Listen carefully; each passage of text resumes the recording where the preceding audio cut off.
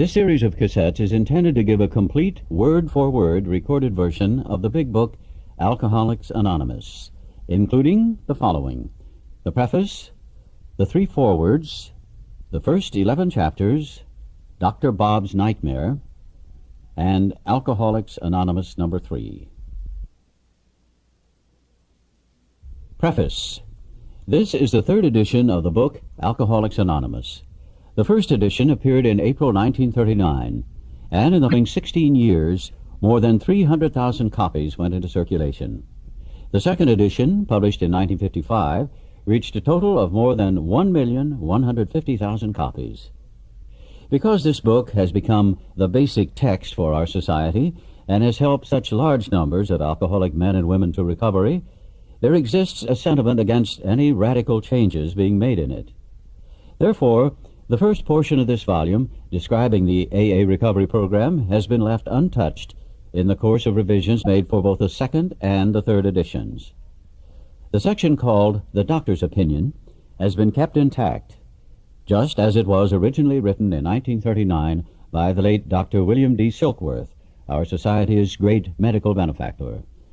The second edition added the appendices, the 12 traditions, and the directions for getting in touch with AA. But the chief change was in the section of personal stories, which was expanded to reflect the fellowship's growth.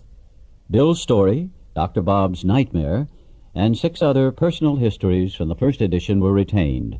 30 new stories were added, and the story section was divided into 3 parts. In this third edition, Part 1, Pioneers of AA, stands unchanged. 9 of the stories in Part 2, They Stopped in Time, are carried over from the second edition. 8 new stories have been added. In Part 3, They Lost Nearly All, 8 stories have been retained, 5 are new. All changes made over the years in the Big Book, AA members' fond nickname for this volume, have had the same purpose: to represent the current membership of Alcoholics Anonymous more accurately, and thereby to reach more alcoholics. If you have a drinking problem, we hope that you may pause in reading one of the 44 personal stories and think, yes, that happened to me. Or more important, yes, I've felt like that. Or most important, yes, I believe this program can work for me too. Forward to first edition. This is the forward as it appeared in the first printing of the first edition in 1939. We of Alcoholics Anonymous are more than 100 men and women who have recovered from a seemingly hopeless state of mind and body. To show other alcoholics precisely how we have recovered is the main purpose of this book. For them, we hope these pages will prove so convincing that no further authentication will be necessary. We think this account of our experiences will help everyone to better understand the alcoholic. Many do not comprehend that the alcoholic is a very sick person. And besides, we are sure that our way of living has its advantages for all. It is important that we remain anonymous, because we are too few at present to handle the overwhelming number of personal appeals which may result from this publication. Being mostly business or professional folk, we could not well carry on our occupations in such an event. We would like it understood that our alcoholic work is an avocation. When writing or speaking publicly about alcoholism, we urge each of our fellowship to omit his personal name, designating himself instead as a member of Alcoholics Anonymous. Very earnestly, we ask the press also to observe this request, for otherwise we should be greatly handicapped. We are not an organization in the conventional sense of the word. There are no fees or dues whatsoever. The only requirement for membership is an honest desire to stop drinking. We are not allied with any particular faith, sect, or denomination, nor do we oppose anyone. We simply wish to be helpful to those who are afflicted. We should be interested to hear from those who are getting results from this book, particularly from those who have commenced work with other alcoholics. We should like to be helpful to such cases. Inquiry by scientific, medical, and religious societies will be welcomed. Alcoholics Anonymous. Forward to second edition. Figures given in this forward describe the fellowship as it was in 1955. Since the original foreword to this book was written in 1939, a wholesale miracle has taken place. Our earliest printing voiced the hope that every alcoholic who journeys will find the fellowship of Alcoholics Anonymous at his destination. Already, continues the early text, 2s and 3s and 5s of us have sprung up in other communities. 16 years have elapsed between our first printing of this book and the presentation in 1955 of our second edition. In that space, Alcoholics Anonymous has mushroomed into nearly 6,000 groups, whose membership is far above 150,000 recovered alcoholics.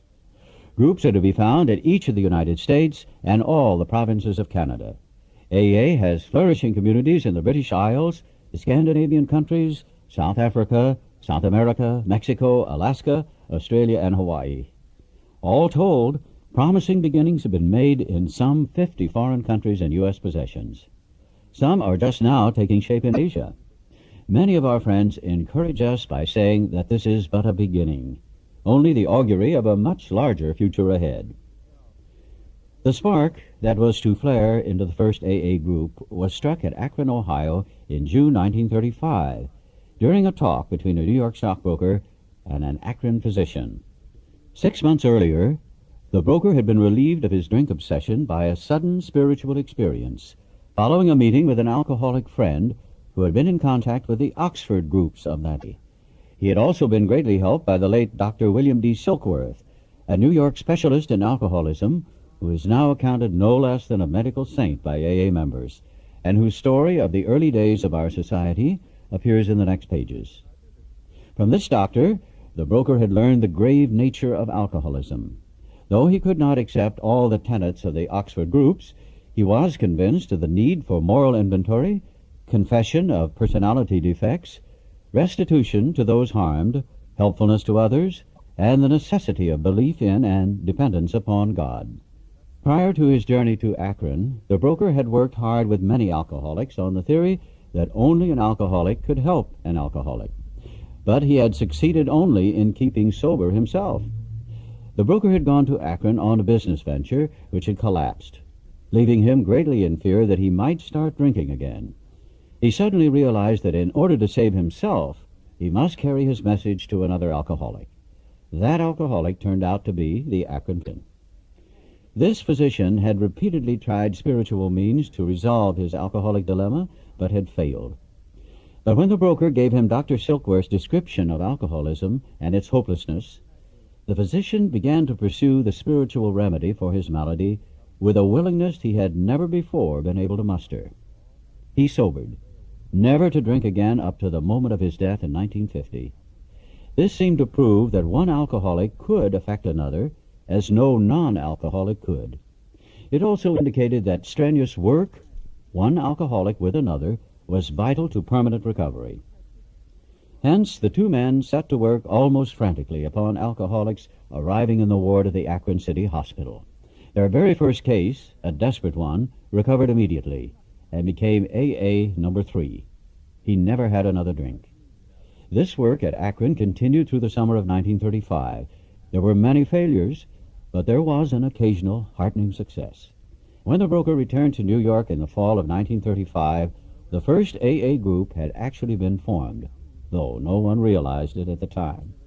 By late 1937, the number of members having substantial sobriety time behind them was sufficient to convince the membership that a new light had entered the dark world of the alcoholic. A second small group had promptly taken shape at New York. And besides, there were scattered alcoholics who had picked up the basic ideas in Akron or New York and were trying to form AA groups in other cities. It was now time, the struggling groups thought, to place their message and unique experience before the world. This determination bore fruit in the spring of 1939 by the publication of this volume. The membership had then reached about 100 men and women. The fledgling society, which had been nameless, now began to be called Alcoholics Anonymous, from the title of its own book. The flying blind period ended, and AA entered a new phase of its pioneering time. With the appearance of the new book, a great deal began to happen. Dr. Harry Emerson Fosdick, the noted clergyman, reviewed it with approval. In the fall of 1939, Fulton Oursler, then editor of Liberty, printed a piece in his magazine called Alcoholics and God. This brought a rush of 800 frantic inquiries into the little New York office, which meanwhile had been established. Each inquiry was painstakingly answered. Pamphlets and books were sent out. Businessmen traveling out of existing groups were referred to these prospective newcomers. New groups started up, and it was found, to the astonishment of everyone, that AA's message could be transmitted in the mail as well as by word of mouth. By the end of 1939, it was estimated that 800 alcoholics were on their way to recovery. In the spring of 1940, John D. Rockefeller, Jr. gave a dinner for many of his friends, to which he invited AA members to tell their stories. News of this got on the world wires. Inquiries poured in again, and many people went to the bookstores to get the book Alcoholics Anonymous. By March 1941, the membership had shot up to 2,000.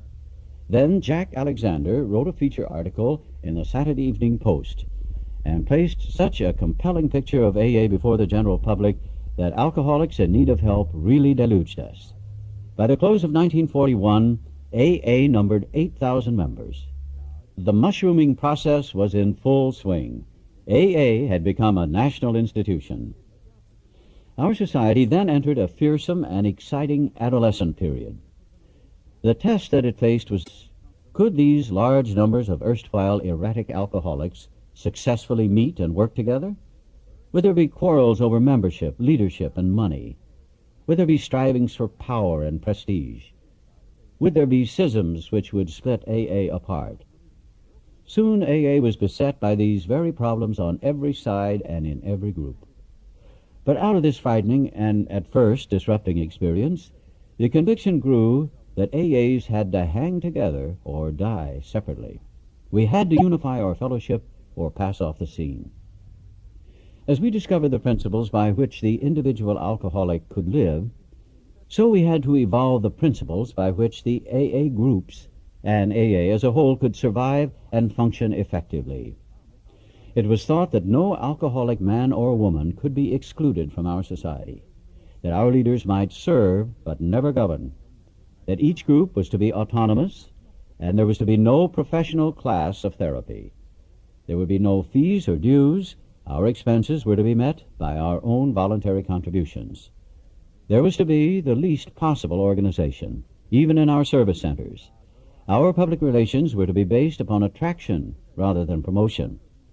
It was decided that all members ought to be anonymous at the level of press, radio, TV, and films, and in no circumstances should we give endorsements, make alliances, or enter public controversies. This was the substance of AA's 12 traditions, which are stated in full on page 564 of this book. Though none of these principles had the force of rules or laws, they had become so widely accepted by 1950 that they were confirmed by our first international conference held at Cleveland. Today, the remarkable unity of AA is one of the greatest assets that our society has. While the internal difficulties of our adolescent period were being ironed out, public acceptance of AA grew by leaps and bounds. For this there were two principal reasons: the large numbers of recoveries and reunited homes. These made their impressions everywhere. Of alcoholics who came to AA and really tried, 50% got sober at once and remained that way. 25% sobered up after some relapses, and among the remainder, those who stayed on with AA showed improvement. Other thousands came to a few AA meetings and at first decided they didn't want the program. But great numbers of these, about 2 out of 3, began to return as time passed. Another reason for the wide acceptance of AA was the ministration of friends in medicine, religion, and the press, together with innumerable others who became our able and persistent advocates. Without such support, AA could have made only the slowest progress. Some of the recommendations of AA's early medical and religious friends will be found further on in this book. Alcoholics Anonymous is not a religious organization. Neither does AA take any particular medical point of view, though we cooperate widely with the men of medicine, well as with the men of religion. Alcohol being no respecter of persons, we are an accurate cross-section of America. And in distant lands, the same democratic evening up process is now going on. By personal religious affiliation, we include Catholics, Protestants, Jews, Hindus, and a sprinkling of Muslims and Buddhists. More than 15% of us are women. At present, our membership is increasing at the rate of about 7% a year. So far, upon the total problem of several million actual and potential alcoholics in the world, we have made only a scratch. In all probability, we shall never be able to touch more than a fair fraction of the alcohol problem in all of its ramifications. Upon therapy for the alcoholic himself, we surely have no monopoly. Yet it is our great hope that all those who have as yet found no answer may begin to find one in the pages of this book, and will presently join us on the high road to a new freedom. Forward to third edition. By March 1976, when this edition went to the printer, the total worldwide membership of Alcoholics Anonymous was conservatively estimated at more than 1 million, with almost 28,000 groups meeting in over 90 countries. Surveys of groups in the United States and Canada indicate that AA is reaching out, not only to more and more people, but to a wider and wider range. Women now make up more than 1/4 of the membership. Among newer members, the proportion is nearly 1/3. 7% of the AA surveyed are less than 30 years of age, among them many in their teens. The basic principles of the AA program, it appears, hold good for individuals with many different lifestyles, just as the program has brought recovery to those of many different nationalities. The 12 steps that summarize the program may be called Los 12 Pasos in one country, Les 12 Étapes in another, but they trace exactly the same path to recovery that was blazed by the earliest members of Alcoholics Anonymous. In spite of the great increase in the size and the span of this fellowship, at its core, it remains simple and personal. Each day, somewhere in the world, recovery begins when one alcoholic talks with another alcoholic, sharing experience, strength, and hope. The footnotes on this page tell us that in 1978, more than 30,000 groups are meeting in over 90 countries. And in 1978, about 1/3 of the membership is composed of women, and 11% are 30 and under. The doctor's opinion. We of Alcoholics Anonymous believe that the reader will be interested in the medical estimate of the plan of recovery described in this book. Convincing testimony must surely come from medical men who have had experience with the sufferings of our members and have witnessed our return to health. A well-known doctor, chief physician at a nationally prominent hospital specializing in alcoholic and drug addiction, gave Alcoholics Anonymous this letter. To whom it may concern, I have specialized in the treatment of alcoholism for many years. In late 1934, I attended a patient who, though he had been a competent businessman of good earning capacity, was an alcoholic of a type I had come to regard as hopeless. In the course of his third treatment, he acquired certain ideas concerning a possible means of recovery. As part of his rehabilitation, he commenced to present his conceptions to other alcoholics, impressing upon them that they must do likewise with still others. This has become the basis of a rapidly growing fellowship of these men and their families. This man, and over 100 others, appear to have recovered. I personally know scores of cases who were of the type with whom other methods had failed completely. These facts appear to be of extreme medical importance. Because of the extraordinary possibilities of rapid growth inherent in this group, they may mark a new epoch in the annals of alcoholism. These men may well have a remedy for thousands of such situations. You may rely absolutely on anything they say about themselves. Very truly yours, William D. Silkworth, M.D. The physician who, at our request, gave us this letter has been kind enough to enlarge upon his views in another statement which follows. In this statement, he confirms what we who have suffered alcoholic torture must believe, that the body of the alcoholic is quite as abnormal as his mind. It did not satisfy us to be told that we could not control our drinking just because we were maladjusted to life, that we were in full flight from reality or were outright mental defectives. These things were true to some extent, in fact, to a considerable extent with some of us, but we are sure that our bodies were sickened as well. In our belief, Any picture of the alcoholic which leaves out this physical factor is incomplete. The doctor's theory that we have an allergy to alcohol interests us. As laymen, our opinion as to its soundness may of course mean little, but as ex-problem drinkers we can say that his explanation makes good sense. It explains many things for which we cannot otherwise account. Though we work out our solution on the spiritual as well as an altruistic plane, we favor hospitalization for the alcoholic who is very jittery or befogged. More often than not, it is imperative that a man's brain be cleared before he is approached, as he has then a better chance of understanding and accepting what we have to offer. The doctor writes, "The subject presented in this book seems to be of paramount importance to those afflicted with alcoholic addiction. I say this after many years' experience as medical director of one of the oldest hospitals in the country treating alcoholic and drug addiction. There was, therefore, a sense of real satisfaction when I was asked to contribute a few words on a subject which is covered in such masterly detail in these pages. We doctors have realized for a long time that some form of moral psychology was of urgent importance to alcoholics, but its application presented difficulties beyond our conception. What with our ultra-modern standards, our scientific approach to everything, we are perhaps not well equipped to apply the powers of good that lie outside our synthetic knowledge. Many years ago, one of the leading contributors to this book came under our care in this hospital, and while here, he acquired some ideas which he put into practical application at once.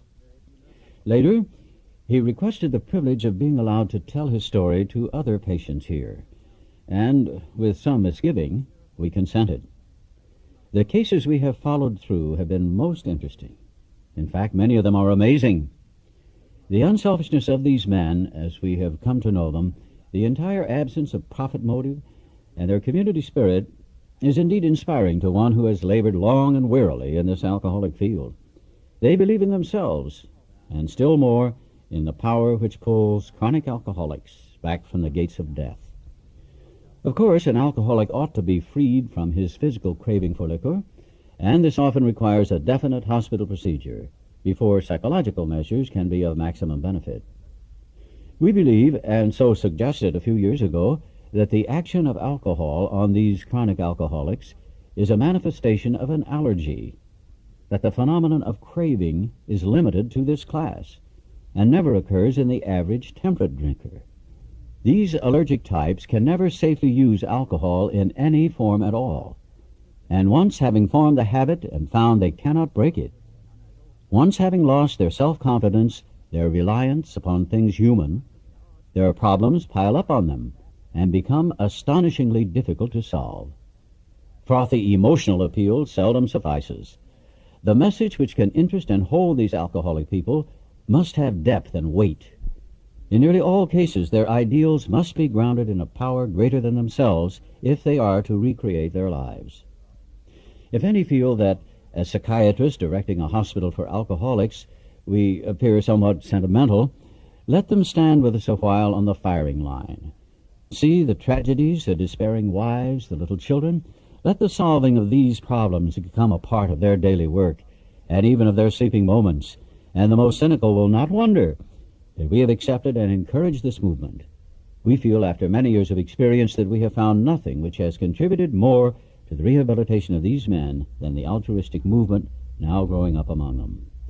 Men and women drink essentially because they like the effect produced by alcohol. The sensation is so elusive that, while they admit it is injurious, they cannot after a time differentiate the true from the false. To them, their alcoholic life seems the only normal one. They are restless, irritable, and discontented unless they can again experience the sense of ease and comfort which comes at once by taking a few drinks which they see others taking with impunity. After they have succumbed to the desire again, as so many do, and the phenomenon of craving develops, they pass through the well-known stages of a spree, emerging remorseful with a firm resolution not to drink again. This is repeated over and over, and unless this person can experience an entire psychic change, there is very little hope of his recovery. On the other hand, and strange as this may seem to those who do not understand, once a psychic change has occurred, the very same person who seemed doomed who had so many problems he despaired of ever solving them, suddenly finds himself easily able to control his desire for alcohol, the only effort necessary being that required to follow a few simple rules. Men have cried out to me in sincere and despairing appeal, "Doctor, I cannot go on like this. I have everything to live for. I must stop. But I cannot. You must help me." Faced with this problem, if the doctor is honest with himself, he must sometimes feel his own inadequacy. Although he gives all that is in him, it often is not enough. One feels that something more than human power is needed to produce the essential psychic change. Though the aggregate of recoveries resulting from psychic effort is considerable, we physicians must admit we have made little impression upon the problem as a whole. Many types do not respond to the ordinary psychological approach. I do not hold with those who believe that alcoholism is entirely a problem of mental control. I have had many men who had, for example, worked a period of months on some problem or business deal which was to be settled on a certain date favorably to them. They took a drink a day or so prior to that date, and then the phenomenon of craving at once became paramount to all other interests, so that the important appointment was not met. These men were not drinking to escape. They were drinking to overcome a craving beyond their mental control. There are many situations which arise out of the phenomenon of craving which cause men to make the supreme sacrifice rather than continue to fight. The classification of alcoholics seems most difficult and in much detail is outside the scope of this book. There are, of course, the psychopaths who are emotionally unstable. We're all familiar with this type. They are always going on the wagon for keeps. They are over-remorseful and make many resolutions but never a decision. There's the type of man who's unwilling to admit that he cannot take a drink. He plans various ways of drinking. He changes his brand or his environment. There's a type who always believes that after being entirely free from alcohol for a period of time, he can take a drink without danger. There's the manic-depressive type, who is perhaps the least understood by his friends, and about whom a whole chapter could be written. Then there are types entirely normal in every respect except in the effect alcohol has upon them. They are often able, intelligent, friendly people. All these and many others have one symptom in common. They cannot start drinking without developing the phenomenon of craving. This phenomenon, as we have suggested, may be the manifestation of an allergy which differentiates these people and sets them apart as a distinct entity. It has never been, by any treatment with which we are familiar, permanently eradicated. The only relief we have to suggest is entire abstinence. This immediately precipitates us into a seething cauldron of debate. Much has been written, pro and con, but among physicians the general opinion seems to be that most chronic alcoholics are doomed. What is the solution? Perhaps I can best answer this by relating one of my experiences. About 1 year prior to this experience, a man was brought in to be treated for chronic alcoholism. He had but partially recovered from a gastric hemorrhage and seemed to be a case of pathological mental deterioration. He had lost everything worthwhile in life and was only living, one might say, to drink. He frankly admitted and believed that for him there was no hope. Following the elimination of alcohol, there was found to be no permanent brain injury. He accepted the plan outlined in this book. 1 year later, he called to see me, and I experienced a very strange sensation. I knew the man by name and partly recognized his features, but there all resemblance ended. From a trembling, despairing, nervous wreck had emerged a man brimming over with self-reliance and contentment. I talked with him for some time, but was not able to bring myself to feel that I had known him before. To me, he was a stranger, and so he left me. A long time has passed with no return to alcohol. When I need a mental uplift, I often think of another case brought in by a physician prominent in New York. The patient had made his own diagnosis and decided his situation hopeless, had hidden in a deserted barn, determined to die. He was rescued by a searching party and in desperate condition brought to me. Following his physical rehabilitation, he had a talk with me in which he frankly stated he thought the treatment a waste of effort, unless I could assure him, which no one ever had, that in the future he would have the willpower to resist the impulse to drink. His alcoholic problem was so complex and his depression so great that we felt his only hope would be through what we then called moral psychology. And we doubted if even that would have any effect. However, he did become sold on the ideas contained in this book. He has not had a drink for a great many years. I see him now and then, and he's as fine a specimen of manhood as anyone could wish to meet. I earnestly advise every alcoholic to read this book through, and though perhaps he came to scoff, he may remain to pray. William D. Silkworth, M.D. Chapter 1. Bill's Story. War fever ran high in the New England town to which we new young officers from Plattsburgh were assigned, and we were flattered when the first citizens took us to their homes, making us feel heroic. Here was love, applause, war, moments sublime with intervals hilarious.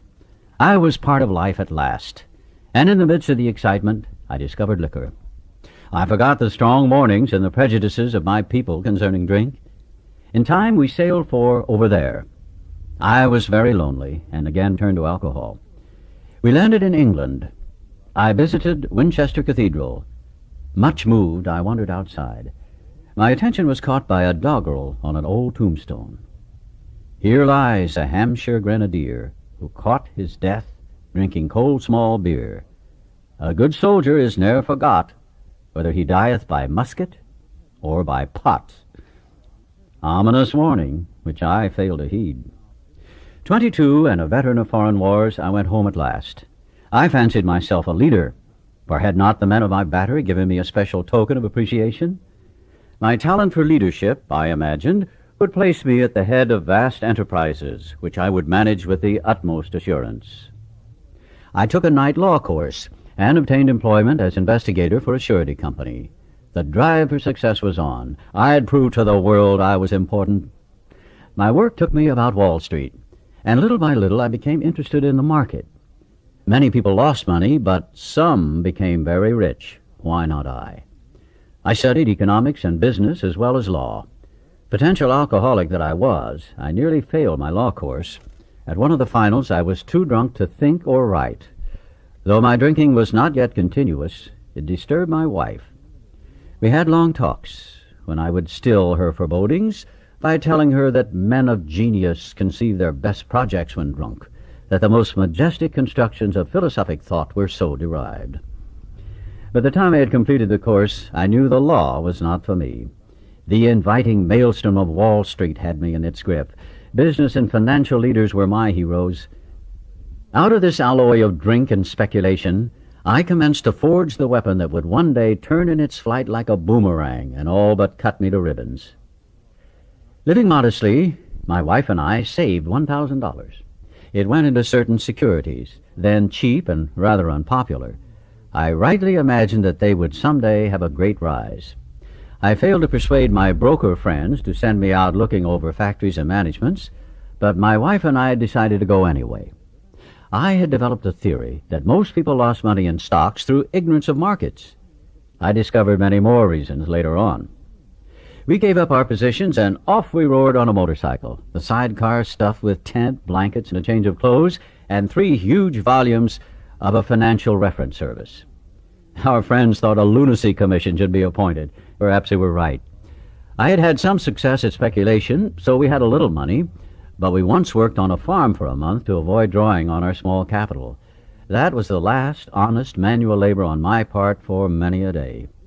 We covered the whole eastern United States in a year. At the end of it, my reports to Wall Street procured me a position there and the use of a large expense account. The exercise of an option brought in more money, leaving us with a profit of several $1,000s for that year. For the next few years, fortune threw money and applause my way. I had arrived. My judgment and ideas were followed by many to the tune of paper millions. The great boom of the late 20s was seething and swelling. Drink was taking an important and exhilarating part in my life. There was loud talk in the jazz places uptown. Everyone spent in thousands and chattered in millions. Scoffers could scoff and be damned. I made a host of fair-weathered friends. My drinking assumed more serious proportions, continuing all day and almost every night. The remonstrances of my friends terminated in a row, and I became a lone wolf. There were many unhappy scenes in our sumptuous apartment. There had been no real infidelity, for loyalty to my wife, helped at times by extreme drunkenness, kept me out of those scrapes. In 1929, I contracted golf fever. We went at once to the country, my wife to applaud while I started out to overtake Walter Hagen. Liquor caught up with me much faster than I came up behind Walter. I began to be jittery in the morning. Golf permitted drinking every day and every night. It was fun to caroom around the exclusive course which had inspired such awe in me as a lad. I acquired the impeccable coat of tan that one sees upon the well-to-do. The local banker watched me whirl fat checks in and out of his till with amused skepticism. Abruptly, in October 1929, hell broke loose on the New York Stock Exchange. After one of those days of inferno, I wobbled from a hotel bar to a brokerage office. It was 8 o'clock. 5 hours after the market closed, the ticker still clattered. I was staring at an inch of the tape which bore the inscription XYZ32.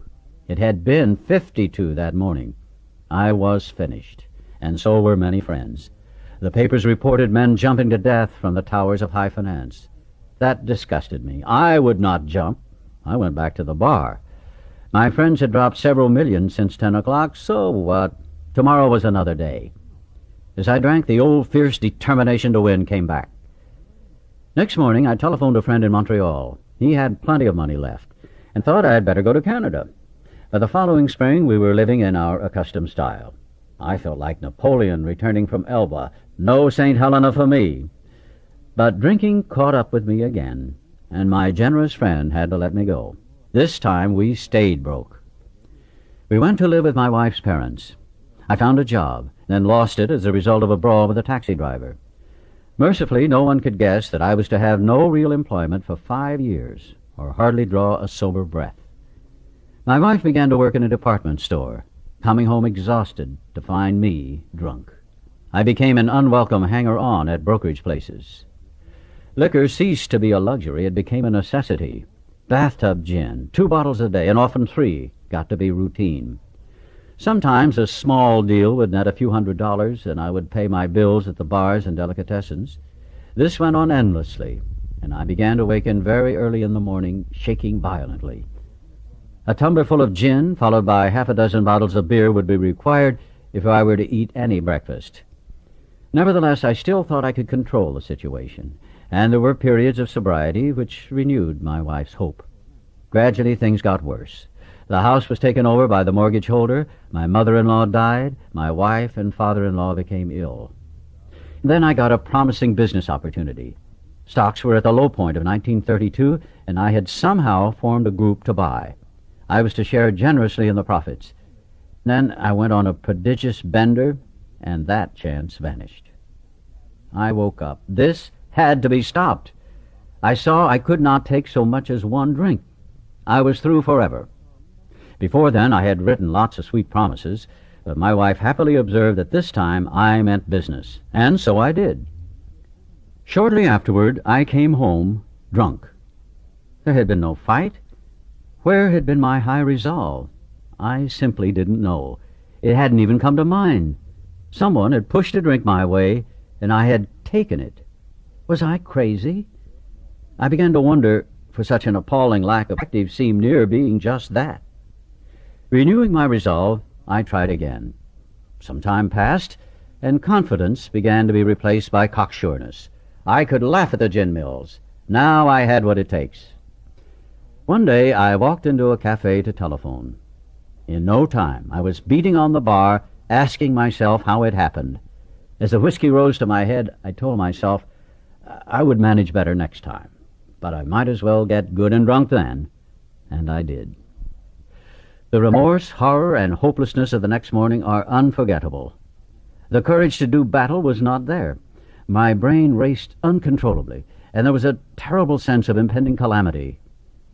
I hardly dared cross the street, lest I collapse and be run down by an early morning truck, for it was scarcely daylight. An all-night place supplied me with a dozen glasses of ale. My writhing nerves were stilled at last. The morning paper told me the market had gone to hell again. Well, so had I. The market would recover, but I wouldn't. That was a hard thought. Should I kill myself? No, not now. Then a mental fog settled down. Gin would fix that. So, 2 bottles and oblivion. The mind and body are marvelous mechanisms, for mine endured this agony 2 more years. Sometimes I stole from my wife's slender purse when the morning terror and madness were on me. Again, I swayed dizzily before an open window or the medicine cabinet where there was poison, cursing myself for a weakling. There were flights from city to country and back as my wife and I sought escape. Then came the night when the physical and mental torture was so hellish I feared I would burst through my window, sash and all. Somehow I managed to drag my mattress to a lower floor, lest I suddenly leap. A doctor came with a heavy sedative. Next day found me drinking both gin and sedative. This combination soon landed me on the rocks, and people feared for my sanity. So did I. Little or nothing when drinking, and I was 40 pounds underweight. My brother-in-law is a physician, and through his kindness and that of my mother, I was placed in a nationally known hospital for the mental and physical rehabilitation of alcoholics. Under the so-called belladonna treatment, my brain cleared. Hydrotherapy and mild exercise helped much. Best of all, I met a kind doctor who explained that though certainly selfish and foolish, I had been seriously ill, bodily and mentally. It relieved me somewhat to learn that in alcoholics, the will is amazingly weakened when it comes to combating liquor, though it often remains strong in other respects. My incredible behavior in the face of a desperate desire to stop was explained. Understanding myself now, I fared forth in high hope. For 3 or 4 months, the goose hung high. I went to town regularly and even made a little money. Surely this was the answer, self-knowledge. But it was not. For the frightful day came when I drank once more. The curve of my declining moral and bodily health fell off like a ski jump. After a time, I returned to the hospital. This was the finish, the curtain, it seemed to me. My weary and despairing wife was informed that it would all end with heart failure during delirium tremens, or I would develop a wet brain, perhaps within a year. She would soon have to give me over to the undertaker or the asylum. They did not need to tell me. I knew, and almost welcomed the idea. It was a devastating blow to my pride. I, who had thought so well of myself and my abilities, of my capacity to surmount obstacles, was cornered at last. Now I was to plunge into the dark, joining that endless procession of sots who had gone on before. I thought of my poor wife. There had been much happiness, after all. What would I not give to make amends? But that was over now. No words can tell of the loneliness and despair I found in that bitter morass of self-pity. Quicksand stretched around me in all directions. I had met my match. I had been overwhelmed. Alcohol was my master. Trembling, I stepped from the hospital a broken man. Fear sobered me for a bit. Then came the insidious insanity of that first drink. And on Armistice Day 1934, I was off again. Everyone became resigned to the certainty that I would have to be shut up somewhere, or would stumble along to a miserable end. How dark it is before the dawn. In reality, that was the beginning of my last debauch. I was soon to be catapulted into what I like to call the 4th dimension of existence. I was to know happiness, peace, and usefulness in a way of life that is incredibly more wonderful as time passes. Near the end of that bleak November, I sat drinking in my kitchen. With a certain satisfaction, I reflected there was enough gin concealed about the house to carry me through that night and the next day. My wife was at work. I wondered whether I dared hide a full bottle of gin near the head of our bed. I'd need it before daylight. My musing was interrupted by the telephone. The cheery voice of an old school friend asked if he might come over. He was sober. It was years since I could remember his coming to New York in that condition. I was amazed. Rumor had it that he had been committed for alcoholic insanity. I wondered how he had escaped. Of course he would have dinner, and then I could drink openly with him. Unmindful of his welfare, I thought only of recapturing the spirit of other days. There was that time we had chartered an airplane to complete a jag. His coming was an oasis in this dreary desert of futility, the very thing, an oasis. Drinkers are like that. The door opened, and he stood there, fresh-skinned and glowing. There was something about his eyes. He was inexplicably different. What had happened? I pushed a drink across the table. He refused it. Disappointed, but curious, I wondered what had got into the fellow. He wasn't himself. "Come, what's all this about?" I queried. He looked straight at me. Simply but smilingly he said, "I've got religion." I was aghast. So that was it. Last summer an alcoholic crackpot. Now, I suspected, a little cracked about religion. He had that starry-eyed look. Yes, the old boy was on fire all right. But, bless his heart, let him rant. Besides, my gin would last longer than his preaching. But he did no ranting. In a matter-of-fact way, he told how two men had appeared in court, persuading the judge to suspend his commitment. They had told of a simple religious idea and a practical program of action. That was 2 months ago, and the result was self-evident. It worked. He had come to pass his experience along to me, if I cared to have it. I was shocked, but interested. Certainly I was interested. I had to be, for I was hopeless. He talked for hours. Childhood memories rose before me. I could almost hear the sound of the preacher's voice as I sat on still Sundays way over there on the hillside. There was that proffered temperance pledge I never signed, my grandfather's good-natured contempt of some church folk and their doings, his insistence that the spheres really had their music, but his denial of the preacher's right to tell him how he must listen, his fearlessness as he spoke of these things just before he died. These recollections welled up from the past. They made me swallow hard. That wartime day in old Winchester Cathedral came back again. I had always believed in a power greater than myself. I had often pondered these things. I was not an atheist. Few people really are, for that means blind faith in the strange proposition that this universe originated in a cipher and aimlessly rushes nowhere. My intellectual heroes, the chemists, the astronomers, even the evolutionists, suggested vast laws and forces at work. Despite contrary indications, I had little doubt that a mighty purpose and rhythm underlay all. How could there be so much of precise and immutable law and no intelligence? I simply had to believe in a spirit of the universe who knew neither time nor limitation. But that was as far as I had gone. With ministers and the world's religions, I parted right there. When they talked of a God personal to me, who was love, superhuman strength and direction, I became irritated, and my mind snapped shut against such a theory. To Christ I conceded the certainty of a great man, not too closely followed by those who claimed him. His moral teaching, most excellent. For myself, I had adopted those parts which seemed convenient and not too difficult. The rest I disregarded. The wars which had been fought, the burnings and chicanery that religious dispute had facilitated, made me sick. I honestly doubted whether, on balance, the religions of mankind had done any good. Judging from what I had seen in Europe and since, the power of God in human affairs was negligible. The brotherhood of man, a grim jest. If there was a devil, he seemed the boss universal, and he certainly had me. But my friend sat before me, and he made the point-blank declaration that God had done for him what he could not do for himself. His human will had failed. Doctors had pronounced him incurable.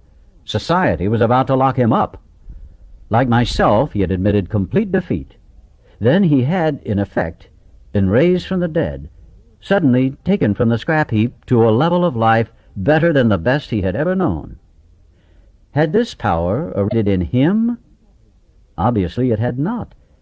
There had been no more power in him than there was in me at that minute, and this was none at all.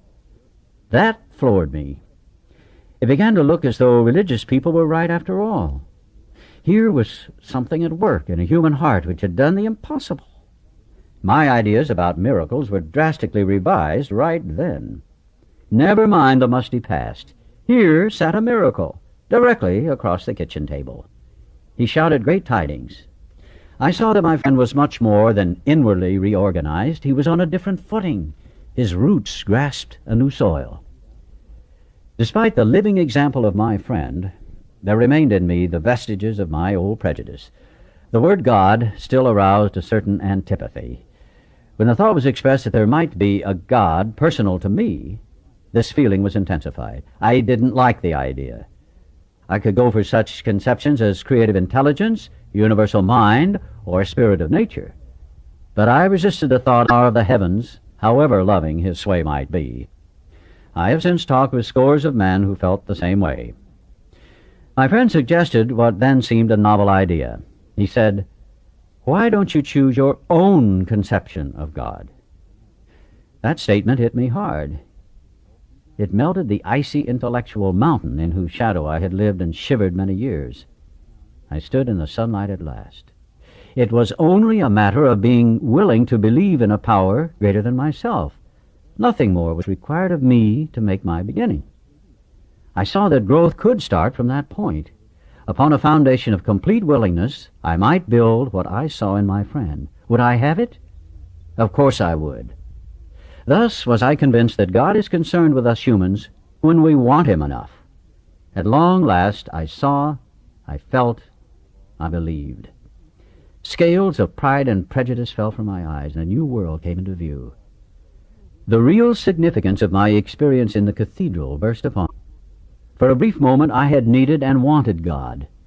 There had been an humble willingness to have him with me, and he came. But soon the sense of his presence had been blotted out by worldly clamors, mostly those within myself. And so it had been ever since. How blind I had been. At the hospital I was separated from alcohol for the last time. Treatment seemed wise, for I showed signs of delirium tremens. There I humbly offered myself to God, as I then understood him, to do with me as he would. I placed myself unreservedly under his care and direction. I admitted for the first time that of myself I was nothing, that without him I was lost. I ruthlessly faced my sins and became willing to have my newfound friend take them away, root and branch. I have not had a drink since. My schoolmate visited me, and I fully acquainted him with my problems and deficiencies. We made a list of people I had hurt or toward whom I felt resentment. I expressed my entire willingness to approach these individuals, admitting my wrong. Never was I to be critical of them. I was to right all such matters to the utmost of my ability. I was to test my thinking by the new God consciousness within. Common sense would thus become uncommon sense. I was to sit quietly when in doubt, asking only for direction and strength to meet my problems as he would have me. Never was I to pray for myself, except as my requests bore on my usefulness to others. Then only might I expect to receive. But that would be in great measure. My friend promised when these things were done, I would enter upon a new relationship with my Creator, that I would have the elements of a way of living which answered all my problems. Belief in the power of God, plus enough willingness, honesty, and humility to establish and maintain the new order of things were the essential requirements. Simple, but not easy. A price had to be paid. It meant destruction of self-centeredness. I must turn in all things to the Father of Light, who presides over us all. These were revolutionary and drastic proposals. But the moment I fully accepted them, the effect was electric. There was a sense of victory, followed by such a peace and serenity as I had never known. There was utter confidence. I felt lifted up, as though the great clean wind of a mountaintop blew through and through. God comes to most men gradually, but his impact on me was sudden and profound. For a moment I was alarmed, and called my friend the doctor to ask if I were still sane. He listened in wonder as I talked. Finally, he shook his head, saying, "Something has happened to you I don't understand. But you'd better hang on to it. Anything is better than the way you were." The good doctor now sees many men who have such experiences. He knows that they are real. While I lay in the hospital, the thought came that there were thousands of hopeless alcoholics who might be glad to have what had been so freely given me. Perhaps I could help some of them. They, in turn, might work with others. My friend had emphasized the absolute necessity of demonstrating these principles in all my affairs. Particularly, it was imperative to work with others as he had worked with me. Faith without works was dead, he said, and how appallingly true for the alcoholic. For if an alcoholic failed to perfect and enlarge his spiritual life through work and self-sacrifice for others, he could not survive the certain trials and low spots ahead. If he did not work, he would surely drink again, and if he drank, he would surely die. Then faith would be dead indeed. With us, it is just like that. My wife and I abandoned ourselves with enthusiasm to the idea of helping other alcoholics to a solution of their problems. It was fortunate for my old business associate to remain skeptical for a year and a half, during which I found little work. I was not too well at the time, and was plagued by waves of self-pity and resentment. This sometimes nearly drove me back to drink. But I soon found that when all other measures failed, work with another alcoholic would save the day. Many times I have gone to my old hospital in despair. On talking to a man there, I would be amazingly lifted up and set on my feet. It is a design for living that works in rough going. We commenced to make many fast friends, and a fellowship has grown up among us, of which it is a wonderful thing to feel a part. The joy of living we really have, even under pressure and difficulty. I have seen hundreds of families set their feet in the path that really goes somewhere. I have seen the most impossible domestic situation righted, feuds and bitterness of all sorts wiped out. I have seen men come out of asylums and resume a vital place in the lives of their families and communities. Business and professional men have regained their standing. There is scarcely any form of trouble and misery which has not been overcome among us. In one western city and its environs, there are 1,000 of us and our families. We meet frequently so that newcomers may find the fellowship they seek. At informal gatherings, one may often see from 50 to 200 persons. We are growing in numbers and power. An alcoholic in his cups is an unlovely creature. Our struggles with them are variously strenuous, comic, and tragic. One poor chap committed suicide in my home. He could not or would not see our way of life. There is, however, a vast amount of fun about it all. I suppose some would be shocked at our seeming worldliness and levity, but just underneath there is deadly earnestness. Faith has to work 24 hours a day in and through us, or we perish. Most of us feel we need look no further for utopia. We have it with us right here and now. Each day, my friend's simple talk in our kitchen multiplies itself in the widening circle of peace on earth and goodwill to men. Bill W., co-founder of AA, died January 24th, 1971. A footnote here informs that AA is now composed in 1978 of more than 30,000 groups.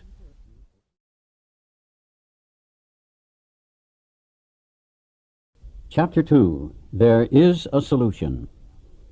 We of Alcoholics Anonymous know thousands of men and women who were once just as hopeless as Bill. Nearly all have recovered. They have solved the drink problem. We are average Americans. All sections of this country and many of its occupations are represented, as well as many political, economic, social, and religious backgrounds. We are people who normally would not mix. But there exists among us a fellowship, a friendliness, and an understanding which is indescribably wonderful. We are like the passengers of a great liner the moment after rescue from shipwreck, when camaraderie, joyousness, and democracy pervade the vessel from steerage to the captain's table. Unlike the feelings of the ship's passengers, however, our joy in escape from disaster does not subside as we go our individual ways. The feeling of having shared in a common peril is one element in the powerful cement which binds us, but that in itself would never have held us together as we are now joined. The tremendous fact for every one of us is that we have discovered a common solution. We have a way out on which we can absolutely agree and upon which we can join in brotherly and harmonious action. This is the great news this book carries to those who suffer from alcoholism. An illness of this sort, and we have come to believe it an illness, involves those about us in a way no other human sickness can. If a person has cancer, all are sorry for him, and no one is angry or hurt, but not so with the alcoholic illness, for with it there goes annihilation of all things worthwhile in life. It engulfs all whose lives touch the sufferers. It brings misunderstanding, fierce resentment, financial insecurity, disgusted friends and employers, warped lives of blameless children, sad wives and parents. Anyone can increase the list. We hope this volume will inform and comfort those who are or who may be affected. There are many. Highly competent psychiatrists who have dealt with us have found it sometimes impossible to persuade an alcoholic to discuss his situation without reserve. Strangely enough, wives, parents, and intimate friends usually find us even more unapproachable than do the psychiatrist and the doctor. But the ex-problem drinker who has found the solution, who is properly armed with facts about himself, can generally win the entire confidence of another alcoholic in a few hours. Until such an understanding is reached, little or nothing can be accomplished. That the man who is making the approach has had the same difficulty, that he obviously knows what he's talking about, that his whole deportment shouts at the new prospect that he is a man with a real answer, that he has no attitude of holier than thou, nothing whatever, except the sincere desire to be helpful, that there are no fees to pay, no axes to grind, no people to please, no lectures to be endured. These are the conditions we have found most effective. After such an approach, many take up their beds and walk again. None of us makes a sole vocation of this work, nor do we think its effectiveness would be increased if we did. We feel that elimination of our drinking is but a beginning. A much more important demonstration of our principles lies before us in our respective homes, occupations, and affairs. All of us spend much of our spare time in the sort of effort which we are going to describe. A few are fortunate enough to be so situated that they can give nearly all their time to the work. If we keep on the way we're going, there's little doubt that much good will result, but the surface of the problem would hardly be scratched. Those of us who live in large cities are overcome by the reflection that close by, hundreds are dropping into oblivion every day. Many could recover if they had the opportunity we have enjoyed. How, then, shall we present that which has been so freely given to us? We have concluded to publish an anonymous volume, setting forth the problem as we see it. We shall bring to the task our combined experience and knowledge. This should suggest a useful program for anyone concerned with a drinking problem. Of necessity, there will have to be discussion of matters medical, psychiatric, social, and religious. We are aware that these matters are, from their very nature, controversial. Nothing would please us so much as to write a book which would contain no basis for contention or argument. We should do our utmost to achieve that ideal. Most of us sense that real tolerance of other people's shortcomings and viewpoints and respect for their opinions are attitudes which make us more useful to others. Our very lives as ex-problem drinkers depend upon our constant thought of others and how we may help meet their needs. You may already have asked yourself why it is that all of us become so very ill from drinking. Doubtless you are curious to discover how and why, in the face of expert opinion to the contrary, we have recovered from a hopeless condition of mind and body. If you are an alcoholic who wants to get over it, you may already be asking, what do I have to do?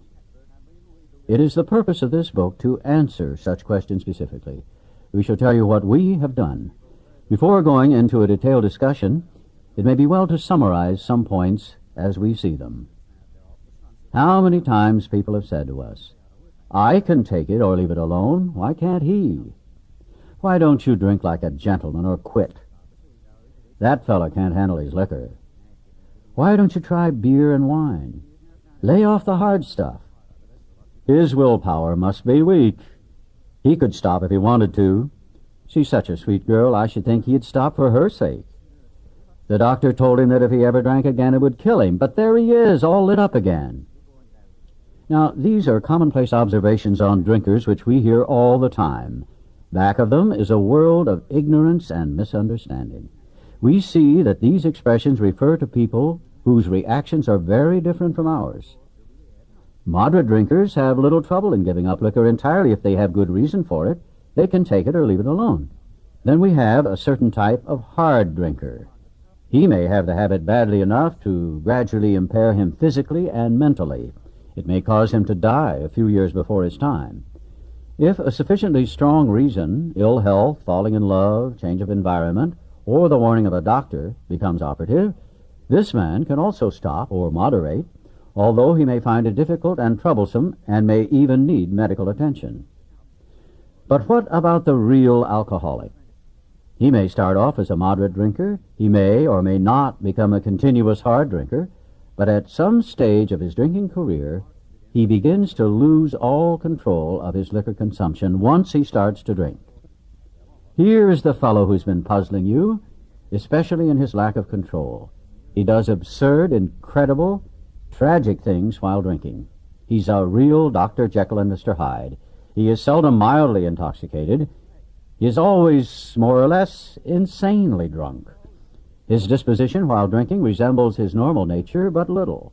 He may be one of the finest fellows in the world, yet let him drink for a day, and he frequently becomes disgustingly and even dangerously antisocial. He has a positive genius for getting tight at exactly the wrong moment, particularly when some important decision must be made or engagement kept. He is often perfectly sensible and well-balanced concerning everything except liquor, but in that respect he is incredibly dishonest and selfish. He often possesses special abilities, skills, and aptitudes, and has a promising career ahead of him. He uses his gifts to build up a bright outlook for his family and himself, and then pulls the structure down on his head by a senseless series of sprees. He is the fellow who goes to bed so intoxicated he ought to sleep the clock around. Yet early next morning he searches madly for the bottle he misplaced the night before. If he can afford it, he may have liquor concealed all over the house to be certain no one gets his entire supply away from him to throw down the waste pipe. As matters go worse, he begins to use a combination of high-powered sedative and liquor to quiet his nerves so he can go to work. Then comes a day when he simply cannot make it and gets drunk all over again. Perhaps he goes to a doctor who gives him morphine or some sedative with which to taper off. Then he begins to appear at hospitals and sanitariums.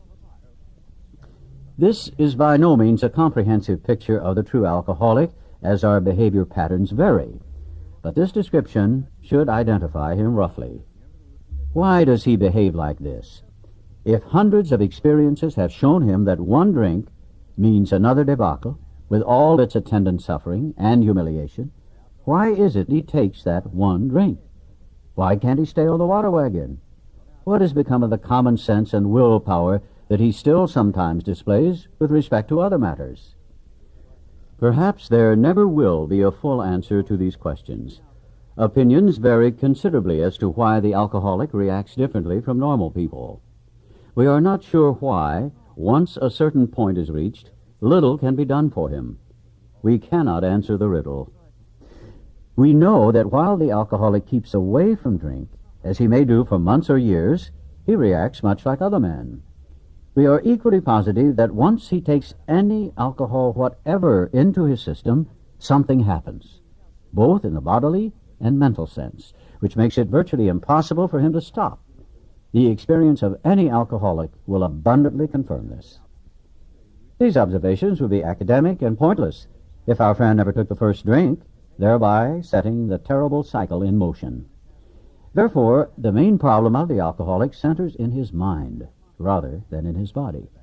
If you ask him why he started on that last bender, the chances are he will offer you any one of 100 alibis.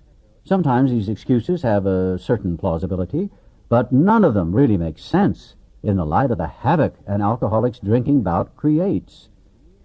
They sound like the philosophy of the man who, having a headache, beats himself on the head with a hammer so that he can't feel the ache. If you draw this fallacious reasoning to the attention of an alcoholic, he'll laugh it off or become irritated and refuse to talk. Once in a while, he may tell the truth. And the truth, strange to say, is usually that he has no more idea why he took that first drink than you have. Some drinkers have excuses with which they are satisfied part of the time, but in their hearts they really do not know why they do it. Once this malady has a real hold, they are a battle lot. There is the obsession that somehow, someday, they will beat the game, but they often suspect they are down for the count. How true this is, few realize. In a vague way, their families and friends sense that these drinkers are abnormal, but everybody hopefully awaits the day when the sufferer will rouse himself from his lethargy and assert his power of will.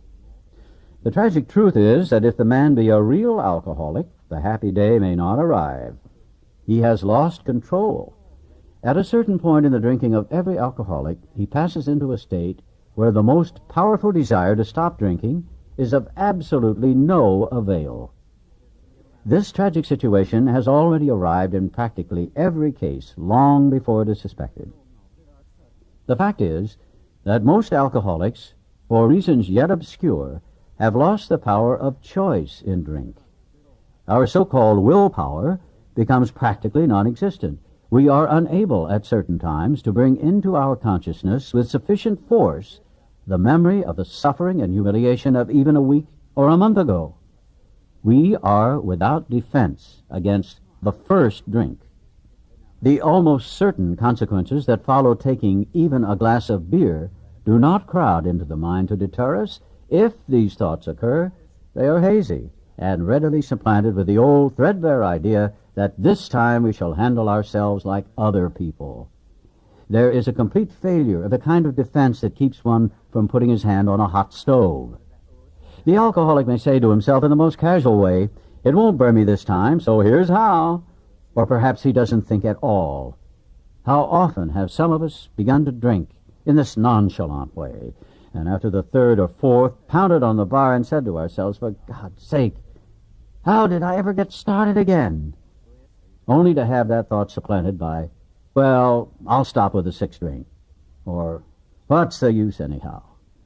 When this sort of thinking is fully established in an individual with alcoholic tendencies, he has probably placed himself beyond human aid, and unless locked up, may die or go permanently insane. These stark and ugly facts have been confirmed by legions of alcoholics throughout history. But for the grace of God, there would have been thousands more convincing demonstrations. So many want to stop, but cannot. There is a solution. Almost none of us like the self-searching, the leveling of our pride, the confession of shortcomings, which the process requires for its successful consummation. But we saw that it really worked in others, and we had come to believe in the hopelessness and futility of life as we had been living it. When, therefore, we were approached by those in whom the problem had been solved, there was nothing left for us but to pick up the simple kit of spiritual tools laid at our feet. We have found much of heaven, and we have been rocketed into a fourth dimension of existence of which we had not even dreamed. The great fact is just this, and nothing less, that we have had deep and effective spiritual experiences which have revolutionized our whole attitude toward life, toward our fellows, and toward God's universe. The central fact of our lives today is the absolute certainty that our Creator has entered into our hearts and lives in a way which is indeed miraculous. He has commenced to accomplish those things for us which we could never do by ourselves. If you are as seriously alcoholic as we were, we believe there is no middle-of-the-road solution. We were in a position where life was becoming impossible, and if we had passed into the region from which there is no return through human aid, we had but two alternatives. One was to go on to the bitter end, blotting out the consciousness of our intolerable situation as best we could, and the other, to accept spiritual help. This we did because we honestly wanted to, and were willing to make the effort. A certain American businessman had ability, good sense, and high character. For years he had floundered from one sanitarium to another. He had consulted the best-known American psychiatrists. Then he had gone to Europe, placing himself in the care of a celebrated physician, the psychiatrist Dr. Jung, who prescribed for him. Though experience had made him skeptical, he finished his treatment with unusual confidence. His physical and mental condition were unusually good. Above all, he believed he had acquired such a profound knowledge of the inner workings of his mind and its hidden springs that relapse was unthinkable. Nevertheless, he was drunk in a short time. More baffling still, he could give himself no satisfactory explanation for his fall. So he returned to this doctor, whom he admired, and asked him point blank why he could not recover. He wished above all things to regain self-control. He seemed quite rational and well-balanced with respect to other problems, yet he had no control whatever over alcohol. Why was this? He begged the doctor to tell him the whole truth, and he got it. In the doctor's judgment, he was utterly hopeless. He could never regain his position in society, and he would have to place himself under lock and key or hire a bodyguard if he expected to live long. That was a great physician's opinion. But this man still lives and is a free man. He does not need a bodyguard, nor is he confined. He can go anywhere on this earth where other free men may go without disaster, provided he remains willing to maintain a certain simple attitude. Some of our alcoholic readers may think they can do without spiritual help. Let us tell you the rest of the conversation our friend had with his doctor. The doctor said, "You have the mind of a chronic alcoholic. I have never seen one single case recover where that state of mind existed to the extent that it does in you." Our friend felt as though the gates of hell had closed on him with a clang. He said to the doctor, "Is there no exception?" "Yes," replied the doctor, "there is. Exceptions to cases such as yours have been occurring since early times. Here and there, once in a while, alcoholics have had what are called vital spiritual experiences. To me, these occurrences are phenomena. They appear to be in the nature of huge emotional displacements and rearrangements. Ideas, emotions, and attitudes, which were once the guiding forces of the lives of these men, are suddenly cast to one side, and a completely new set of conceptions and motives begin to dominate them. In fact, I have been trying to produce some such emotional rearrangement within you. With many individuals, the methods which I employed are successful, but I have never been successful with an alcoholic of your description." Upon hearing this, our friend was somewhat relieved, for he reflected that, after all, he was a good church member. This hope, however, was destroyed by the doctor's telling him that while his religious convictions were very good, in his case they did not spell the necessary vital spiritual experience.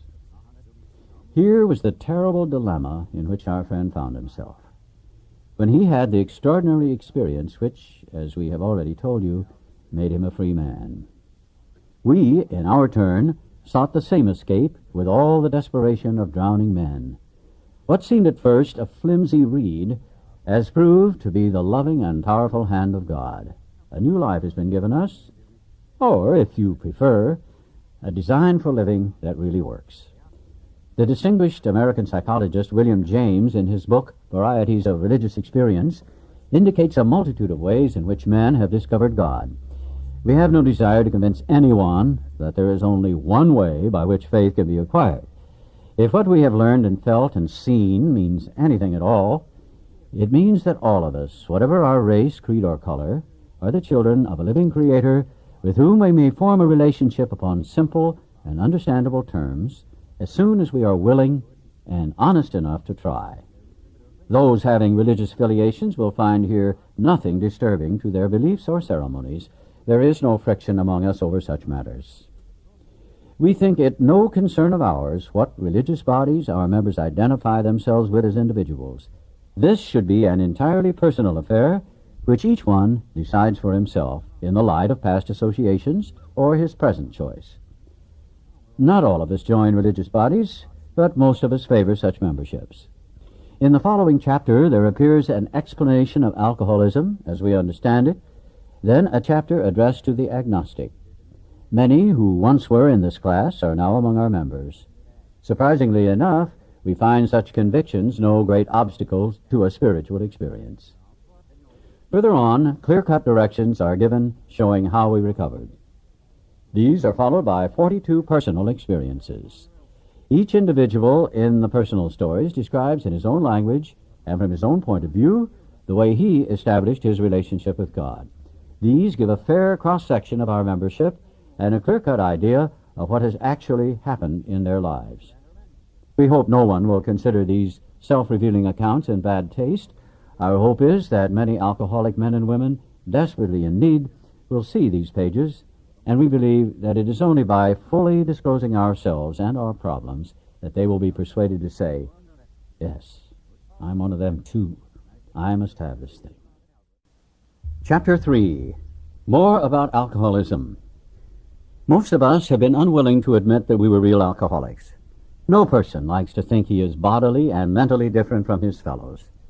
Therefore, it is not surprising that our drinking careers have been characterized by countless vain attempts to prove we could drink like other people. The idea that somehow, someday, he will control and enjoy his drinking is the great obsession of every abnormal drinker. The persistence of this illusion is astonishing. Many pursue it to the gates of insanity or death. We learned that we had to fully concede to our innermost selves that we were alcoholics. This is the first step in recovery. The delusion that we are like other people, or presently may be, has to be smashed. We alcoholics are men and women who have lost the ability to control our drinking. We know that no real alcoholic ever recovers control. All of us felt at times that we were regaining control, but such intervals, usually brief, were inevitably followed by still less control, which led in time to pitiful and incomprehensible demoralization. We are convinced to a man that alcoholics of our type are in the grip of a progressive illness. Over any considerable period we get worse, never better. We are like men who have lost their legs. They never grow new ones. Neither does there appear to be any kind of treatment which will make alcoholics of our kind like other men. We have tried every imaginable remedy. In some instances there has been brief recovery, followed always by a still worse relapse. Physicians who are familiar with alcoholism agree there is no such thing as making a normal drinker out of an alcoholic. Science may one day accomplish this, but it hasn't done so yet. Despite all we can say, many who are real alcoholics are not going to believe they are in that class. By every form of self-deception and experimentation, they will try to prove themselves exceptions to the rule, therefore non-alcoholic. If anyone who is showing inability to control his drinking can do the right-about-face and drink like a gentleman, our hats are off to him. Heaven knows we've tried hard enough and long enough to drink like other people. Here are some of the methods we have tried. Drinking beer only, limiting the number of drinks, never drinking alone, never drinking in the morning, drinking only at home, never having it in the house, never drinking during business hours, drinking only at parties, switching from scotch to brandy, drinking only natural wines, agreeing to resign if ever drunk on the job, taking a trip, not taking a trip, swearing off forever, with and without a solemn oath, taking more physical exercise, reading inspirational books, going to health farms and sanitariums, accepting voluntary commitment to asylums. We could increase the list ad infinitum. We do not like to pronounce any individual as alcoholic, but you can quickly diagnose yourself. Step over to the nearest barroom and try some controlled drinking. Try to drink and stop abruptly. Try it more than once. It will not take long for you to decide if you are honest with yourself about it. It may be worth a bad case of jitters if you get a full knowledge of your condition. Though there is no way of proving it, we believe that early in our drinking careers, most of us could have stopped drinking. But the difficulty is that few alcoholics have enough desire to stop while there is yet time. We have heard of a few instances where people who showed definite signs of alcoholism were able to stop for a long period because of an overpowering desire to do so. Here is one. A man of 30 was doing a great deal of spree drinking. He was very nervous in the morning after these bouts and quieted himself with more liquor. He was ambitious to succeed in business, but saw that he would get nowhere if he drank at all. Once he started, he had no control whatever. He made up his mind that until he had been successful in business and had retired, he would not touch another drop. An exceptional man, he remained bone dry for 25 years and retired at the age of 55 after a successful and happy business career. Then he fell victim to a belief which practically every alcoholic has, that his long period of sobriety and self-discipline had qualified him to drink as other men. Out came his carpet slippers and a bottle. In 2 months he was in a hospital, puzzled and humiliated. He tried to regulate his drinking for a while, making several trips to the hospital meantime. Then, gathering all his forces, he attempted to stop altogether and found he could not. Every means of solving his problem which money could buy was at his disposal. Every attempt failed. Though a robust man at retirement, he went to pieces quickly and was dead within 4 years. This case contains a powerful lesson. Most of us have believed that if we remain sober for a long stretch, we could thereafter drink normally. But here is a man who at 55 years found he was just where he had left off at 30. We have seen the truth demonstrated again and again. Once an alcoholic, always an alcoholic. Commencing to drink after a period of sobriety, we are in a short time as bad as ever. If we are planning to stop drinking, there must be no reservation of any kind, nor any lurking notion that someday we will be immune to alcohol. Young people may be encouraged by this man's experience to think that they can stop, as he did, on their own willpower. We doubt if many of them can do it, because none will really want to stop, and hardly one of them, because of the peculiar mental twist already acquired, will find he can win out. Several of our crowd, men of 30 or less, have been drinking only a few years, but they found themselves as helpless as those who have been drinking 20 years. To be gravely affected, one does not necessarily have to drink a long time, nor take the quantities some of us have. This is particularly true of women. Potential female alcoholics often turn into the real thing and are gone beyond recall in a few years. Certain drinkers, who would be greatly insulted if called alcoholics, are astonished at their inability to stop. We who are familiar with the symptoms see large numbers of potential alcoholics among young people everywhere, but try and get them to see it. A footnote here makes this clarification. True, when this book was first published, but a 1977 membership survey in the U.S. and Canada showed 11% of AAs were 30 and under. As we look back, we feel we had gone on drinking many years beyond the point where we could quit on our willpower. If anyone questions whether he has entered this dangerous area, let him try leaving liquor alone for 1 year. If he's a real alcoholic and very far advanced, there is scant chance of success. In the early days of our drinking, we occasionally remained sober for a year or more, becoming serious drinkers again later. Though you may be able to stop for a considerable period, you may yet be a potential alcoholic. We think few to whom this book will appeal can stay dry anything like a year. Some will be drunk the day after making their resolutions. Most of them within a few weeks. For those who are unable to drink moderately, the question is how to stop altogether. We are assuming, of course, that the reader desires to stop. Whether such a person can quit upon a non-spiritual basis depends upon the extent to which he has already lost the power to choose whether he will drink or not. Many of us felt that we had plenty of character. There was a tremendous urge to cease forever, yet we found it impossible. This is the baffling feature of alcoholism as we know it, this utter inability to leave it alone, no matter how great the necessity or the wish. How then shall we help our readers determine to their own satisfaction whether they are one of us? The experiment of quitting for a period of time will be helpful, but we think we can render an even greater service to alcoholic sufferers and perhaps to the medical fraternity. So, we shall describe some of the mental states that precede a relapse into drinking, for obviously this is the crux of the problem. What sort of thinking dominates an alcoholic who repeats time after time the desperate experiment of the first drink?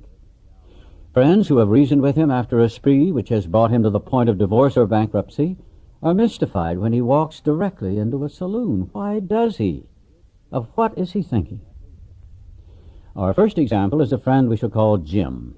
This man has a charming wife and family. He inherited a lucrative automobile agency. He had a commendable World War record. He's a good salesman. Everybody likes him. He's an intelligent man, normal so far as we can see, except for a nervous disposition.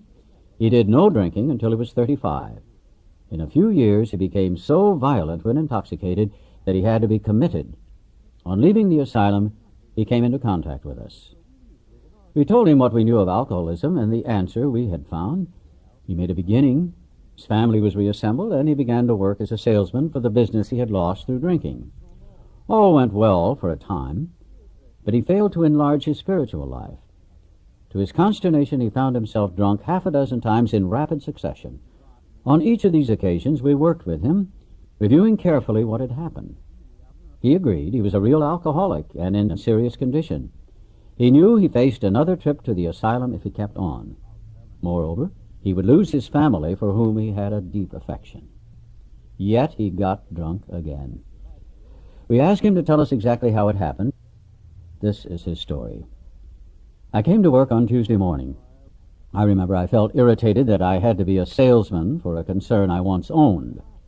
I had a few words with the boss, but nothing serious. Then I decided to drive into the country, see one of my prospects for a car. On the way, I felt hungry, so I stopped at a roadside place where they have a bar. I had no intention of drinking. I just thought I'd get a sandwich. I also had the notion that I might find a customer for a car at this place, which was familiar, for I had been going to it for years. I had eaten there many times during the months I was sober. I sat down at a table and ordered a sandwich and a glass of milk. Still no thought of drinking. I ordered another sandwich and decided to have another glass of milk. Suddenly, the thought crossed my mind that if I were to put an ounce of whiskey in my milk, it couldn't hurt me on a full stomach.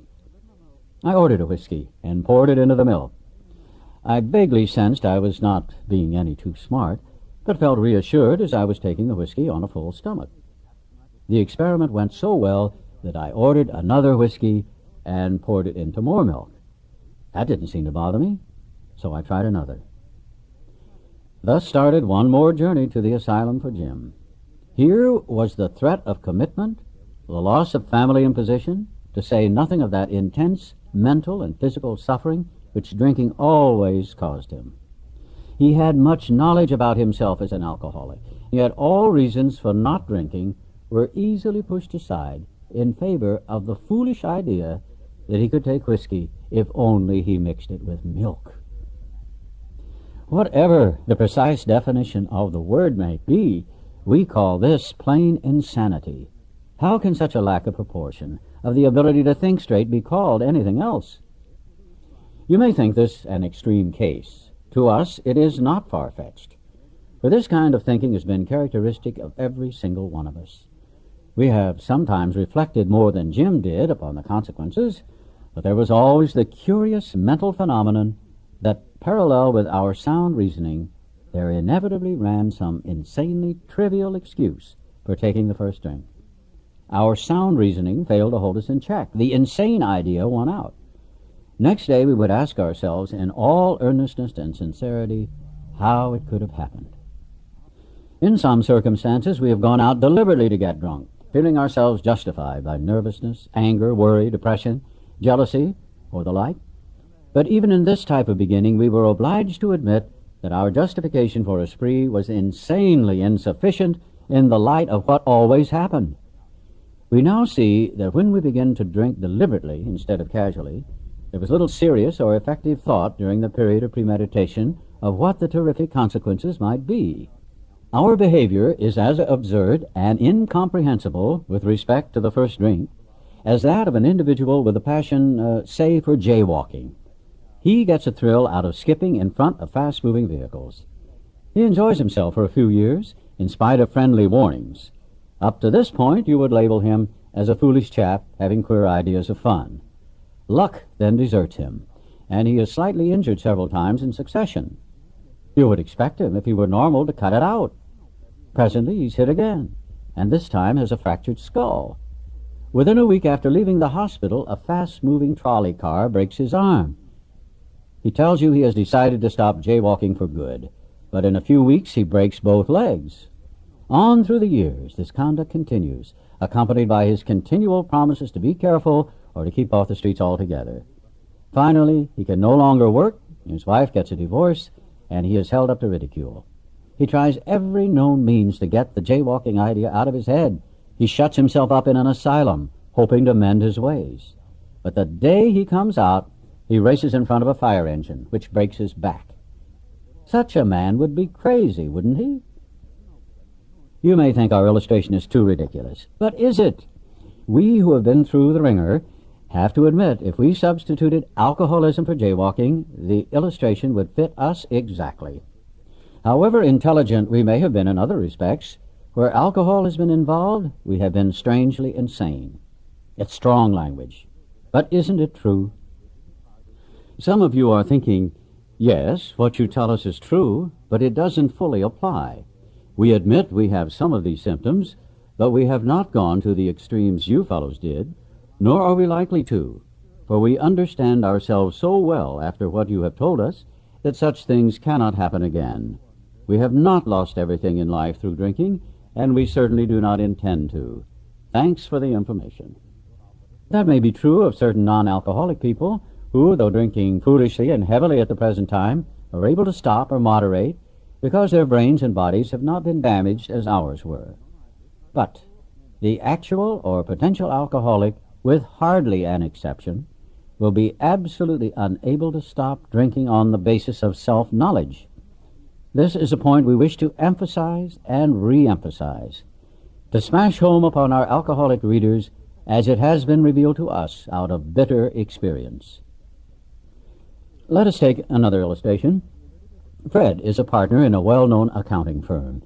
His income is good, he has a fine home, is happily married, and the father of promising children of college age. He has so attractive a personality that he makes friends with everyone.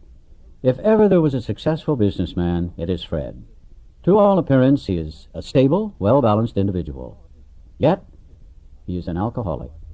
We first saw Fred about a year ago in a hospital, where he had gone to recover from a bad case of jitters.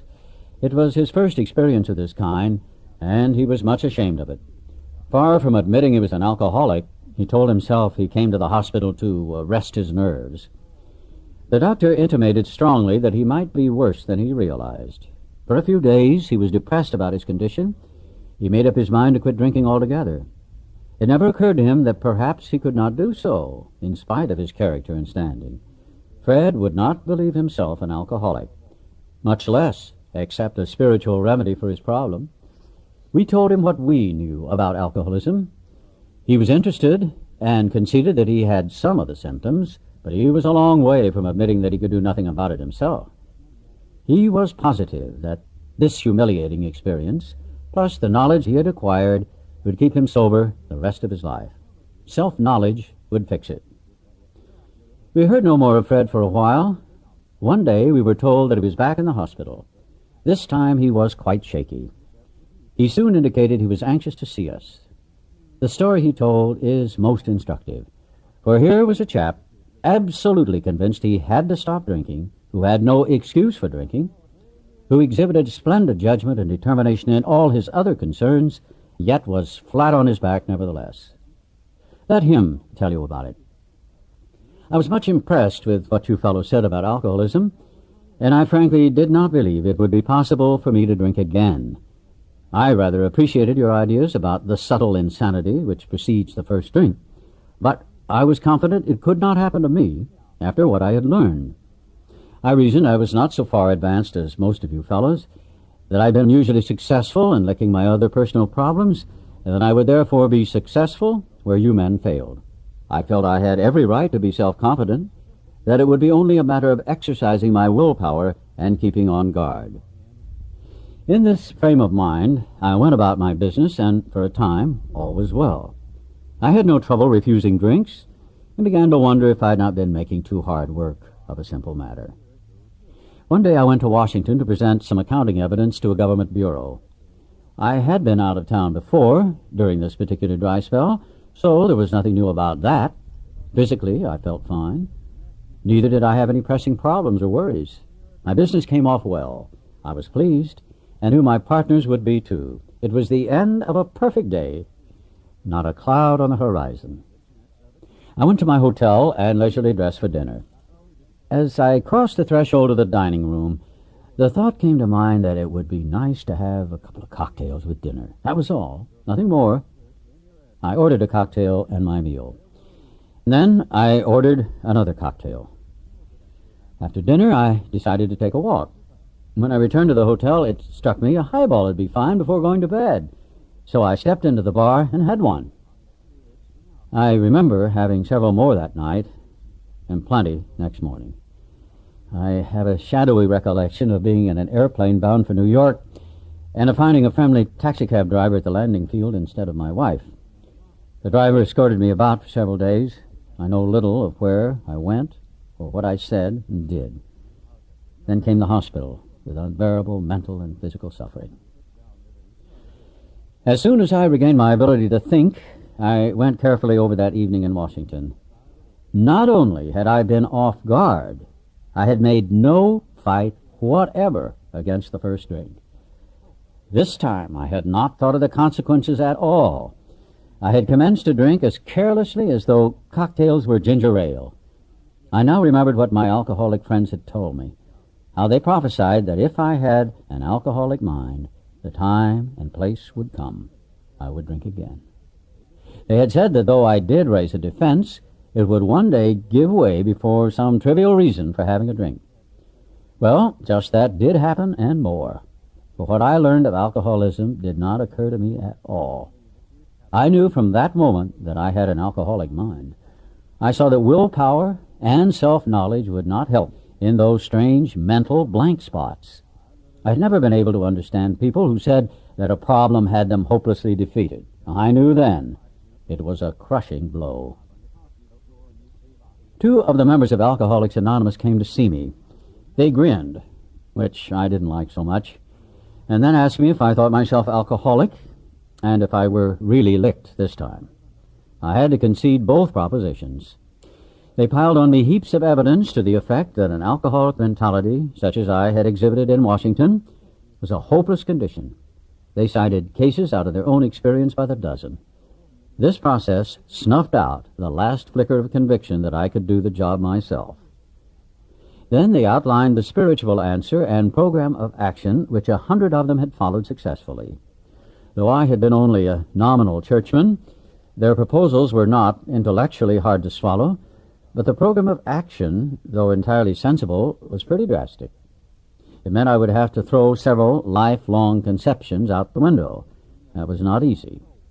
But the moment I made up my mind to go through with the process, I had the curious feeling that my alcoholic condition was relieved, as, in fact, it proved to be. Quite as important was the discovery that spiritual principles would solve all my problems. I have since been brought into a way of living infinitely more satisfying and, I hope, more useful than the life I lived before. My old manner of life was by no means a bad one, but I would not exchange its best moments for the worst I have now. I would not go back to it, even if I could. Fred's story speaks for itself. We hope it strikes home to thousands like him. He had felt only the first nip of the ringer. Most alcoholics have to be pretty badly mangled before they really commence to solve their problems. Many doctors and psychiatrists agree with our conclusions. One of these men, staff member of a world-renowned hospital, recently made this statement to some of us. What you say about the general hopelessness of the average alcoholic's plight is, in my opinion, correct. As to 2 of you men, whose stories I have heard, there is no doubt in my mind that you were 100% hopeless, apart from divine help. Had you offered yourselves as patients at this hospital, I would not have taken you if I had been able to avoid it. People like you are too heartbreaking. Though not a religious person, I have profound respect for the spiritual approach in such cases as yours. For most cases, there is virtually no other solution. Once more, the alcoholic at certain times has no effective mental defense against the first drink. Except in a few rare cases, neither he nor any other human being can provide such a defense. His defense must come from a higher power. Chapter 4. We Agnostics. In the preceding chapters you have learned something of alcoholism. We hope we have made clear the distinction between the alcoholic and the non-alcoholic. If, when you honestly want to, you find you cannot quit entirely, or if, when drinking, you have little control over the amount you take, you are probably alcoholic.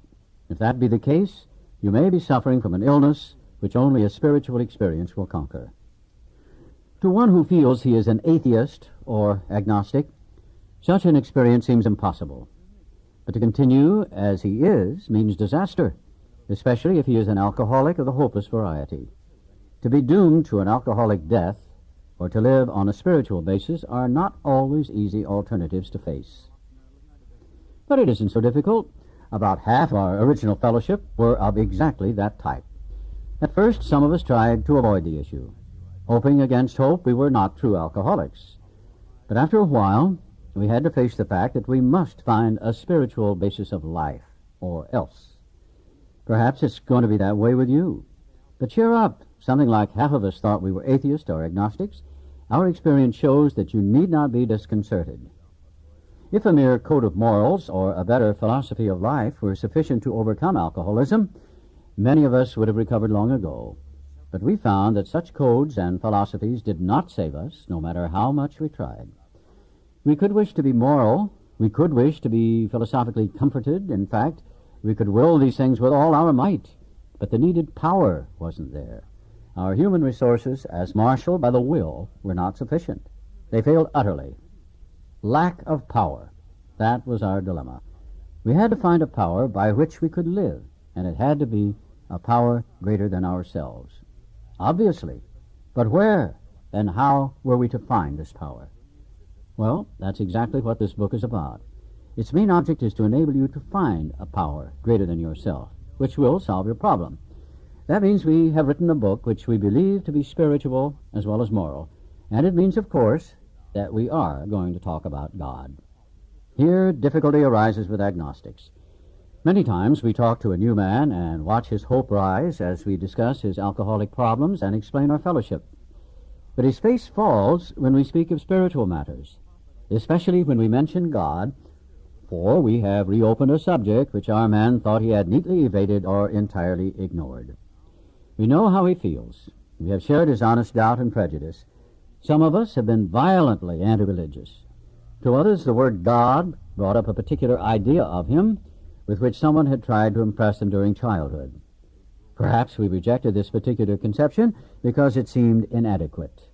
With that rejection, we imagined we had abandoned the God idea entirely. We were bothered with the thought that faith and dependence upon a power beyond ourselves was somewhat weak, even cowardly.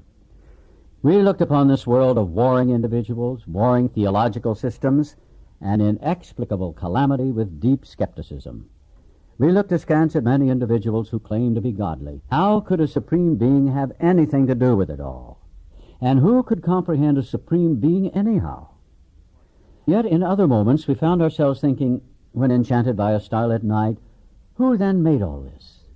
There was a feeling of awe and wonder, but it was fleeting and soon lost. Yes, we of agnostic temperament have had these thoughts and experiences. Let us make haste to reassure you. We found that as soon as we were able to lay aside prejudice and express even a willingness to believe in a power greater than ourselves, we commenced to get results, even though it was impossible for any of us to fully define or comprehend that power, which is God. Much to our relief, we discovered we did not need to consider another's conception of God. Our own conception, however inadequate, was sufficient to make the approach and to effect a contact with him. As soon as we admitted the possible existence of a creative intelligence, a spirit of the universe underlying the totality of things, we began to be possessed of a new sense of power and direction, provided we took other simple steps. We found that God does not make too hard terms with those who seek him.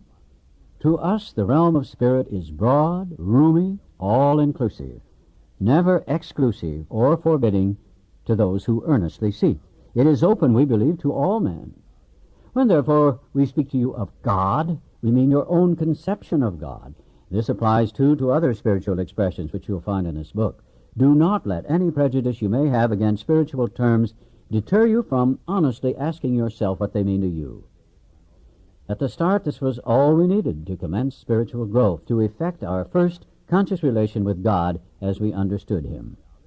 Afterward, we found ourselves accepting many things which then seemed entirely out of reach. That was growth. But if we wished to grow, we had to begin somewhere. So we used our own conception, however limited it was. we needed to ask ourselves but one short question. Do I now believe, or am I even willing to believe that there is a power greater than myself? As soon as a man can say that he does believe, or is willing to believe, we emphatically assure him that he is on his way. It has been repeatedly proven among us that upon this simple cornerstone, a wonderfully effective spiritual structure can be built. That was great news to us, for we had assumed we could not make use of spiritual principles unless we accepted many things on faith, which seemed difficult to believe. When people presented us with spiritual approaches, how frequently did we all say, "I wish I had what that man has. I'm sure it would work if I could only believe as he believes, but I cannot accept as surely true the many articles of faith which are so plain to him." So it was comforting to learn that we could commence at a simpler level. Besides a seeming inability to accept much on faith, we often found ourselves handicapped by obstinacy, sensitiveness, and unreasoning prejudice. Many of us have been so touchy that even casual reference to spiritual things made us bristle with antagonism. This sort of thinking had to be abandoned. Though some of us resisted, we found no great difficulty in casting aside such feelings. Faced with alcoholic destruction, we soon became as open-minded on spiritual matters as we had tried to be on other questions. In this respect, alcohol was a great persuader. It finally beat us into a state of reasonableness. Sometimes this was a tedious process. We hope no one else will be prejudiced for as long as some of us were. The reader may still ask why he should believe in a power greater than himself. We think there are good reasons. Let's have a look at some of them. The practical individual of today is a stickler for facts and results. Nevertheless, the 20th century readily accepts theories of all kinds, provided they are firmly grounded in fact. We have numerous theories, for example, about electricity. Everybody believes them without a murmur of doubt. Why this ready acceptance? Simply because it is impossible to explain what we see, feel, direct, and use without a reasonable assumption as a starting point. Everybody nowadays believes in scores of assumptions for which there is good evidence, but no perfect visual proof. And does not science demonstrate that visual proof is the weakest proof? It is being constantly revealed as mankind studies the material world that outward appearances are not inward reality at all. To illustrate, the prosaic steel girder is a mass of electrons whirling around each other at incredible speed. These tiny bodies are governed by precise laws, and these laws hold true throughout the material world. Science tells us so. We have no reason to doubt it. When, however, the perfectly logical assumption is suggested that underneath the material world and life as we see it, there is an all-powerful, guiding, creative intelligence, right there our perverse streak comes to the surface, and we laboriously set out to convince ourselves it isn't so. We read wordy books and indulge in windy arguments, thinking we believe this universe needs no God to explain it. Were our contentions true, it would follow that life originated out of nothing, means nothing, and proceeds nowhere. Instead of regarding ourselves as intelligent agents, spearheads of God's ever-advancing creation, we agnostics and atheists chose to believe that our human intelligence was the last word, the Alpha and the Omega, the beginning and end of all. Rather vain of us, wasn't it? We who have traveled this dubious path beg you to lay aside prejudice, even against organized religion. We have learned that whatever the human frailties of various faiths may be, those faiths have given purpose and direction to millions. People of faith have a logical idea of what life is all about. Actually, we used to have no reasonable conception whatever. We used to amuse ourselves by cynically dissecting spiritual beliefs and practices, when we might have observed that many spiritually minded persons of all races, colors, and creeds were demonstrating a degree of stability, happiness, and usefulness which we should have sought ourselves. Instead, we looked at the human defects of these people and sometimes used their shortcomings as a basis of wholesale condemnation. We talked of intolerance while we were intolerant ourselves. We missed the reality and the beauty of the forest because we were diverted by the ugliness of some of its trees. We never gave the spiritual side of life a fair hearing. In our personal stories, you will find a wide variation in the way each teller approaches and conceives of the power which is greater than himself. Whether we agree with a particular approach or conception seems to make little difference. Experience has taught us that these are matters about which, for our purpose, we need not be worried. They are questions for each individual to settle for himself. On one proposition, however, these men and women are strikingly agreed. Every one of them has gained access to and believes in a power greater than himself. This power has, in each case, accomplished the miraculous, the humanly impossible. As a celebrated American statesman put it, let's look at the record. Here are thousands of men and women, worldly indeed. They flatly declare that since they have come to believe in a power greater than themselves, to take a certain attitude toward that power, and to do certain simple things, there has been a revolutionary change in their way of living and thinking. In the face of collapse and despair, in the face of the total failure of their human resources, they found that a new power, peace, happiness, and sense of direction flowed into them. This happened soon after they wholeheartedly met a few simple requirements. Once confused and baffled by the seeming futility of existence, they show the underlying reasons why they were making heavy going of life. Leaving aside the drink question, they tell why living was so unsatisfactory. They show how the change came over them. When many hundreds of people are able to say that the consciousness of the presence of God is today the most important fact of their lives, they present a powerful reason why one should have faith. This world of ours has made more material progress in the last century than in all the millenniums which went before. Almost everyone knows the reason. Students of ancient history tell us that the intellect of men in those days was equal to the best of today. Yet, in ancient times, material progress was painfully slow. The spirit of modern scientific inquiry, research, and invention was almost unknown. In the realm of the material, men's minds were fettered by superstition, tradition, and all sorts of fixed ideas. Some of the contemporaries of Columbus thought a round earth preposterous. Others came near putting Galileo to death for his astronomical heresies. We ask ourselves this: are not some of us just as biased and unreasonable about the realm of the spirit as were the ancients about the realm of the material? Even in the present century, American newspapers were afraid to print an account of the Wright brothers' first successful flight at Kitty Hawk. Had not all efforts at flight failed before? Did not Professor Langley's flying machine go to the bottom of the Potomac River? Was it not true that the best mathematical minds had proved man could never fly? Had not people said God had reserved this privilege to the birds? Only 30 years later, the conquest of the air was almost an old story, and airplane travel was in full swing.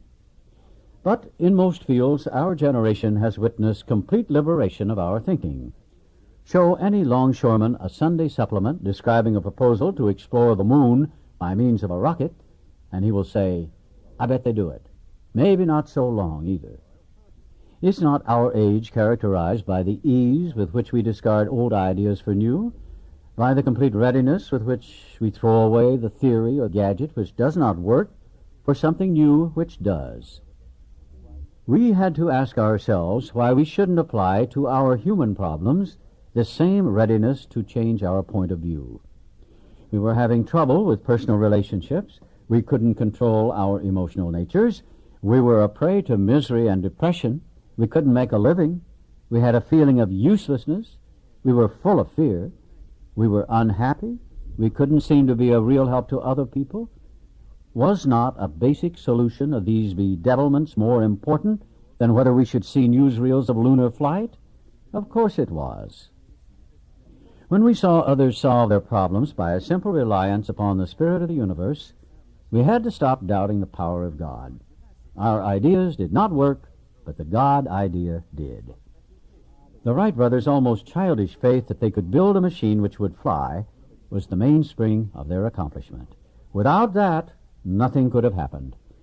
We agnostics and atheists were sticking to the idea that self-sufficiency would solve our problems. When others showed us that God's sufficiency worked with them, we began to feel like those who had insisted the Wrights would never fly. Logic is great stuff. We liked it. We still like it. It is not by chance we were given the power to reason, to examine the evidence of our senses, and to draw conclusions. That is one of man's magnificent attributes. We, agnostically inclined, would not feel satisfied with a proposal which does not lend itself to reasonable approach and interpretation. Hence, we are at pains to tell why we think our present faith is reasonable, why we think it more sane and logical to believe than not to believe, why we say our former thinking was soft and mushy when we threw up our hands in doubt and said, "We don't know." When we became alcoholics, crushed by a self-imposed crisis we could not postpone or evade, we had to fearlessly face the proposition that either God is everything or else he is nothing. God either is or he isn't. What was our choice to be? Arrived at this point, we were squarely confronted with the question of faith. We couldn't duck the issue. Some of us had already walked far over the bridge of reason toward the desired shore of faith. The outlines and the promise of the new land had brought luster to tired eyes and fresh courage to flagging spirits. Friendly hands had stretched out in welcome. We were grateful that reason had brought us so far, but somehow we couldn't quite step ashore. Perhaps we had been leaning too heavily on reason, that last mile, and we did not like to lose our support. That was natural, but let us think a little more closely. Without knowing it, had we not been brought to where we stood by a certain kind of faith? For did we not believe in our own reasoning? Did we not have confidence in our ability to think? What was that but a sort of faith? Yes, we had been faithful, abjectly faithful to the God of reason. So, in one way or another, we discovered that faith had been involved all the time. We found, too, that we had been worshippers. What a state of mental gooseflesh that used to bring on. Had we not variously worshipped people, sentiment, things, money, and ourselves? And then, with a better motive, had we not worshipfully beheld a sunset, the sea, or a flower? Who of us had not loved something or somebody? How much did these feelings, these loves, these worships have to do with pure reason? Little or nothing, we saw at last. Were not these things the tissue out of which our lives were constructed? Did not these feelings, after all, determine the course of our existence? It was impossible to say we had no capacity for faith or love or worship. In one form or another, we had been living by faith and little else. Imagine life without faith. Were nothing left but pure reason, it wouldn't be life. But we believed in life. Of course we did. We could not prove life in the sense that you can prove a straight line as the shortest distance between 2 points, and yet there it was. Could we still say the whole thing was nothing but a mass of electrons, created out of nothing, meaning nothing, whirling on to a destiny of nothingness? Of course we couldn't. The electrons themselves seemed more intelligent than that. At least, so the chemist said. Hence we saw that reason isn't everything. Neither is reason, as most of us use it, entirely dependable, though it emanate from our best minds. What about people who proved that man could never fly? Yet we had been seeing another kind of flight, a spiritual liberation from this world. People who rose above their problems. They said God made these things possible, and we only smiled. We had seen spiritual release, but like to tell ourselves it wasn't true. Actually, we were fooling ourselves, for deep down in every man, woman, and child is the fundamental idea of God. It may be obscured by calamity, by pomp, by worship of other things, but in some form or other it is there. For faith in a power greater than ourselves and miraculous demonstrations of that power in human lives are facts as old as man himself. We finally saw that faith in some kind of God was a part of our makeup, just as much as the feeling we have for a friend. Sometimes we had to search fearlessly, but he was there. He was as much a fact as we were. We found the great reality deep down within us. In the last analysis, it is only there that he may be found. It was so with us. We can only clear the ground a bit. If our testimony helps sweep away prejudice, enables you to think honestly, encourages you to search diligently within yourself, then, if you wish, you can join us on the broad highway. With this attitude, you cannot fail. The consciousness of your belief is sure to come to you. In this book, you will read the experience of a man who thought he was an atheist. His story is so interesting that some of it should be told now. His change of heart was dramatic, convincing, and moving. Our friend was a minister's son. He attended church school, where he became rebellious at what he thought an overdose of religious education. For years thereafter, he was dogged by trouble and frustration. Business failure, insanity, fatal illness, suicide. These calamities in his immediate family embittered and depressed him. Post-war disillusionment, ever more serious alcoholism, impending mental and physical collapse brought him to the point of self-destruction. One night, when confined in a hospital, he was approached by an alcoholic who had known a spiritual experience. Our friend's gorge rose as he bitterly cried out, "If there is a God, he certainly hasn't done anything for me." But later, alone in his room, he asked himself this question: is it possible that all the religious people I have known are wrong? While pondering the answer, he felt as though he lived in hell. Then, like a thunderbolt, a great thought came. It crowded out all else. Who are you to say there is no God? This man recounts that he tumbled out of bed to his knees. In a few seconds he was overwhelmed by a conviction of the presence of God. It poured over and through him with the certainty and majesty of a great tide at flood. The barriers he had built through the years were swept away. He stood in the presence of infinite power and love. He had stepped from bridge to shore. For the first time, he lived in conscious companionship with his Creator. Thus was our friend's cornerstone fixed in place. No later vicissitude has shaken it. His alcoholic problem was taken away. That very night, years ago, it disappeared.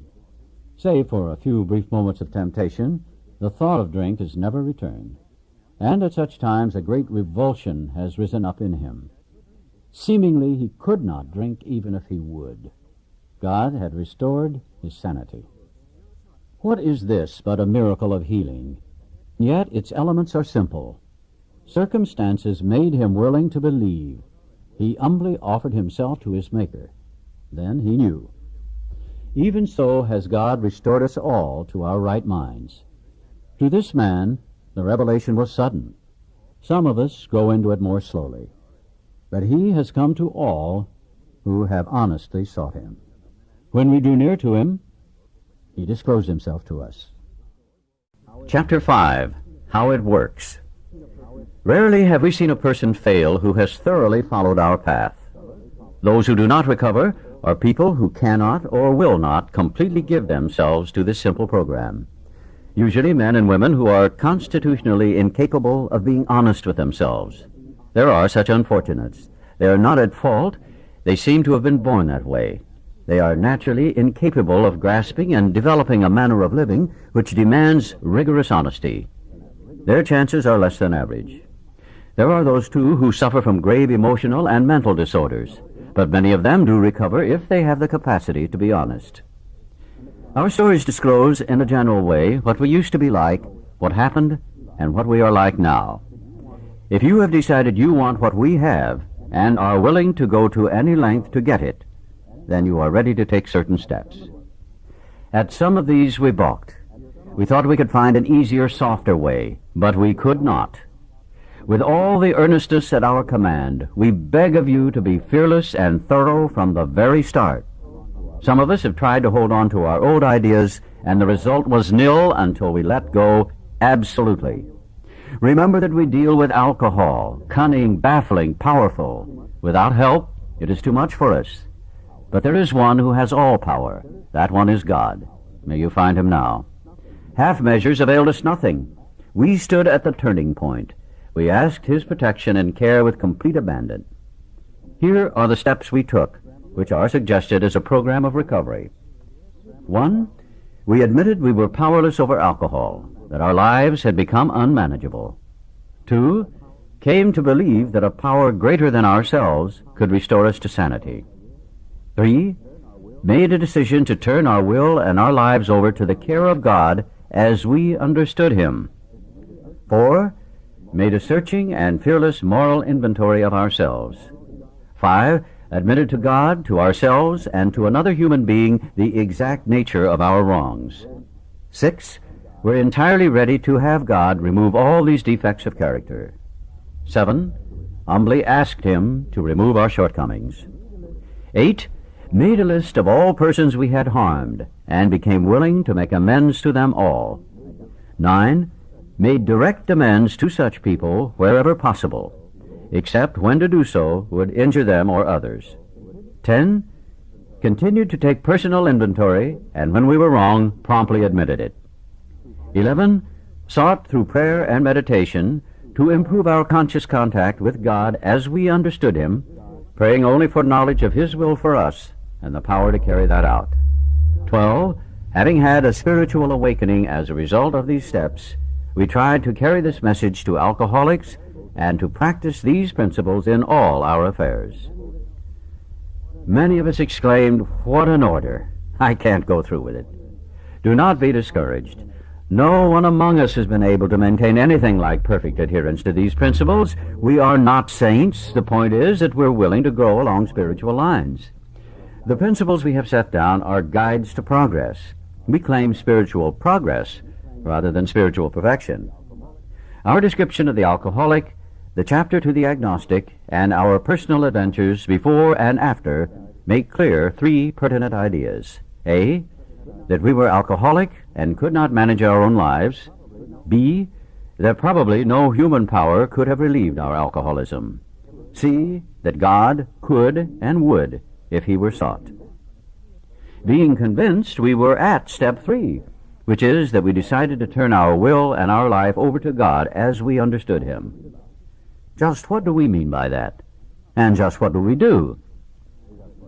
The first requirement is that we be convinced that any life run on self-will can hardly be a success. On that basis, we are almost always in collision with something or somebody, even though our motives are good. Most people try to live by self-propulsion. Each person is like an actor who wants to run the whole show, is forever trying to arrange the lights, the ballet, the scenery, and the rest of the players in his own way. If his arrangements would only stay put, if only people would do as he wished, the show would be great. Everybody, including himself, would be pleased. Life would be wonderful. In trying to make these arrangements, our actor may sometimes be quite virtuous.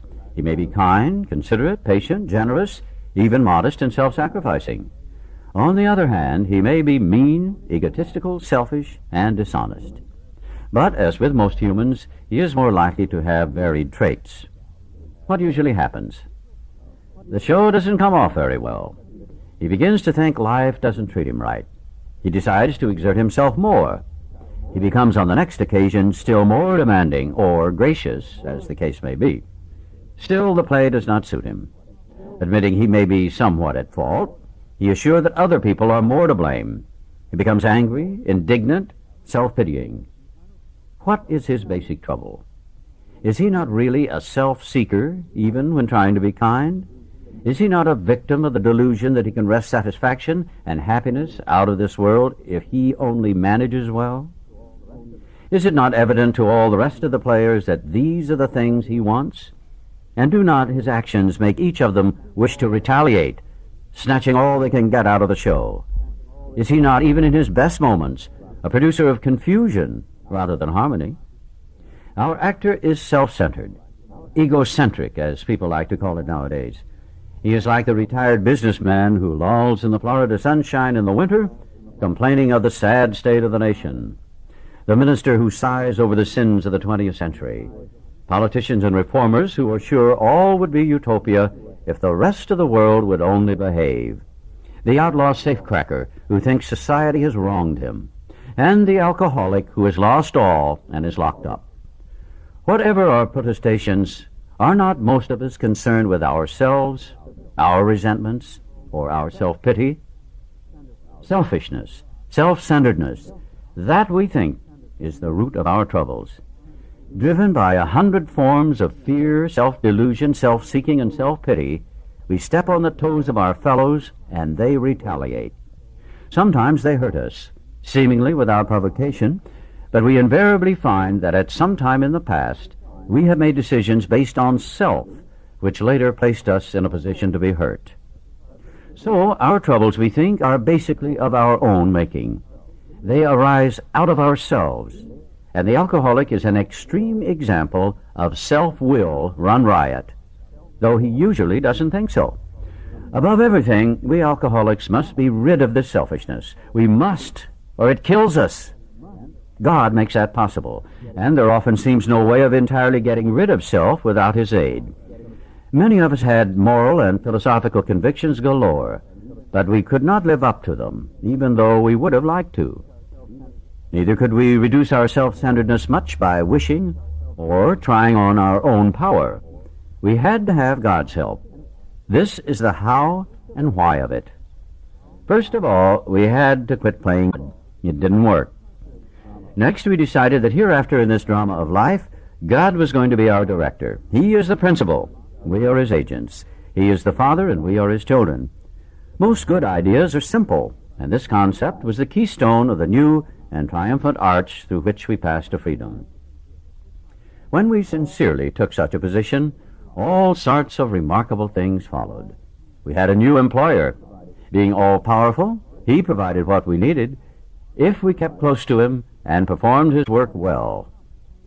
Established on such a footing, we became less and less interested in ourselves, our little plans and designs. More and more, we became interested in seeing what we could contribute to life. As we felt new power flow in, as we enjoyed peace of mind, as we discovered we could face life successfully, as we became conscious of his presence, we began to lose our fear of today, tomorrow, or the hereafter. We were reborn. We were now at step 3. Many of us said to our Maker, as we understood him, God, I offer myself to thee, to build with me and to do with me as thou wilt. Relieve me of the bondage of self, that I may better do thy will. Take away my difficulties, that victory over them may bear witness to those I would help of thy power, thy love, and thy way of life. May I do thy will always. We thought well before taking this step, making sure we were ready, and that we could at last abandon ourselves utterly to him. We found it very desirable to take this spiritual step with an understanding person, such as our wife, best friend, or spiritual advisor. But it is better to meet God alone than with one who might misunderstand. The wording was, of course, quite optional, so long as we expressed the idea, voicing it without reservation. This was only a beginning, though if honestly and humbly made, an effect, sometimes a very great one, was felt at once. Next, we launched out on a course of vigorous action, the first step of which is a personal house cleaning, which many of us had never attempted. Though our decision was a vital and crucial step, it could have little permanent effect unless at once followed by a strenuous effort to face and to be rid of the things in ourselves which have been blocking us. Our liquor was but a symptom, so we had to get down to causes and conditions. Therefore, we started upon a personal inventory. This was step 4. A business which takes no regular inventory usually goes broke. Taking a commercial inventory is a fact-finding and a fact-facing process. It is an effort to discover the truth about the stock in trade. One object is to disclose damaged or unsaleable goods, to get rid of them promptly and without regret. If the owner of the business is to be successful, he cannot fool himself about values. We did exactly the same thing with our lives. We took stock honestly. First, we searched out the flaws in our makeup which caused our failure. Being convinced that self, manifested in various ways, was what had defeated us, we considered its common manifestations. Resentment is the number 1 offender. It destroys more alcoholics than anything else. From it stem all forms of spiritual disease, for we have been not only mentally and physically ill, we have been spiritually sick. When the spiritual malady is overcome, we straighten out mentally and physically. In dealing with resentments, we set them on paper. We listed people, institutions, or principles with whom we were angry. We asked ourselves why we were angry. In most cases, it was found that our self-esteem Our pocketbooks, our ambitions, our personal relationships, including sex, were hurt or threatened. So we were sore. We were burned up. On our grudge list, we set opposite each name our injuries.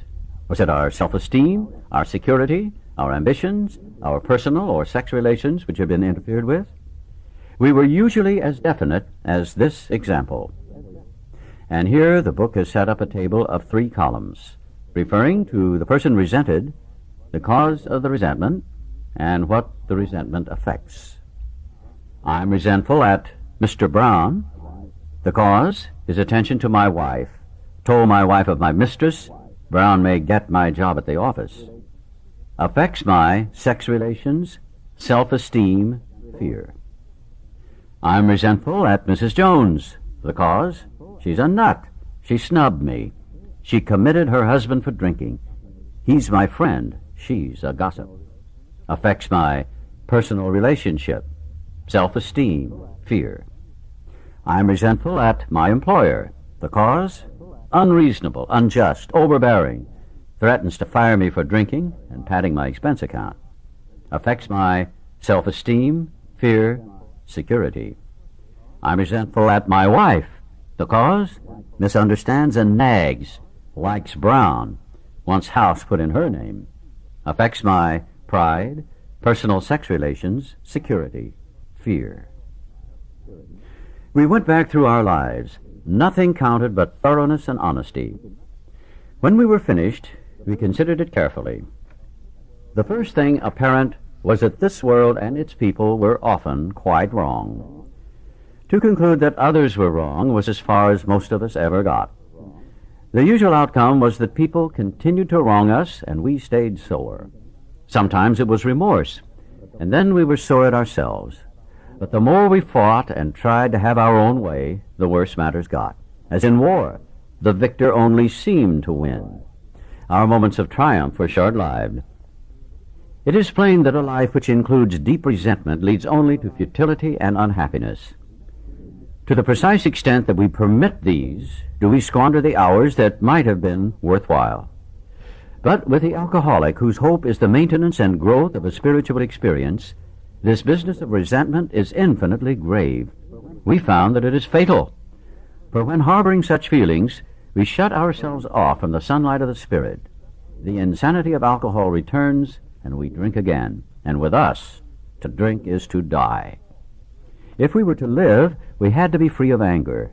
The grouch and the brainstorm were not for us. They may be the dubious luxury of normal men, but for alcoholics, these things are poison. We turned back to the list, for it held the key to the future. We were prepared to look for it from an entirely different angle. We began to see that the world and its people really dominated us. In that state, the wrongdoing of others, fancied or real, had power to actually kill. How could we escape? We saw that these resentments must be mastered. But how? We could not wish them away any more than alcohol. This was our course. We realized that the people who wronged us were perhaps spiritually sick. Though we did not like their symptoms and the way these disturbed us, they, like ourselves, were sick too. We asked God to help us show them the same tolerance, pity, and patience that we would cheerfully grant a sick friend. When a person offended, we said to ourselves, "This is a sick man. How can I be helpful to him? God save me from being angry. Thy will be done." We avoid retaliation or argument. We wouldn't treat sick people that way. If we do, we destroy our chance of being helpful. We cannot be helpful to all people, but at least God will show us how to take a kindly and tolerant view of each and every one. Referring to our list again, putting out of our minds the wrongs others had done, we resolutely looked for our own mistakes. Where had we been selfish, dishonest, self-seeking, and frightened? Though a situation had not been entirely our fault, we tried to disregard the other person involved entirely. Where were we to blame? The inventory was ours, not the other man's. When we saw our fault, we listed them. We placed them before us in black and white. We admitted our wrongs honestly, and were willing to set these matters straight. Notice that the word fear is bracketed alongside the difficulties with Mr. Brown, Mrs. Jones, the employer, and the wife. This short word somehow touches about every aspect of our lives. It was an evil and corroding thread.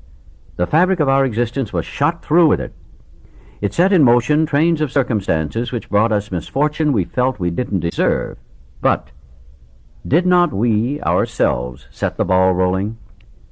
Sometimes we think fear ought to be classed with stealing.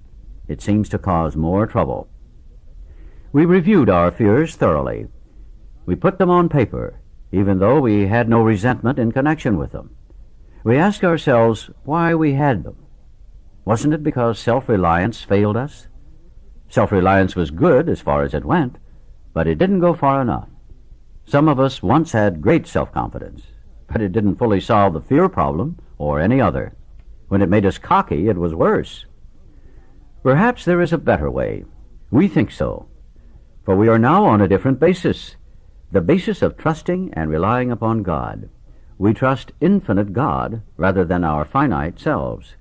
We are in the world to play the role He assigns, just to the extent that we do as we think He would have us, and humbly rely on Him, does He enable us to match calamity with serenity. We never apologize to anyone for depending upon our Creator. We can laugh at those who think spirituality the way of weakness. Paradoxically, it is the way of strength. The verdict of the ages is that faith means courage. All men of faith have courage. They trust their God. We never apologize for God. Instead, we let Him demonstrate through us what He can do. We ask Him to remove our fear and direct our attention to what He would have us be. At once, we commence to outgrow fear. Now about sex. Many of us needed an overhauling there. But above all, we tried to be sensible on this question. It's so easy to get way off the track. Here we find human opinions running to extremes, absurd extremes perhaps. One set of voices cry that sex is a lust of our lower nature, a base necessity of procreation. Then we have the voices who cry for sex and more sex, who bewail the institution of marriage, who think that most of the troubles of the race are traceable to sex causes.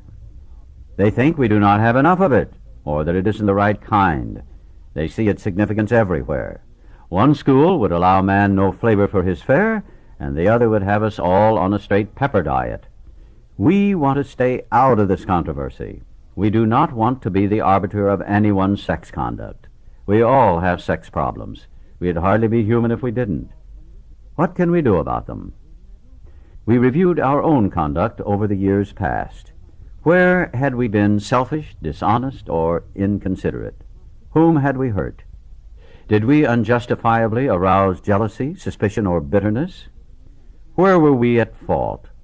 What should we have done instead? We got this all down on paper and looked at it. In this way, we tried to shape a sane and sound ideal for our future sex life. We subjected each relation to this test. Was it selfish or not? We asked God to mold our ideals and help us to live up to them. We remembered always that our sex powers were God-given and therefore good, neither to be used lightly or selfishly, nor to be despised and loathed. Whatever our ideal turns out to be, we must be willing to grow toward it. We must be willing to make amends where we have done harm, provided that we do not bring about still more harm in so doing. In other words, we treat sex as we would any other problem. In meditation, we ask God what we should do about each specific matter. The right answer will come if we want it. God alone can judge our sex situation. Counsel with persons is often desirable, but we let God be the final judge. We realize that some people are as fanatical about sex as others are loose. We avoid hysterical thinking or advice. Suppose we fall short of the chosen ideal and stumble. Does this mean we're going to get drunk? Some people tell us so. But this is only a half-truth. It depends on us and on our motives. If we are sorry for what we've done and have the honest desire to let God take us to better things, we believe we will be forgiven and will have learned our lesson. If we are not sorry and our conduct continues to harm others, we are quite sure to drink. We are not theorizing. These are facts out of our experience. To sum up about sex, we earnestly pray for the right ideal, for guidance in each questionable situation, for sanity, and for the strength to do the right thing. If sex is very troublesome, we throw ourselves the harder into helping others. We think of their needs and work for them. This takes us out of ourselves. It quiets the imperious urge when to yield would mean heartache. If we have been thorough about our personal inventory, we have written down a lot. We have listed and analyzed our resentments. We have begun to comprehend their futility and their fatality. We have commenced to see their terrible destructiveness. We have begun to learn tolerance, patience, and goodwill toward all men, even our enemies, for we look on them as sick people. We have listed the people we have hurt by our conduct and are willing to straighten out the past if we can. In this book you read again and again that faith did for us what we could not do for ourselves. We hope you are convinced now that God can remove whatever self-will has blocked you off from Him. If you have already made a decision and an inventory of your grosser handicaps, you have made a good beginning. That being so, you have swallowed and digested some big chunks of truth about yourself.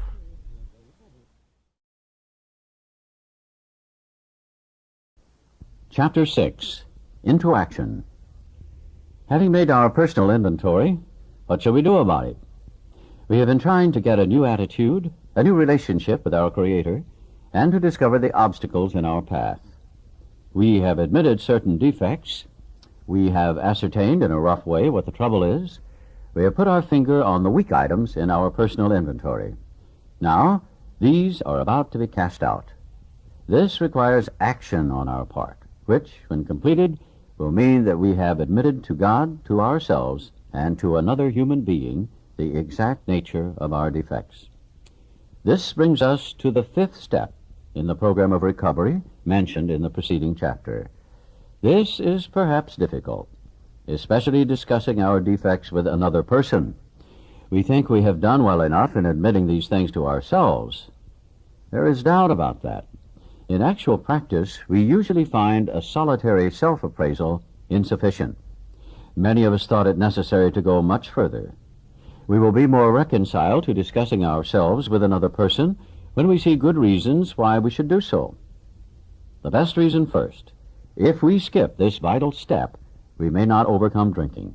Time after time, newcomers have tried to keep to themselves certain facts about their lives. Trying to avoid this humbling experience, they have turned to easier methods. Almost invariably, they got drunk. Having persevered with the rest of the program, they wondered why they fell. We think the reason is that they never completed their house cleaning. They took inventory, all right, but hung on to some of the worst items in stock. They only thought they had lost their egoism and fear. They only thought they had humbled themselves. But they had not learned enough of humility, fearlessness, and honesty, in the sense we find it necessary, until they told someone else all their life story. More than most people, the alcoholic leads a double life. He is very much the actor. To the outer world, he presents his stage character. This is the one he likes his fellows to see. He wants to enjoy a certain reputation, but knows in his heart he doesn't deserve it. The inconsistency is made worse by the things he does on his sprees. Coming to his senses, he is revolted at certain episodes he vaguely remembers. These memories are a nightmare. He trembles to think someone might have observed him. As far as he can, he pushes these memories far inside himself. He hopes they will never see the light of day. He is under constant fear and tension. That makes for more drinking. Psychologists are inclined to agree with us. We have spent thousands of dollars for examinations. We know but few instances where we have given these doctors a fair break. We have seldom told them the whole truth, nor have we followed their advice. Unwilling to be honest with these sympathetic men, we were honest with no one else. Small wonder many in the medical profession have a low opinion of alcoholics and their chance for recovery. We must be entirely honest with somebody if we expect to live long or happily in this world. Rightly and naturally, we think well before we choose the person or persons with whom to take this intimate and confidential step. Those of us belonging to a religious denomination which requires confession must, and of course, will want to go to the properly appointed authority whose duty it is to receive it. Though we have no religious connection, we may still do well to talk with someone ordained by an established religion. We often find such a person quick to see and understand our problem. Of course, we sometimes encounter people who do not understand alcoholics. If we cannot or would not rather do this, we search our acquaintance for a close-mouthed, understanding friend. Perhaps our doctor or psychologist will be the person. It may be one of our own family, but we cannot disclose anything to our wives or our parents which will hurt them and make them unhappy. We have no right to save our own skin at another person's expense. Such parts of our story we tell to someone who will understand, yet be unaffected. The rule is we must be hard on ourselves, but always considerate of others. Notwithstanding the great necessity for discussing ourselves with someone, it may be one is so situated that there is no suitable person available. If that is so, this step may be postponed. Only, however, if we hold ourselves in complete readiness to go through with it at the first opportunity. We say this because we are very anxious that we talk to the right person. It is important that he be able to keep a confidence, that he fully understand and approve what we are driving at, that he will not try to change our plan. But we must not use this as a mere excuse to postpone. When we decide who is to hear our story, we waste no time. We have a written inventory, and we are prepared for a long talk. We explain to our partner what we are about to do and why we have to do it. He should realize that we are engaged upon a life and death errand.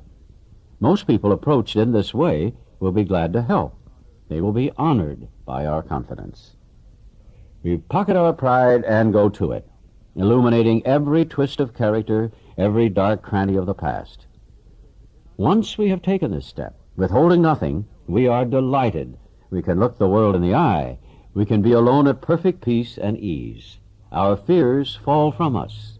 We begin to feel the nearness of our Creator. We may have had certain spiritual beliefs, but now we begin to have a spiritual experience. The feeling that the drink problem has disappeared will often come strongly. We feel we are on the broad highway, walking hand in hand with the Spirit of the universe. Returning home, we find a place where we can be quiet for an hour, carefully reviewing what we have done. We thank God from the bottom of our heart that we know Him better. Taking this book down from our shelf, we turn to the page which contains the 12 steps. Carefully reading the first 5 proposals, we ask if we have omitted anything, for we are building an arch through which we shall walk a free man at last. Is our work solid so far? Are the stones properly in place? Have we skimped on the cement put into the foundation? Have we tried to make mortar without sand? If we can answer to our satisfaction, we then look at step 6. We have emphasized willingness as being indispensable. Are we now ready to let God remove from us all the things which we have admitted are objectionable? Can He now take them all, every one? If we still cling to something we will not let go, we ask God to help us be willing. When ready, we say something like this: My Creator, I am now willing that you should have all of me, good and bad. I pray that you now remove from me every single defect of character which stands in the way of my usefulness to you and my fellows. Grant me strength as I go out from here to do your bidding. Amen. We have then completed step 7. Now we need more action, without which we find that faith without works is dead. Let's look at steps 8 and 9. We have a list of all persons we have harmed and to whom we are willing to make amends. We made it when we took inventory. We subjected ourselves to a drastic self-appraisal. Now we go out to our fellows and repair the damage done in the past. We attempt to sweep away the debris which has accumulated out of our effort to live on self-will and run the show ourselves. If we haven't the will to do this, we ask until it comes. Remember, it was agreed at the beginning we would go to any lengths for victory over alcohol. Probably there are still some misgivings. As we look over the list of business acquaintances and friends we have hurt, we may feel diffident about going to some of them on a spiritual basis. Let us be reassured. To some people, we need not and probably should not emphasize the spiritual feature on our first approach. We might prejudice them. At the moment, we are trying to put our lives in order, but this is not an end in itself. Our real purpose is to fit ourselves to be of maximum service to God and the people about us. It is seldom wise to approach an individual who still smarts from our injustice to him and announce that we have gone religious. In the prize ring, this would be called leading with a chin. Why lay ourselves open to being branded fanatics or religious bores? We may kill a future opportunity to carry a beneficial message, but our man is sure to be impressed with a sincere desire to set right the wrong. He's going to be more interested in a demonstration of goodwill than in our talk of spiritual discoveries. We don't use this as an excuse for shying away from the subject of God. When it will serve any good purpose, we are willing to announce our convictions with tact and common sense. The question of how to approach the man we hated will arise.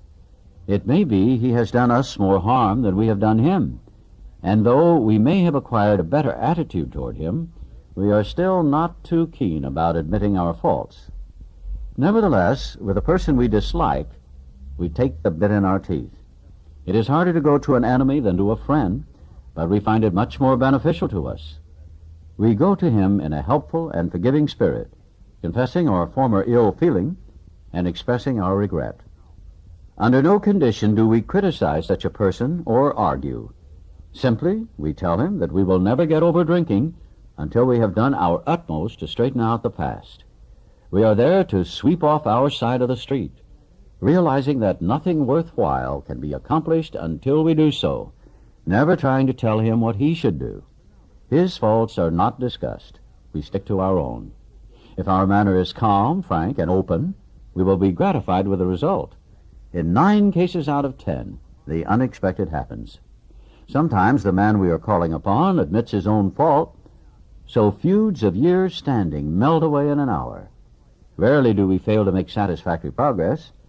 Our former enemies sometimes praise what we are doing and wish us well. Occasionally they will offer assistance. It should not matter, however, if someone does throw us out of his office. We have made our demonstration, done our part. It's water over the dam. Most alcoholics owe money. We do not dodge our creditors. Telling them what we are trying to do, we make no bones about our drinking. They usually know it anyway, whether we think so or not. Nor are we afraid of disclosing our alcoholism on the theory it may cause financial harm. Approached in this way, the most ruthless creditor will sometimes surprise us. Arranging the best deal we can, we let these people know we are sorry. Our drinking has made us slow to pay. We must lose our fear of creditors, no matter how far we have to go, for we are liable to drink if we are afraid to face them. Perhaps we have committed a criminal offense which might land us in jail if it were known to the authorities. We may be short in our accounts and unable to make good. We have already admitted this in confidence to another person, but we are sure we would be imprisoned or lose our job if it were known. Maybe it's only a petty offense, such as padding the expense account. Most of us have done that sort of thing. Maybe we are divorced and have remarried, but haven't kept up the alimony to number 1. She's indignant about it and has a warrant out for our arrest. That's a common form of trouble, too. Although these reparations take innumerable forms, there are some general principles which we find guiding. Reminding ourselves that we have decided to go to any lengths to find a spiritual experience, we ask that we be given strength and direction to do the right thing, no matter what the personal consequences may be. We may lose our position or reputation or face jail, but we are willing. We have to be. We must not shrink at anything. Usually, however, other people are involved. Therefore, we are not to be the hasty and foolish martyr who would needlessly sacrifice others to save himself from the alcoholic pit. A man we know had remarried. Because of resentment and drinking, he had not paid alimony to his first wife. She was furious. She went to court and got an order for his arrest. He had commenced our way of life, had secured a position, and was getting his head above water. It would have been impressive heroics if he had walked up to the judge and said, "Here I am." We thought he ought to be willing to do that if necessary, but if he were in jail, he could provide nothing for either family. We suggested he write his first wife, admitting his faults and asking forgiveness. He did, and also sent a small amount of money. He told her what he would try to do in the future. He said he was perfectly willing to go to jail if she insisted. Of course, she did not, and the whole situation has long since been adjusted. Before taking drastic action which might implicate other people, we secure their consent. If we have obtained permission, consulted with others, asked God to help, and the drastic step is indicated, we must not shrink. This brings to mind a story about one of our friends. While drinking, he accepted a sum of money from a bitterly hated business rival, giving him no receipt for it. He subsequently denied having received the money and used the incident as a basis for discrediting the man. He thus used his own wrongdoing as a means of destroying the reputation of another. In fact, his rival was ruined. He felt that he had done a wrong he could not possibly make right. If he opened that old affair, he was afraid it would destroy the reputation of his partner, disgrace his family, and take away his means of livelihood. What right had he to involve those dependent upon him? How could he possibly make a public statement exonerating his rival? After consulting with his wife and partner, he came to the conclusion that it was better to take those risks than to stand before his Creator guilty of such ruinous slander. He saw that he had to place the outcome in God's hands, or he would soon start drinking again, and all would be lost anyhow. He attended church for the first time in many years. After the sermon, he quietly got up and made an explanation. His action met widespread approval, and today he is one of the most trusted citizens of his town. This all happened years ago. The chances are that we have domestic troubles. Perhaps we are mixed up with women in a fashion we wouldn't care to have advertised. We doubt if, in this respect, alcoholics are fundamentally much worse than other people. But drinking does complicate sex relations in the home. After a few years with an alcoholic, a wife gets worn out, resentful, and uncommunicative. How could she be anything else? The husband begins to feel lonely, sorry for himself. He commences to look around in the nightclubs, or their equivalent, for something besides liquor. Perhaps he's having a secret and exciting affair with the girl who understands. In fairness, we must say that she may understand, but what are we going to do about a thing like that? A man so involved often feels very remorseful at times, especially if he is married to a loyal and courageous girl who has literally gone through hell for him. Whatever the situation, we usually have to do something about it. If we are sure our wife does not know, should we tell her? Not always, we think. If she knows in a general way that we've been wild, should we tell her in detail? Undoubtedly, we should admit our fault. She may insist on knowing all the particulars. She will want to know who the woman is and where she is. We feel we ought to say to her that we have no right to involve another person. We are sorry for what we have done, and, God willing, it shall not be repeated. More than that we cannot do. We have no right to go further. Though there may be justifiable exceptions, and though we wish to lay down no rule of any sort, we have often found this the best course to take. Our design for living is not a one-way street. It is as good for the wife as for the husband. If we can forget, so can she. It is better, however, that one does not needlessly name a person upon whom she can vent jealousy. Perhaps there are some cases where the utmost frankness is demanded. No outsider can appraise such an intimate situation. It may be that both will decide that the way of good sense and loving kindness is to let bygones be bygones. Each might pray about it, having the other one's happiness uppermost in mind. Keep it always in sight that we are dealing with that most terrible human emotion, jealousy. Good generalship may decide that the problem be attacked on the flank rather than risk a face-to-face combat. If we have no such complication, there is plenty we should do at home. Sometimes we hear an alcoholic say that the only thing he needs to do is to keep sober. Certainly he must keep sober, for there will be no home if he doesn't. But he is yet a long way from making good to the wife or parents whom for years he has so shockingly treated. Passing all understanding is the patience mothers and wives have had with alcoholics. Had this not been so, many of us would have no homes today, would perhaps be dead. The alcoholic is like a tornado roaring his way through the lives of others. Hearts are broken. Sweet relationships are dead. Affections have been uprooted. Selfish and inconsiderate habits have kept the home in turmoil. We feel a man is unthinking when he says that sobriety is enough. He is like the farmer who came up out of his cyclone cellar to find his home ruined. To his wife he remarked, "Don't see anything the matter here, Ma. Ain't it grand the wind stopped blowing?" Yes, there is a long period of reconstruction ahead. We must take the lead. A remorseful mumbling that we are sorry won't fill the bill at all. We ought to sit down with the family and frankly analyze the past as we now see it, being very careful not to criticize them. Their defects may be glaring, but the chances are that our own actions are partly responsible. So we clean house with the family, asking each morning in meditation that our Creator show us the way of patience, tolerance, kindliness, and love. The spiritual life is not a theory. We have to live it. Unless one's family expresses a desire to live upon spiritual principles, we think we ought not to urge them. We should not talk incessantly to them about spiritual matters. They will change in time. Our behavior will convince them more than our words. We must remember that 10 or 20 years of drunkenness would make a skeptic out of anyone. There may be some wrongs we can never fully right. We don't worry about them if we can honestly say to ourselves that we would right them if we could. Some people cannot be seen. We send them an honest letter, and there may be a valid reason for postponement in some cases, but we don't delay if it can be avoided. We should be sensible, tactful, considerate, and humble without being servile or scraping.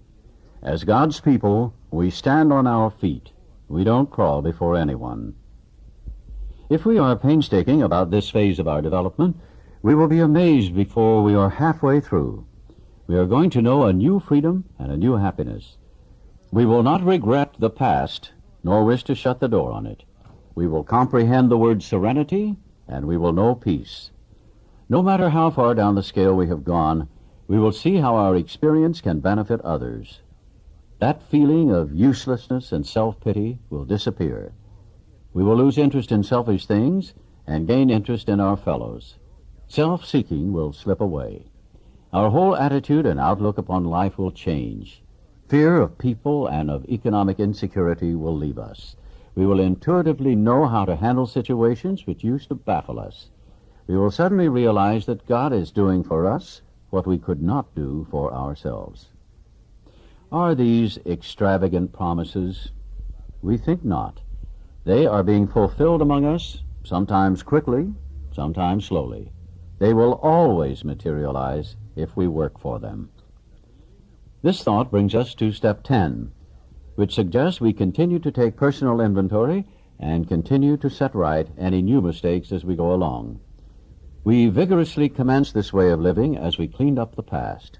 We have entered the world of the Spirit. Our next function is to grow in understanding and effectiveness. This is not an overnight matter. It should continue for our lifetime. Continue to watch for selfishness, dishonesty, resentment, and fear. When these crop up, we ask God at once to remove them. We discuss them with someone immediately and make amends quickly if we have harmed anyone.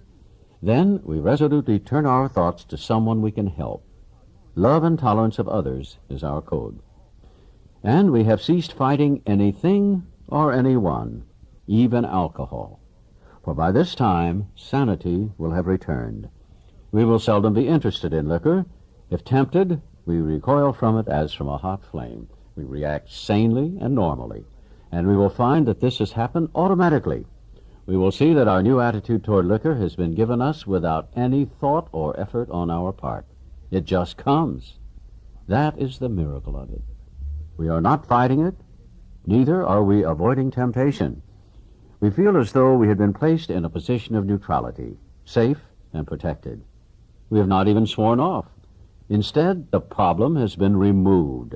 It does not exist for us. We are neither cocky nor are we afraid. That is our experience. That is how we react so long as we keep in fit spiritual condition. It is easy to let up on the spiritual program of action and rest on our laurels. We are headed for trouble if we do, for alcohol is a subtle foe. We are not cured of alcoholism. What we really have is a daily reprieve, contingent on the maintenance of our spiritual condition. Every day is a day when we must carry the vision of God's will into all of our activities. How can I best serve Thee? Thy will, not mine, be done. These are thoughts which must go with us constantly. We can exercise our willpower along this line all we wish. It is the proper use of the will. Much has already been said about receiving strength, inspiration, and direction from Him who has all knowledge and power. If we have carefully followed directions, we have begun to sense the flow of His Spirit into us. To some extent, we have become God-conscious. We have begun to develop this vital sixth sense. But we must go further, and that means more action. Step 11 suggests prayer and meditation. We shouldn't be shy on this matter of prayer. Better men than we are using it constantly. It works if we have the proper attitude and work at it. It would be easy to be vague about this matter, yet we believe we can make some definite and valuable suggestions. When we retire at night, we constructively review our day. Were we resentful, selfish, dishonest, or afraid? Do we owe an apology?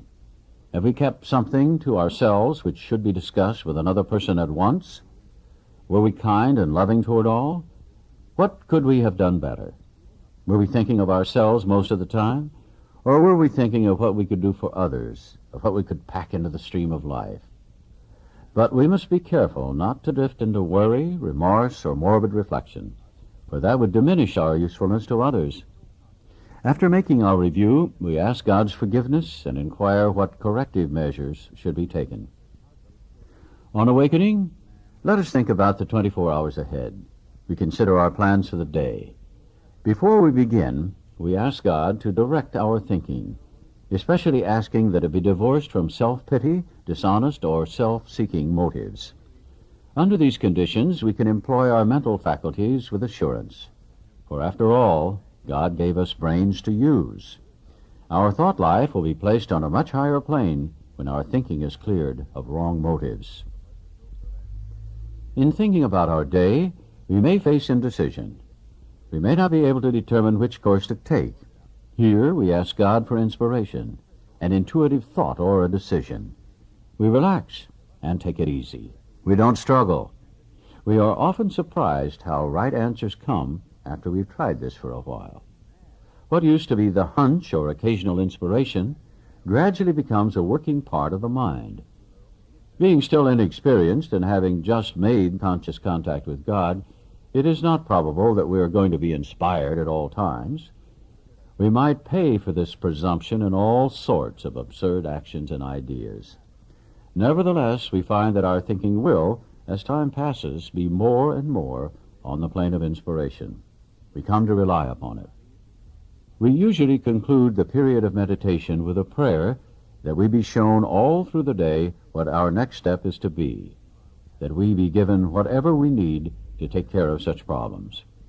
We ask especially for freedom from self-will and are careful to make no request for ourselves only.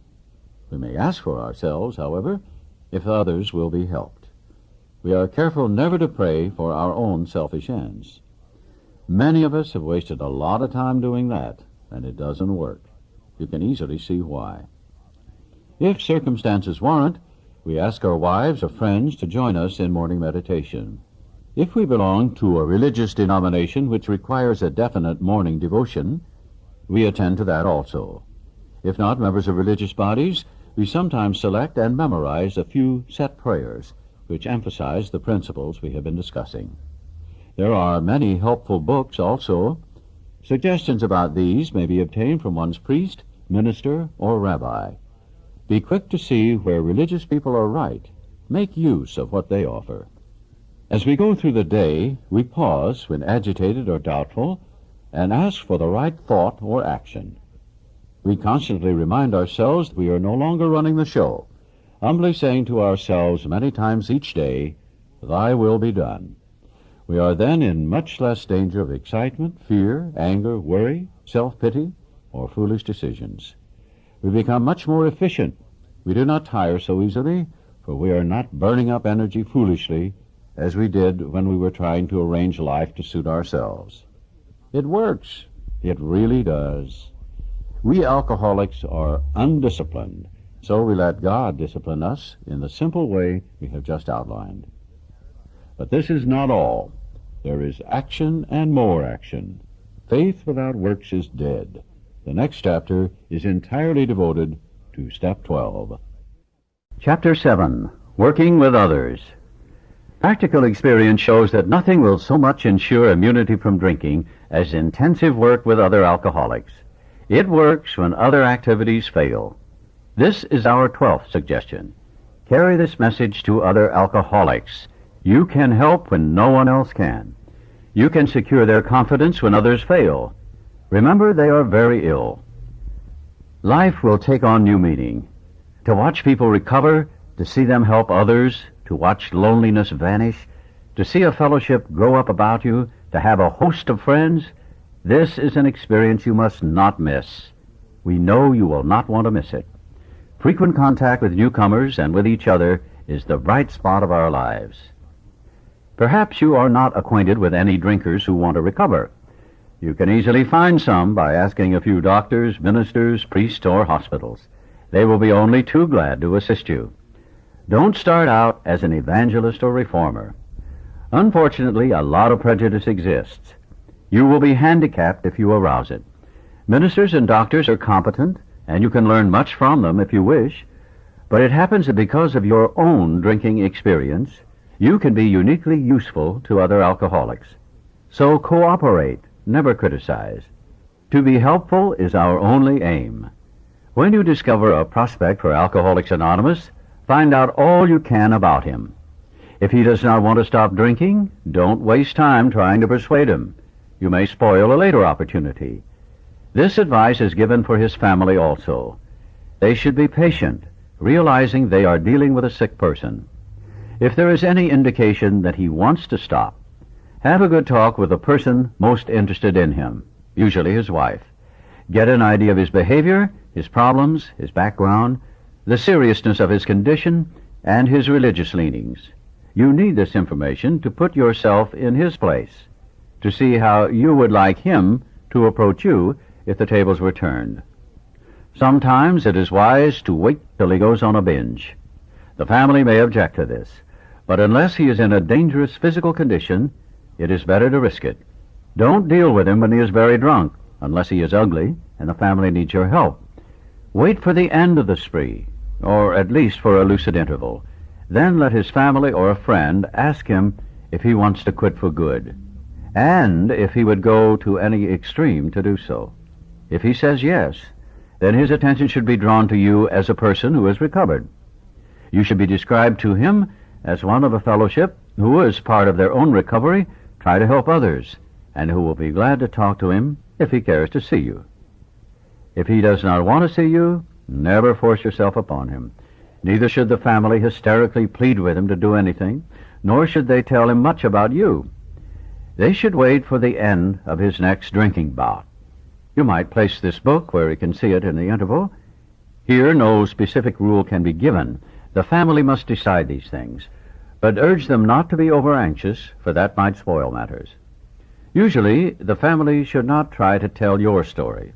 When possible, avoid meeting a man through his family. Approach through a doctor, or an institution is a better bet. If your man needs hospitalization, he should have it, but not forcibly unless he is violent. Let the doctor, if he will, tell him he has something in the way of a solution. When your man is better, the doctor might suggest a visit from you. Though you have talked with the family, leave them out of the first discussion.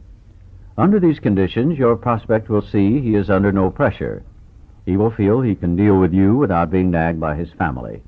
Call on him while he is still jittery. He may be more receptive when depressed. See your man alone, if possible. At first, engage in general conversation. After a while, turn the talk to some phase of drinking. Tell him enough about your drinking habits, symptoms, and experiences to encourage him to speak of himself. If he wishes to talk, let him do so. You will thus get a better idea of how you ought to proceed. If he is not communicative, give him a sketch of your drinking career up to the time you quit, but say nothing for the moment of how that was accomplished. If he is in a serious mood, dwell on the troubles liquor has caused you, being careful not to moralize or lecture. If his mood is light, tell him humorous stories of your escapades. Get him to tell some of his.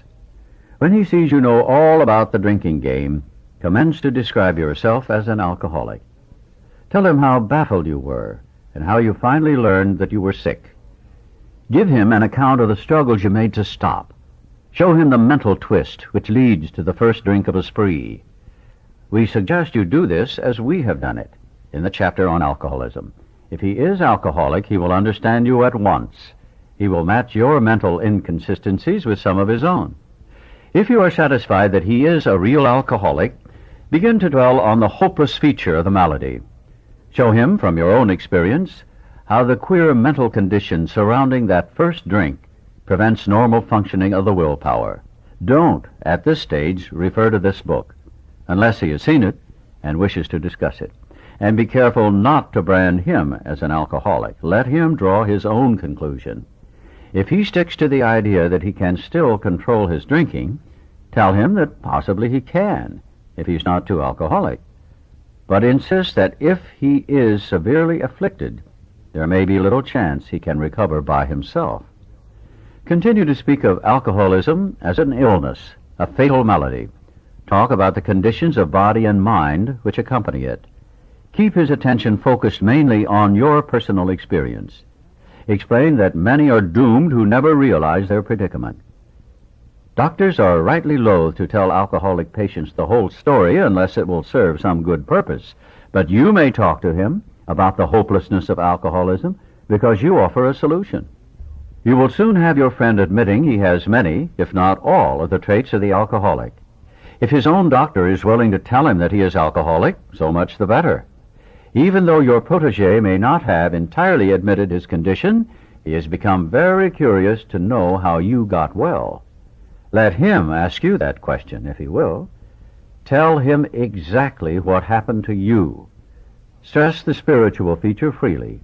If the man be agnostic or atheist, make it emphatic that he does not have to agree with your conception of God.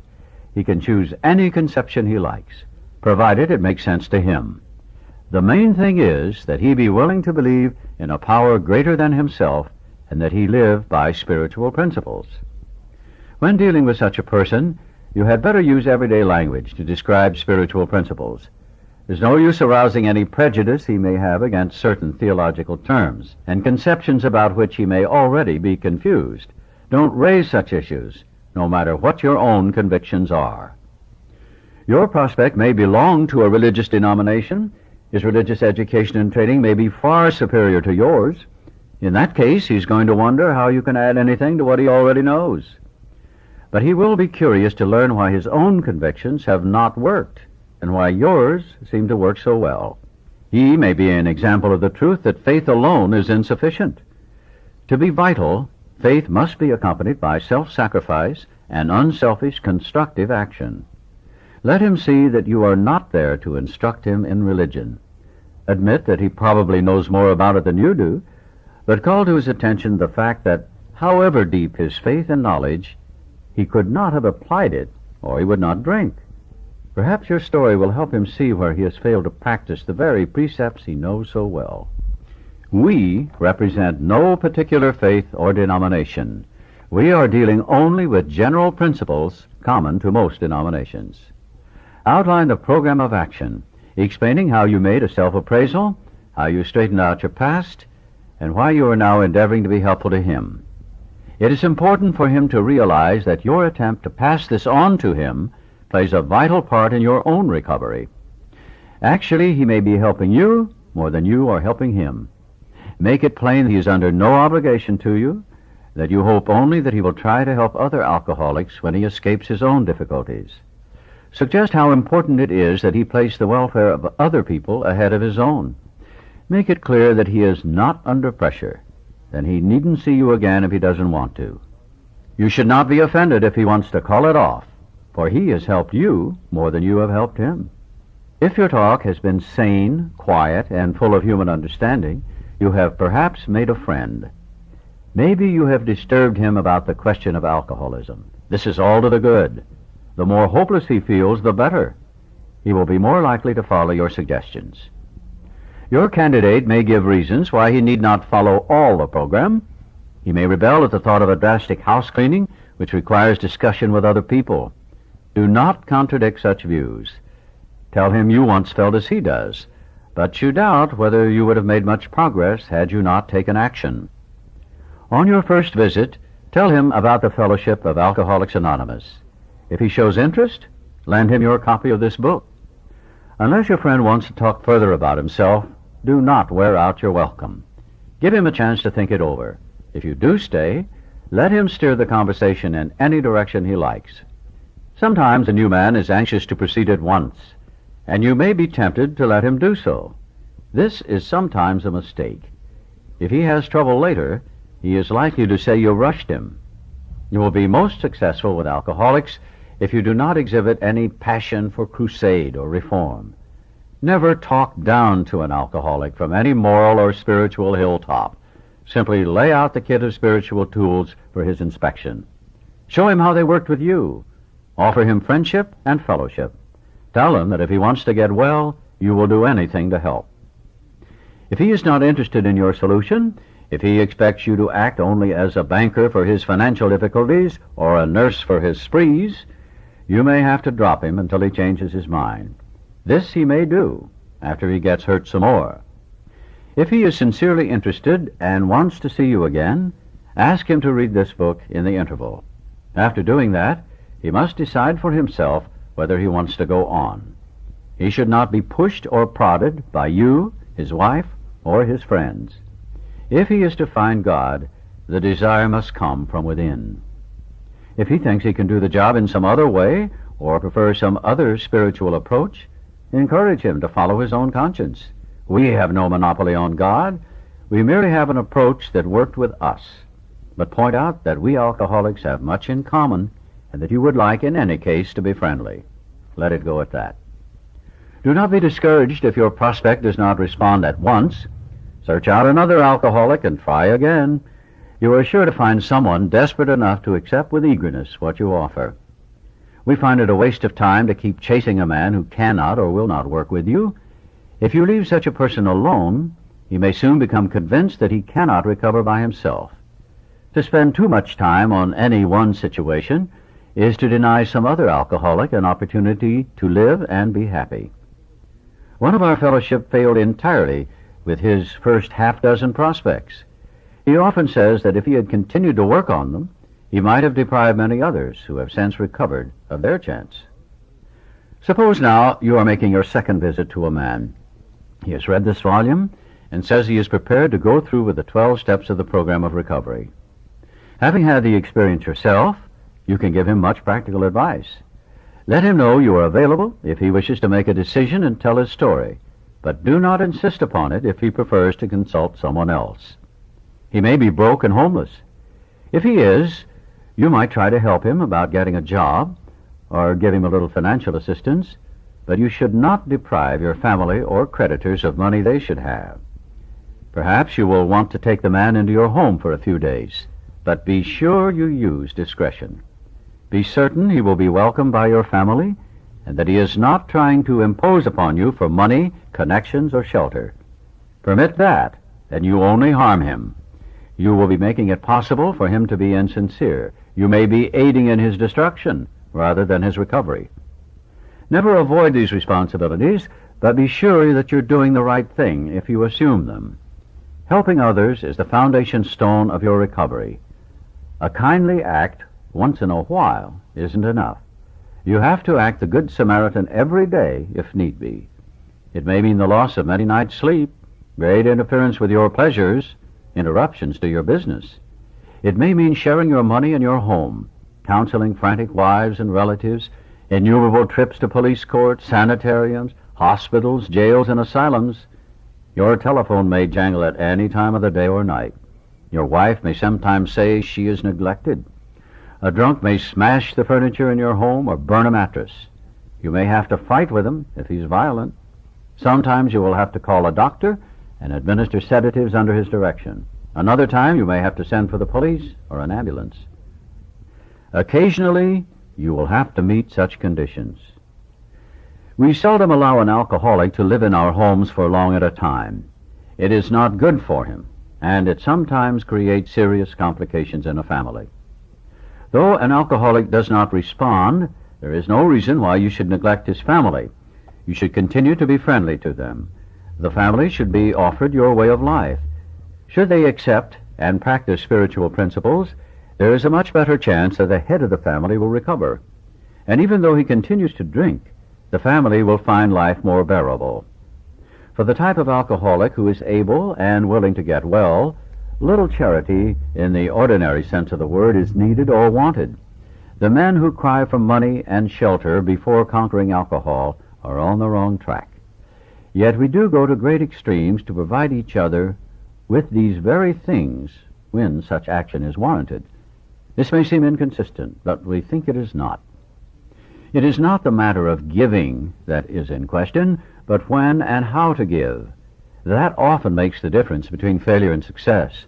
The minute we put our work on a service plane, the alcoholic commences to rely upon our assistance rather than upon God. He clamors for this or that, claiming he cannot master alcohol until his material needs are cared for. Nonsense. Some of us have taken very hard knocks to learn this truth. Job or no job, wife or no wife, we simply do not stop drinking so long as we place dependence upon other people ahead of dependence on God. Burn the idea into the consciousness of every man that he can get well, regardless of anyone. The only condition is that he trust in God and clean house. Now the domestic problem. There may be divorce, separation, or just strained relations. When your prospect has made such reparation as he can to his family and has thoroughly explained to them the new principles by which he is living, he should proceed to put those principles into action at home. That is, if he's lucky enough to have a home. Though his family be at fault in many respects, he should not be concerned about that. He should concentrate on his own spiritual demonstration. Argument and fault-finding are to be avoided like the plague. In many homes, this is a difficult thing to do, but it must be done if any results are to be expected. If persisted in for a few months, the effect on a man's family is sure to be great. The most incompatible people discover they have a basis upon which they can meet. Little by little, the family may see their own defects and admit them. These can then be discussed in an atmosphere of helpfulness and friendliness. After they have seen tangible results, the family will perhaps want to go along. These things will come to pass naturally and in good time, provided, however, the alcoholic continues to demonstrate that he can be sober, considerate, and helpful, regardless of what anyone says or does. Of course, we all fall much below this standard many times, but we must try to repair the damage immediately, lest we pay the penalty by a spree. If there be divorce or separation, there should be no undue haste for the couple to get together. The man should be sure of his recovery. The wife should fully understand his new way of life. If their old relationship is to be resumed, it must be on a better basis, since the former did not work. This means a new attitude and spirit all around. Sometimes it is to the best interest of all concerned that a couple remain apart. Obviously, no rule can be laid down. Let the alcoholic continue his program day by day. When the time for living together has come, it will be apparent to both parties. Let no alcoholic say he cannot recover unless he has his family back. This just isn't so. In some cases, the wife will never come back for one reason or another. Remind the prospect that his recovery is not dependent upon people. It is dependent upon his relationship with God.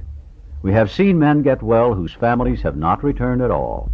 We have seen others slip when the family came back too soon. Both you and the new man must walk day by day in the path of spiritual progress. If you persist, remarkable things will happen. When we look back, we realize that the things which came to us when we put ourselves in God's hands were better than anything we could have planned. Follow the dictates of a higher power, and you will presently live in a new and wonderful world. no matter what your present circumstances. When working with a man and his family, you should take care not to participate in their quarrels. You may spoil your chance of being helpful if you do, but urge upon a man's family that he has been a very sick person and should be treated accordingly. You should warn against arousing resentment or jealousy. You should point out that his defects of character are not going to disappear overnight. Show them that he has entered upon a period of growth. Ask them to remember, when they are impatient, the blessed fact of his sobriety. If you've been successful in solving your own domestic problems, tell the newcomer's family how that was accomplished. In this way, you can set them on the right track without becoming critical of them. The story of how you and your wife settled your difficulties is worth any amount of criticism.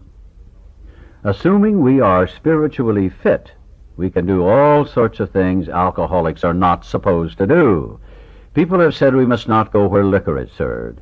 We must not have it in our homes. We must shun friends who drink.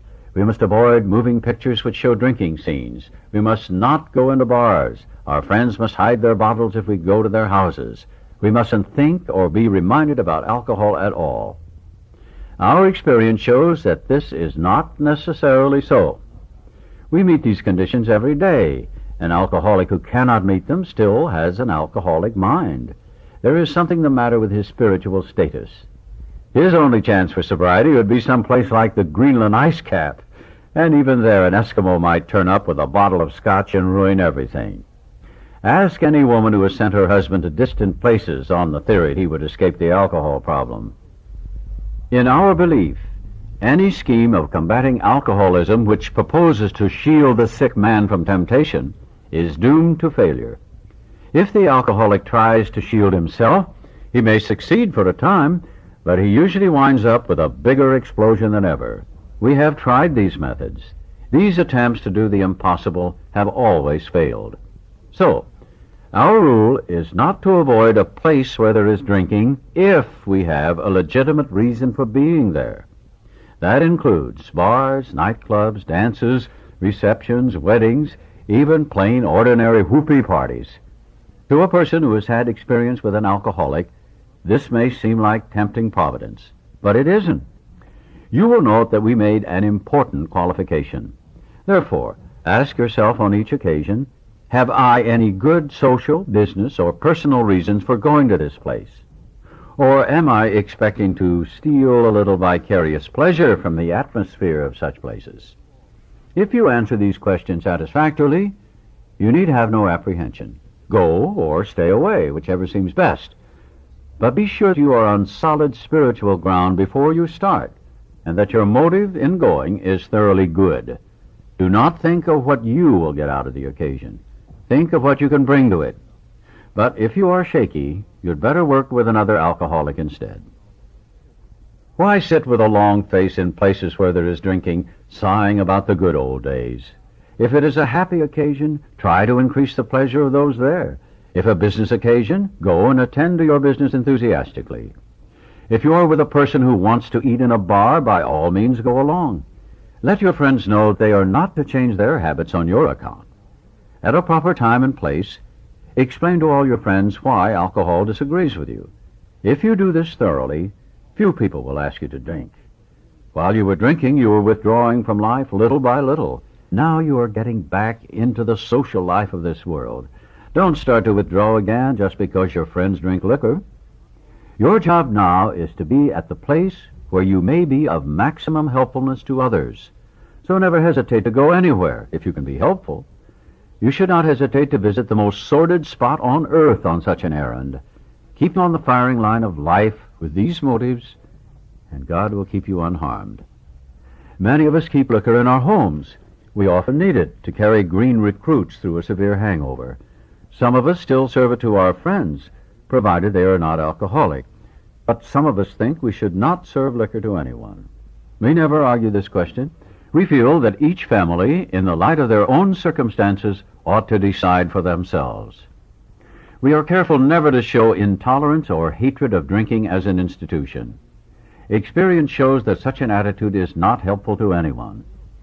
Every new alcoholic looks for this spirit among us and is immensely relieved when he finds we are not witch burners. A spirit of intolerance might repel alcoholics whose lives could have been saved had it not been for such stupidity. We would not even do the cause of temperate drinking any good, for not one drinker in 1,000 likes to be told anything about alcohol by one who hates it.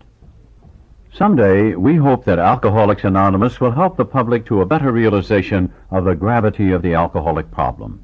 But we shall be of little use if our attitude is one of bitterness or hostility. Drinkers will not stand for it. After all, our problems were of our own making. Bottles were only a symbol. Besides, we have stopped fighting anybody or anything. We have to. Chapter 8. Two Wives. Here is a footnote. Written in 1939, when there were few women in AA, this chapter assumes that the alcoholic in the home is likely to be the husband. But many of the suggestions given here may be adapted to help the person who lives with a woman alcoholic, whether she is still drinking or is recovering in AA.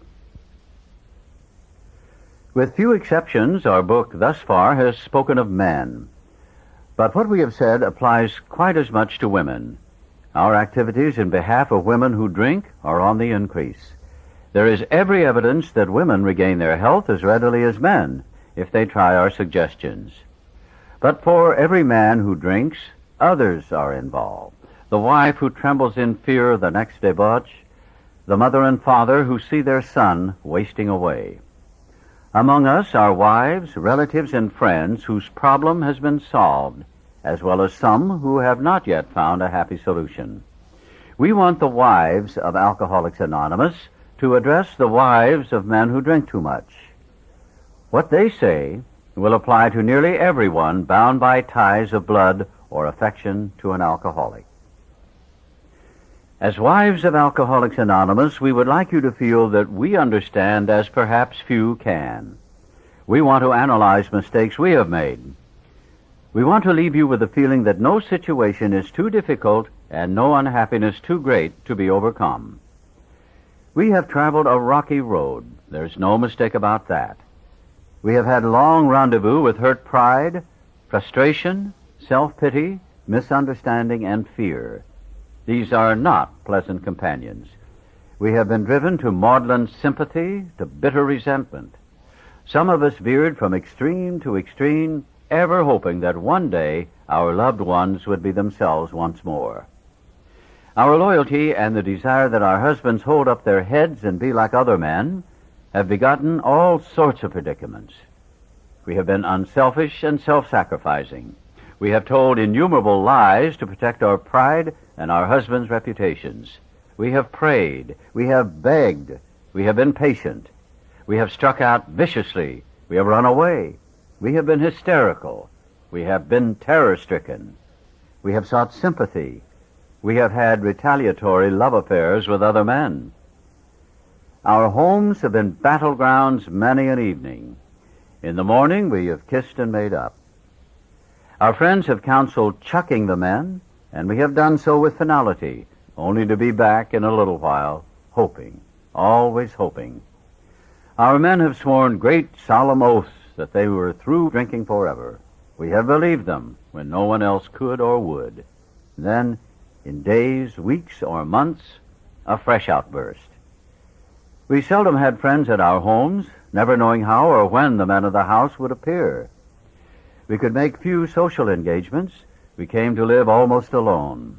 When we were invited out, our husbands sneaked so many drinks that they spoiled the occasion. If, on the other hand, they took nothing, their self-pity made them killjoys. There was never financial security. Positions were always in jeopardy or gone. An armored car would not have brought the pay envelopes home. The checking account melted like snow in June. Sometimes there were other women. How heartbreaking was this discovery. How cruel to be told they understood our men as we did not. The bill collectors, the sheriffs, the angry taxi drivers, the policemen, the bums, the pals, and even the ladies they sometimes brought home. Our husbands thought we were so inhospitable. Joy killer, nag, wet blanket. That's what they said. Next day, they would be themselves again, and we would forgive and try to forget. We have tried to hold the love of our children for their father. We have told small tots that father was sick, which was much nearer the truth than we realized. They struck the children, kicked out door panels, smashed treasured crockery, and ripped the keys out of pianos. In the midst of such pandemonium, they may have rushed out, threatening to live with the other woman forever. In desperation, we have even got tied ourselves, the drunk to end all drunks. The unexpected result was that our husbands seemed to like it. Perhaps at this point we got a divorce and took the children home to father and mother. Then we were severely criticized by our husbands' parents for desertion. Usually we did not leave. We stayed on and on. We finally sought employment ourselves as destitution faced us and our families. We began to ask medical advice as the sprees got closer together. The alarming physical and mental symptoms, the deepening pall of remorse, depression, and inferiority that settled down on our loved ones, these things terrified and distracted us. As animals on a treadmill, we have patiently and wearily climbed, falling back in exhaustion after each futile effort to reach solid ground. Most of us have entered the final stage with its commitment to health resorts, sanitariums, hospitals, and jails. Sometimes there were screaming delirium and insanity. Death was often near. Under these conditions, we naturally made mistakes. Some of them rose out of ignorance of alcoholism. Sometimes we sensed dimly that we were dealing with sick men. Had we fully understood the nature of the alcoholic illness, we might have behaved differently. How could men who love their wives and children be so unthinking, so callous, so cruel? There could be no love in such persons, we thought. And just as we were being convinced of their heartlessness, they would surprise us with fresh resolves and new attentions. For a while, they would be their old sweet selves, only to dash the new structure of affection to pieces once more. Asked why they commenced to drink again, they would reply with some silly excuse, or none. It was so baffling, so heartbreaking. Could we have been so mistaken in the men we married? When drinking, they were strangers. Sometimes they were so inaccessible that it seemed as though a great wall had been built around them. And even if they did not love their families, how could they be so blind about themselves? What had become of their judgment, their common sense, their willpower? Why could they not see that drink meant ruin to them? Why was it, when these dangers were pointed out, that they agreed and then got drunk again immediately? These are some of the questions which race through the mind of every woman who has an alcoholic husband. We hope this book has answered some of them. Perhaps your husband has been living in that strange world of alcoholism where everything is distorted and exaggerated. You can see that he really does love you with his better self. Of course, there is such a thing as incompatibility, but in nearly every instance, the alcoholic only seems to be unloving and inconsiderate. It is usually because he is warped and sickened that he says and does these appalling things. Today, most of our men are better husbands and fathers than ever before. Try not to condemn your alcoholic husband, no matter what he says or does. He's just another very sick, unreasonable person. Treat him, when you can, as though he had pneumonia. When he angers you, remember that he is very ill. There is an important exception to the foregoing. We realize some men are thoroughly bad-intentioned, that no amount of patience will make any difference. An alcoholic of this temperament may be quick to use this chapter as a club over your head. Don't let him get away with it. If you are positive he is one of this type, you may feel you had better leave. Is it right to let him ruin your life and the lives of your children? Especially when he has before him a way to stop his drinking and abuse if he really wants to pay the price. The problem with which you struggle usually falls within one of four categories. 1, your husband may be only a heavy drinker. His drinking may be constant, or it may be heavy only on certain occasions. Perhaps he spends too much money for liquor. It may be slowing him up mentally and physically, but he does not see it. Sometimes he is a source of embarrassment to you and his friends. He is positive he can handle his liquor, that it does him no harm, that drinking is necessary in his business. He would probably be insulted if he were called an alcoholic. This world is full of people like him. Some will moderate or stop altogether, and some will not. Of those who keep on, a good number will become true alcoholics after a while. 2. Your husband is showing lack of control, for he is unable to stay on the water wagon even when he wants to. He often gets entirely out of hand when drinking. He admits this is true, but is positive that he will do better. He has begun to try, with or without your cooperation, various means of moderating or staying dry. Maybe he's beginning to lose his friends. His business may suffer somewhat. He is worried at times and is becoming aware that he cannot drink like other people. He sometimes drinks in the morning and through the day also to hold his nervousness in check. He is remorseful after serious drinking bouts and tells you he wants to stop. But when he gets over the spree, he begins to think once more how he can drink moderately next time. We think this person is in danger. These are the earmarks of a real alcoholic. Perhaps he can still tend to business fairly well. He has by no means ruined everything. As we say among ourselves, he wants to stop. 3, this husband has gone much further than husband number 2. Though once like number 2, he became worse. His friends have slipped away, his home is a near wreck, and he cannot hold a position. Maybe the doctor has been called in, and the weary round of sanitariums and hospitals has begun. He admits he cannot drink like other people, but does not see why. He clings to the notion that he will yet find a way to do so. He may have come to the point where he desperately wants to stop, but cannot. His case presents additional questions which we shall try to answer for you. You can be quite hopeful of a situation like this.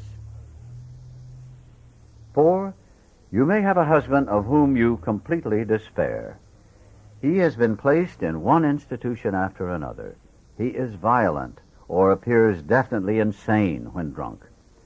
Sometimes he drinks on the way home from the hospital. Perhaps he has had delirium tremens. Doctors may shake their heads and advise you to have him committed. Maybe you have already been obliged to put him away. This picture may not be as dark as it looks. Many of our husbands were just as far gone, yet they got well. Let's now go back to husband number 1. Oddly enough, he is often difficult to deal with. He enjoys drinking. It stirs his imagination. His friends feel closer over a highball. Perhaps you enjoy drinking with him yourself when he doesn't go too far. You have passed happy evenings together, chatting and drinking before your fire. Perhaps you both like parties which would be dull without liquor. We have enjoyed such evenings ourselves. We had a good time. We know all about liquor as a social lubricant. Some, but not all of us, think it has its advantages when reasonably used. The first principle of success is that you should never be angry. Even though your husband becomes unbearable and you have to leave him temporarily, you should, if you can, go without rancor. Patience and good temper are most necessary. Our next thought is that you should never tell him what he must do about his drinking. If he gets the idea that you are a nag or a killjoy, your chance of accomplishing anything useful may be zero. He will use that as an excuse to drink more. He will tell you he is misunderstood. This may lead to lonely evenings for you. He may seek someone else to console him, not always another man. Be determined that your husband's drinking is not going to spoil your relations with your children or your friends. They need your companionship and your help. It is possible to have a full and useful life, though your husband continues to drink. We know women who are unafraid, even happy, under these conditions. Do not set your heart on reforming your husband. You may be unable to do so, no matter how hard you try. We know these suggestions are sometimes difficult to follow, but you will save many a heartbreak if you can succeed in observing them. Your husband may come to appreciate your reasonableness and patience. This may lay the groundwork for a friendly talk about his alcoholic problem. Try to have him bring up the subject himself. Be sure you are not critical during such a discussion. Attempt instead to put yourself in his place. Let him see that you want to be helpful rather than critical. When a discussion does arise, you might suggest he read this book or at least the chapter on alcoholism. Tell him you have been worried, though perhaps needlessly. You think he ought to know the subject better, as everyone should have a clear understanding of the risk he takes if he drinks too much. Show him you have confidence in his power to stop or moderate. Say you do not want to be a wet blanket, that you only want him to take care of his health. Thus you may succeed in interesting him in alcoholism. He probably has several alcoholics among his own acquaintances. You might suggest that you both take an interest in them. Drinkers like to help other drinkers. Your husband may be willing to talk to one of them. If this kind of approach does not catch your husband's interest, it may be best to drop the subject. But after a friendly talk, your husband will usually revive the topic himself. This may take patient waiting, but it will be worth it. Meanwhile, you might try to help the wife of another serious drinker. If you act upon these principles, your husband may stop or moderate. Suppose, however, that your husband fits the description of number 2. The same principles which apply to husband number 1 should be practiced. But after his next binge, ask him if he would really like to get over drinking for good. Do not ask that he do it for you or anyone else. Just would he like to? The chances are he would. Show him your copy of this book and tell him what you have found out about alcoholism. Show him that as alcoholics, the writers of the book understand. Tell him some of the interesting stories you have read. If you think he will be shy of a spiritual remedy, ask him to look at the chapter on alcoholism. Then perhaps he will be interested enough to continue. If he is enthusiastic, your cooperation will mean a great deal. If he is lukewarm or thinks he is not an alcoholic, we suggest you leave him alone. Avoid urging him to follow our program. The seed has been planted in his mind. He knows that thousands of men, much like himself, have recovered. But don't remind him of this after he has been drinking, for he may be angry. Sooner or later, you are likely to find him reading the book once more. Wait until repeated stumbling convinces him he must act, for the more you hurry him, the longer his recovery may be delayed. If you have a number 3 husband, you may be in luck. Being certain he wants to stop, you can go to him with this volume as joyfully as though you had struck oil. He may not share your enthusiasm, but he is practically sure to read the book, and he may go for the program at once. If he does not, you will probably not have long to wait. Again, you should not crowd him. Let him decide for himself. Cheerfully see him through more sprees. Talk about his condition or this book only when he raises the issue. In some cases, it may be better to let someone outside the family present the book. They can urge action without arousing hostility. If your husband is otherwise a normal individual, your chances are good at this stage.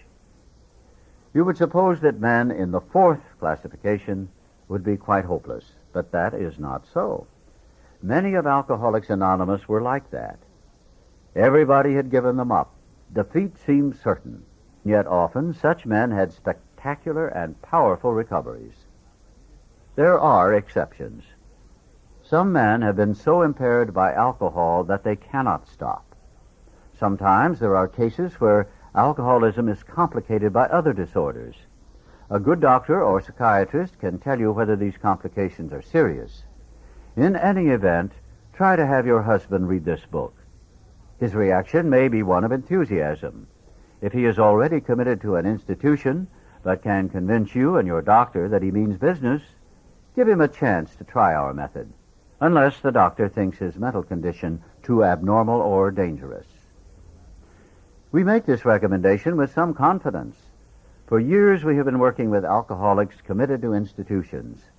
Since this book was first published, AA has released thousands of alcoholics from asylums and hospitals of every kind. The majority have never returned. The power of God goes deep. You may have the reverse situation on your hands. Perhaps you have a husband who is at large, but who should be committed. Some men cannot or will not get over alcoholism. When they become too dangerous, we think the kind thing is to lock them up. But of course a good doctor should always be consulted. The wives and children of such men suffer horribly, but not more than the men themselves. But sometimes you must start life anew. We know women who have done it. If such women adopt a spiritual way of life, their road will be smoother. If your husband is a drinker, you probably worry over what other people are thinking, and you hate to meet your friends. You draw more and more into yourself, and you think everyone is talking about conditions at your home. You avoid the subject of drinking, even with your own parents. You do not know what to tell the children. When your husband is bad, you become a trembling recluse, wishing the telephone had never been invented. We find that most of this embarrassment is unnecessary. While you need not discuss your husband at length, you can quietly let your friends know the nature of his illness. But you must be on guard not to embarrass or harm your husband. When you have carefully explained to such people that he is a sick person, you will have created a new atmosphere. Barriers which have sprung up between you and your friends will disappear with the growth of sympathetic understanding. You will no longer be self-conscious or feel that you must apologize as though your husband were a weak character. He may be anything but that. Your new courage, good nature, and lack of self-consciousness will do wonders for you socially. The same principle applies in dealing with the children. Unless they actually need protection from their father, it is best not to take sides in any argument he has with them while drinking. Use your energies to promote a better understanding all around. Then that terrible tension which grips the home of every problem drinker will be lessened. Frequently you have felt obliged to tell your husband's employer and his friends that he was sick, when, as a matter of fact, he was tight. Avoid answering these inquiries as much as you can. Whenever possible, let your husband explain. Your desire to protect him should not cause you to lie to people when they have a right to know where he is and what he is doing. Discuss this with him when he is sober and in good spirits. Ask him what you should do if he places you in such a position again. But be careful not to be resentful about the last time he did so. There is another paralyzing fear. You may be afraid your husband will lose his position. You are thinking of the disgrace and hard times which will befall you and the children. This experience may come to you, or you may already have had it several times. Should it happen again, regard it in a different light. Maybe it will prove a blessing. It may convince your husband he wants to stop drinking forever. And now you know that he can stop if he will. Time after time, this apparent calamity has been a boon to us, for it opened up a path which led to the discovery of God. We have elsewhere remarked how much better life is when lived on a spiritual plane. If God can solve the age-old riddle of alcoholism, he can solve your problems too. We wives found that, like everybody else, we were afflicted with pride, self-pity, vanity, and all the things which go to make up the self-centered person. And we were not above selfishness or dishonesty. As our husbands began to apply spiritual principles in their lives, we began to see the desirability of doing so too. At first, some of us did not believe we needed this help. We thought, on the whole, we were pretty good women, capable of being nicer if our husbands stopped drinking. But it was a silly idea that we were too good to need God. Now we try to put spiritual principles to work in every department of our lives. When we do that, we find it solves our problems too. The ensuing lack of fear, worry, and hurt feelings is a wonderful thing.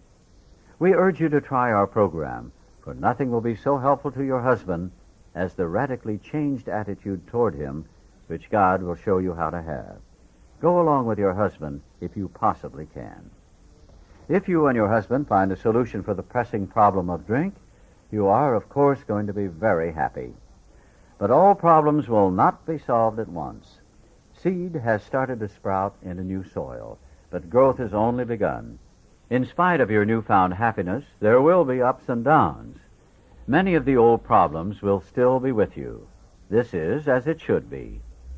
The faith and sincerity of both you and your husband will be put to the test. These workouts should be regarded as part of your education, for thus you will be learning to live. You will make mistakes, but if you are in earnest, they will not drag you down. Instead, you will capitalize them. A better way of life will emerge when they are overcome. Some of the snags you will encounter are irritation, hurt feelings, and resentments. Your husband will sometimes be unreasonable, and you will want to criticize. Starting from a speck on the domestic horizon, great thunderclouds of dispute may gather. These family dissensions are very dangerous, especially to your husband. Often you must carry the burden of avoiding them or keeping them under control. Never forget that resentment is a deadly hazard to an alcoholic. We do not mean that you have to agree with your husband whenever there is an honest difference of opinion. Just be careful not to disagree in a resentful or critical spirit. You and your husband will find that you can dispose of serious problems easier than you can the trivial ones. Next time you and he have a heated discussion, no matter what the subject, it should be the privilege of either to smile and say, "This is getting serious.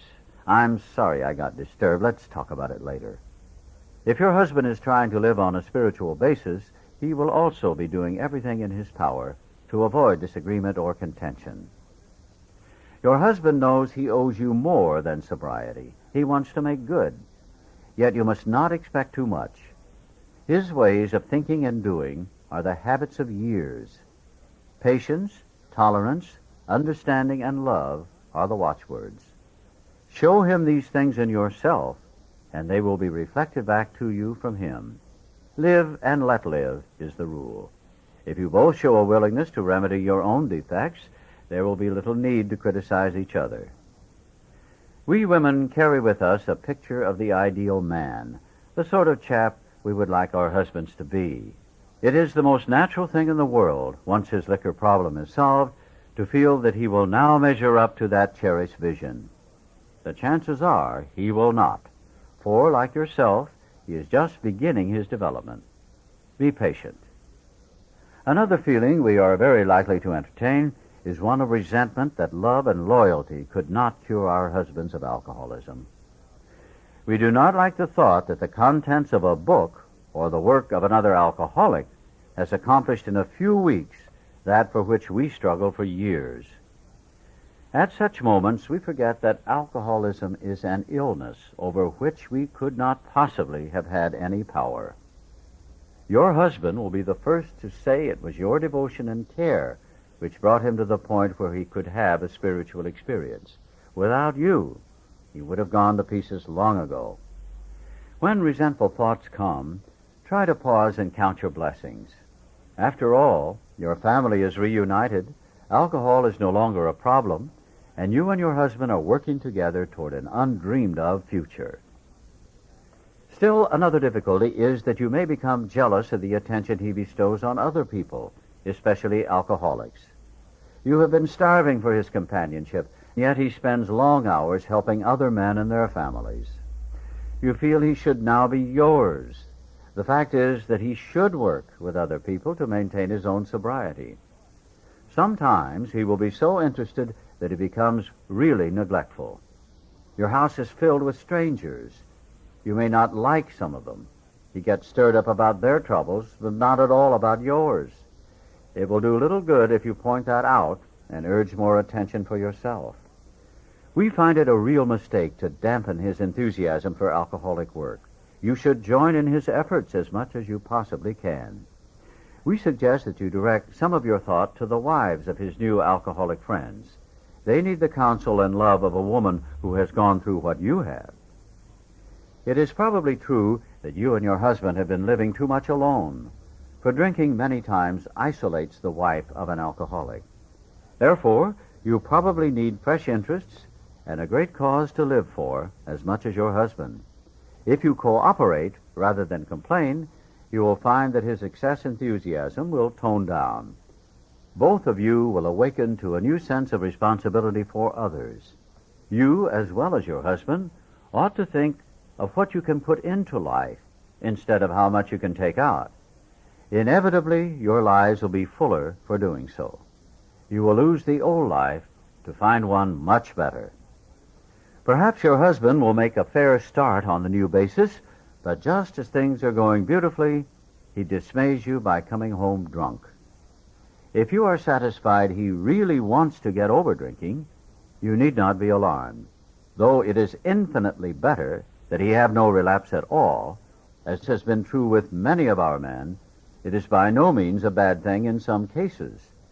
Your husband will see at once that he must redouble his spiritual activities if he expects to survive. You need not remind him of his spiritual deficiency. He will know of it. Cheer him up and ask him how you can be still more helpful. The slightest sign of fear or intolerance may lessen your husband's chance of recovery.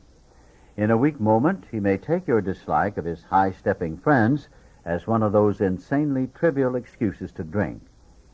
We never try to arrange a man's life so as to shield him from temptation. The slightest disposition on your part to guide his appointments or his affairs so he will not be tempted will be noticed. Make him feel absolutely free to come and go as he likes. This is important. If he gets drunk, don't blame yourself. God has either removed your husband's liquor problem or he has not. If not, it had better be found out right away. Then you and your husband can get right down to fundamentals. If a repetition is to be prevented, place the problem, along with everything else, in God's hands. We realize that we have been giving you much direction and advice. We may have seemed to lecture. If that is so, we are sorry, for we ourselves don't always care for people who lecture us. But what we have related is based upon experience, some of it painful. We had to learn these things the hard way. That is why we are anxious that you understand and that you avoid these unnecessary difficulties. So, to you out there who may soon be with us, we say good luck and God bless you. The Fellowship of Al-Anon Family Groups was formed about 13 years after this chapter was written.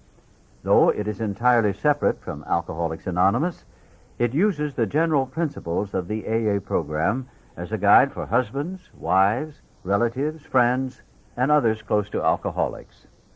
The foregoing pages, though addressed only to wives, indicate the problems such people may face. Alateen, for teenage children of alcoholics, is part of Al-Anon. If there is no Al-Anon listing in your local telephone book, you may obtain further information on Al-Anon family groups by writing to its World Service Office, Box 182, Madison Square Station, New York, New York, 10010. Chapter 9, The Family Afterward. Our womenfolk have suggested certain attitudes a wife may take with a husband who is recovering. Perhaps they created the impression that he's to be wrapped in cotton wool and placed on a pedestal. Successful readjustment means the opposite. All members of the family should meet upon the common ground of tolerance, understanding, and love. This involves a process of deflation. The alcoholic, his wife, his children, his in-laws, each one is likely to have fixed ideas about the family's attitude toward himself or herself. Each is interested in having his or her wishes respected. We find the more one member of the family demands that the others concede to him, the more resentful they become. This makes for discord and unhappiness. And why? Is it not because each wants to play the lead? Is not each trying to arrange the family show to his liking? Is he not unconsciously trying to see what he can take from the family life rather than give? Cessation of drinking is but the first step away from a highly strained, abnormal condition. A doctor said to us, years of living with an alcoholic is almost sure to make any wife or child neurotic. The entire family is, to some extent, ill. Let families realize as they start their journey that all will not be fair weather. Each in his turn may be footsore and may straggle. There will be alluring shortcuts and bypaths down which they may wander and lose their way. Suppose we tell you some of the obstacles a family will meet. Suppose we suggest how they may be avoided, even converted to good use for others. The family of an alcoholic longs for the return of happiness and security. They remember when father was romantic, thoughtful, and successful. Today's life is measured against that of other years, and when it falls short, the family may be unhappy. Family confidence in Dad is rising high. The good old days will soon be back, they think. Sometimes they demand that Dad bring them back instantly. God, they believe, almost owes this recompense on a long overdue account. But the head of the house has spent years in pulling down the structures of business, romance, friendship, health. These things are now ruined or damaged. It will take time to clear away the wreck. Though old buildings will eventually be replaced by finer ones, the new structures will take years to complete. Father knows he is to blame. It may take him many seasons of hard work to be restored financially, but he shouldn't be reproached. Perhaps he will never have much money again. But the wise family will admire him for what he is trying to be rather than for what he is trying to get. Now and then the family will be plagued by specters from the past, for the drinking career of almost every alcoholic has been marked by escapades, funny, humiliating, shameful, or tragic. The first impulse will be to bury these skeletons in a dark closet and padlock the door. The family may be possessed by the idea that future happiness can be based only upon forgetfulness of the past. We think that such a view is self-centered and in direct conflict with the new way of living. Henry Ford once made a wise remark to the effect that experience is the thing of supreme value in life. That is true only if one is willing to turn the past to good account. We grow by our willingness to face and rectify errors and convert them into assets. The alcoholic's past thus becomes the principal asset of the family, and frequently it is almost the only one. This painful past may be of infinite value to other families still struggling with their problem.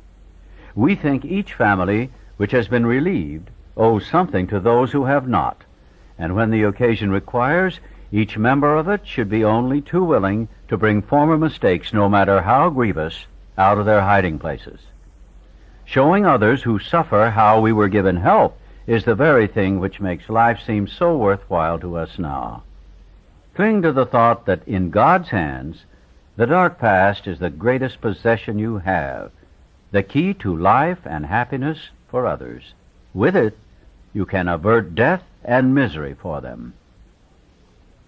It is possible to dig up past misdeeds so they become a blight, a veritable plague. For example, we know of situations in which the alcoholic or his wife have had love affairs. In the first flush of spiritual experience, they forgave each other and drew closer together. The miracle of reconciliation was at hand. Then, under one provocation or another, the aggrieved one would unearth the old affair and angrily cast its ashes about. A few of us have had these growing pains, and they hurt a great deal. Husbands and wives have sometimes been obliged to separate for a time until new perspective, new victory over hurt pride could be re-won. In most cases, the alcoholics survive this ordeal without relapse, but not always. So we think that unless some good and useful purpose is to be served, past occurrences should not be discussed.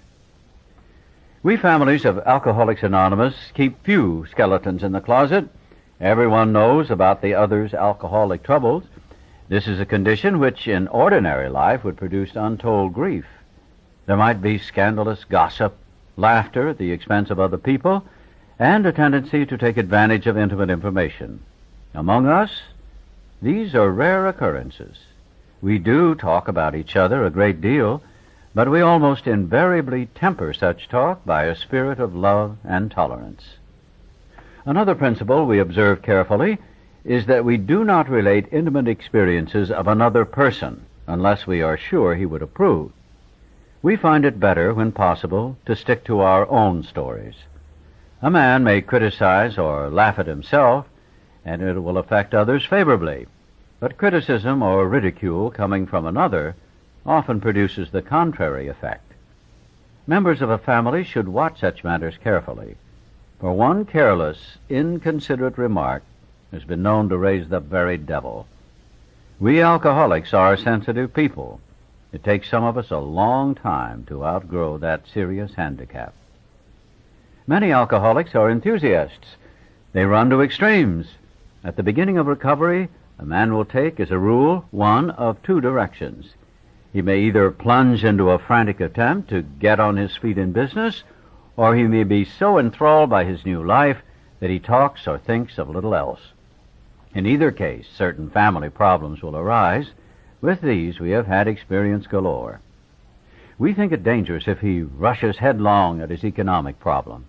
The family will be affected also, pleasantly at first, as they feel their money troubles are about to be solved, then not so pleasantly as they find themselves neglected. Dad may be tired at night and preoccupied by day. He may take small interest in the children and may show irritation when reproved for his delinquencies. If not irritable, he may seem dull and boring, not gay and affectionate as the family would like him to be.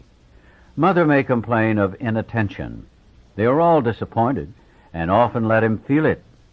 Beginning with such complaints, a barrier arises. He is straining every nerve to make up for lost time. He is striving to recover fortune and reputation and feels he's doing very well. Sometimes mother and children don't think so.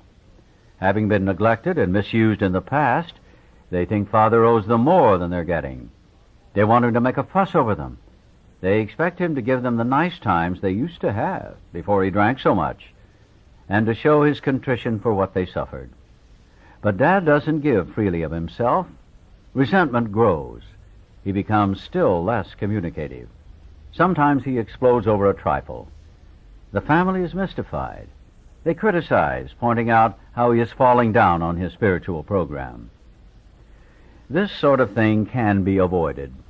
Both father and the family are mistaken, though each side may have some justification. It is of little use to argue, and only makes the impasse worse.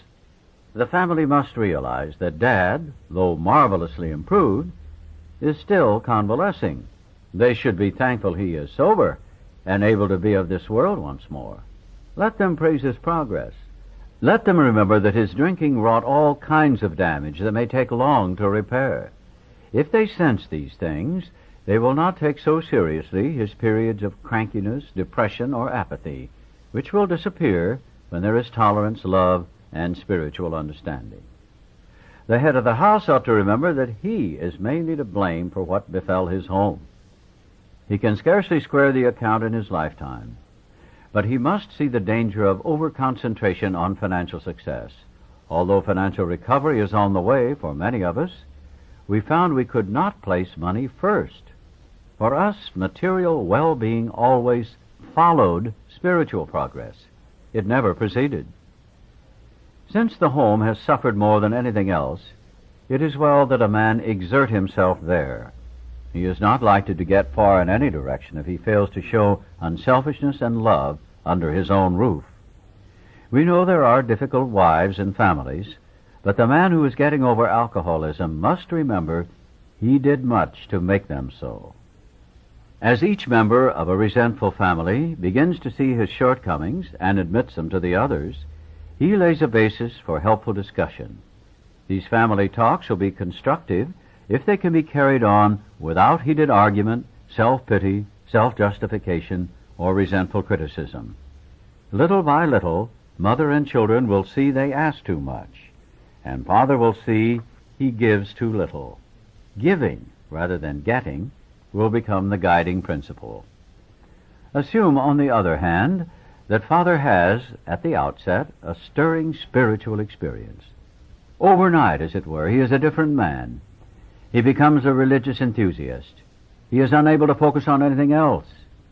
As soon as his sobriety begins to be taken as a matter of course, the family may look at their strange new dad with apprehension, then with irritation. There is talk about spiritual matters morning, noon, and night.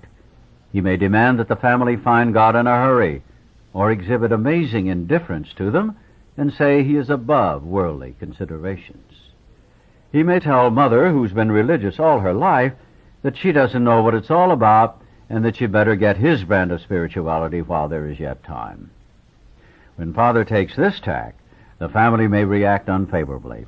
They may be jealous of a God who has stolen Dad's affections.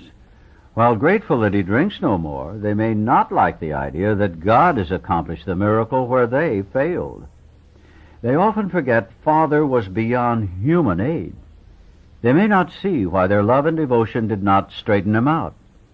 Dad is not so spiritual after all, they say. If he means to right his past wrongs, why all this concern for everyone in the world but his family? What about his talk that God will take care of them? They suspect Father is a bit balmy. He is not so unbalanced as they might think. Many of us have experienced Dad's elation. We have indulged in spiritual intoxication. Like a gaunt prospector, belt drawn in over the last ounce of food, our pick struck gold. Joy at our release from a lifetime of frustration knew no bounds. Father feels he has struck something better than gold. For a time he may try to hug the new treasure to himself. He may not see at once that he has barely scratched a limitless load which will pay dividends only if he mines it for the rest of his life and insists on giving away the entire product. If the family cooperates, Dad will soon see that he's suffering from a distortion of values. He will perceive that his spiritual growth is lopsided, that for an average man like himself, a spiritual life which does not include his family obligations may not be so perfect after all. If the family will appreciate that Dad's current behavior is but a phase of his development, all will be well. In the midst of an understanding and sympathetic family, these vagaries of Dad's spiritual infancy will quickly disappear. The opposite may happen should the family condemn and criticize. Dad may feel that for years his drinking has placed him on the wrong side of every argument, but that now he has become a superior person with God on his side. If the family persists in criticism, this fallacy may take a still greater hold on Father. Instead of treating the family as he should, he may retreat further into himself and feel he has spiritual justification for so doing. Though the family does not fully agree with Dad's spiritual activities, they should let him have his head, even if he displays a certain amount of neglect and irresponsibility toward the family. It is well to let him go as far as he likes in helping other alcoholics.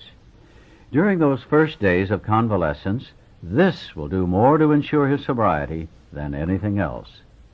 Though some of his manifestations are alarming and disagreeable, we think Dad will be on a firmer foundation than the man who is placing business or a professional success ahead of spiritual development.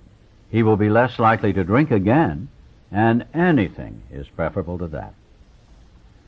Those of us who have spent much time in the world of spiritual make-believe have eventually seen the childishness of it. This dream world has been replaced by a great sense of purpose, accompanied by a growing consciousness of the power of God in our lives. We have come to believe He would like us to keep our heads in the clouds with Him, but that our feet ought to be firmly planted on earth. That is where our fellow travelers are, and that is where our work must be done. These are the realities for us. We have found nothing incompatible between a powerful spiritual experience and a life of sane and happy usefulness. One more suggestion. Whether the family has spiritual convictions or not, they may do well to examine the principles by which the alcoholic member is trying to live. They can hardly fail to approve these simple principles, though the head of the house still fails somewhat in practicing them. Nothing will help the man who is off on a spiritual tangent so much as the wife who adopts a sane spiritual program, making a better practical use of it. There will be other profound changes in the household. Liquor incapacitated father for so many years that mother became head of the house. She met these responsibilities gallantly. By force of circumstances, she was often obliged to treat father as a sick or wayward child. Even when he wanted to assert himself, he could not, for his drinking placed him constantly in the wrong. Mother made all the plans and gave the directions. When sober, father usually obeyed. Thus, mother, through no fault of her own, became accustomed to wearing the family trousers. Father, coming suddenly to life again, often begins to assert himself. This means trouble, unless the family watches for these tendencies in each other and comes to a friendly agreement about them. Drinking isolates most homes from the outside world. Father may have laid aside for years all normal activities, clubs, civic duties, sports. When he renews interest in such things, a feeling of jealousy may arise. The family may feel they hold a mortgage on Dad so big no equity should be left for outsiders. Instead of developing new channels of activity for themselves, mother and children demand that he stay home and make up the deficiency. At the very beginning, the couple ought to frankly face the fact that each will have to yield here and there if the family is going to play an effective part in the new life. Father will necessarily spend much time with other alcoholics, but this activity should be balanced. New acquaintances who know nothing of alcoholism might be made, and thoughtful consideration given their needs. The problems of the community might engage attention. Though the family has no religious connections, they may wish to make contact with or take membership in a religious body. Alcoholics who have derided religious people will be helped by such contacts. Being possessed of a spiritual experience, the alcoholic will find he has much in common with these people, though he may differ with them on many matters. If he does not argue about religion, he will make new friends and is sure to find new avenues of usefulness and pleasure. He and his family can be a bright spot in such congregations. He may bring new hope and new courage to many a priest, minister, or rabbi who gives his all to minister to our troubled world. We intend the foregoing as a helpful suggestion only. So far as we are concerned, there is nothing obligatory about it. As non-denominational people, we cannot make up others' minds for them. Each individual should consult his own conscience. We have been speaking to you of serious, sometimes tragic things. We have been dealing with alcohol in its worst aspect. But we aren't a glum lot. If newcomers could see no joy or fun in our existence, they wouldn't want it. We absolutely insist on enjoying life. We try not to indulge in cynicism over the state of the nations, nor do we carry the world's troubles on our shoulders. When we see a man sinking into the mire that is alcoholism, we give him first aid and place what we have at his disposal. For his sake, we do recount and almost relive the horrors of our past. But those of us who have tried to shoulder the entire burden and trouble of others find we are soon overcome by them. So we think cheerfulness and laughter make for usefulness. Outsiders are sometimes shocked when we burst into merriment over a seemingly tragic experience out of the past. But why shouldn't we laugh? We have recovered and have been given the power to help others. Everybody knows that those in bad health and those who seldom play do not laugh much. So let each family play together, or separately, as much as their circumstances warrant. We are sure God wants us to be happy, joyous, and free. We cannot subscribe to the belief that this life is a vale of tears, though it once was just that for many of us. But it is clear that we made our own misery. God didn't do it. Avoid, then, the deliberate manufacture of misery. But if trouble comes, cheerfully capitalize it as an opportunity to demonstrate His omnipotence. Now about health. A body badly burned by alcohol does not often recover overnight, nor do twisted thinking and depression vanish in a twinkling. We are convinced that a spiritual mode of living is a most powerful health restorative. We who have recovered from serious drinking are miracles of mental health. But we have seen remarkable transformations in our bodies. Hardly one of our crowd now shows any mark of dissipation. But this does not mean that we disregard human health measures. God has abundantly supplied this world with fine doctors, psychologists, and practitioners of various kinds. Do not hesitate to take your health problems to such persons. Most of them give freely of themselves that their fellows may enjoy sound minds and bodies. Try to remember that though God has wrought miracles among us, we should never belittle a good doctor or psychiatrist. Their services are often indispensable in treating a newcomer and in following his case afterward. One of the many doctors who had the opportunity of reading this book in manuscript form told us that the use of sweets was often helpful. Of course, depending upon a doctor's advice, he thought all alcoholics should constantly have chocolate available for its quick energy value at times of fatigue. He added that occasionally in the night a vague craving arose which would be satisfied by candy. Many of us have noticed a tendency to eat sweets and have found this practice beneficial. A word about sex relations. Alcohol is so sexually stimulating to some men that they have overindulged. Couples are occasionally dismayed to find that when drinking is stopped, the man tends to be impotent. Unless the reason is understood, there may be an emotional upset. Some of us had this experience, only to enjoy, in a few months, a finer intimacy than ever. There should be no hesitancy in consulting a doctor or psychologist if the condition persists. We do not know of many cases where this difficulty lasted long. The alcoholic may find it hard to re-establish friendly relations with his children. Their young minds were impressionable while he was drinking.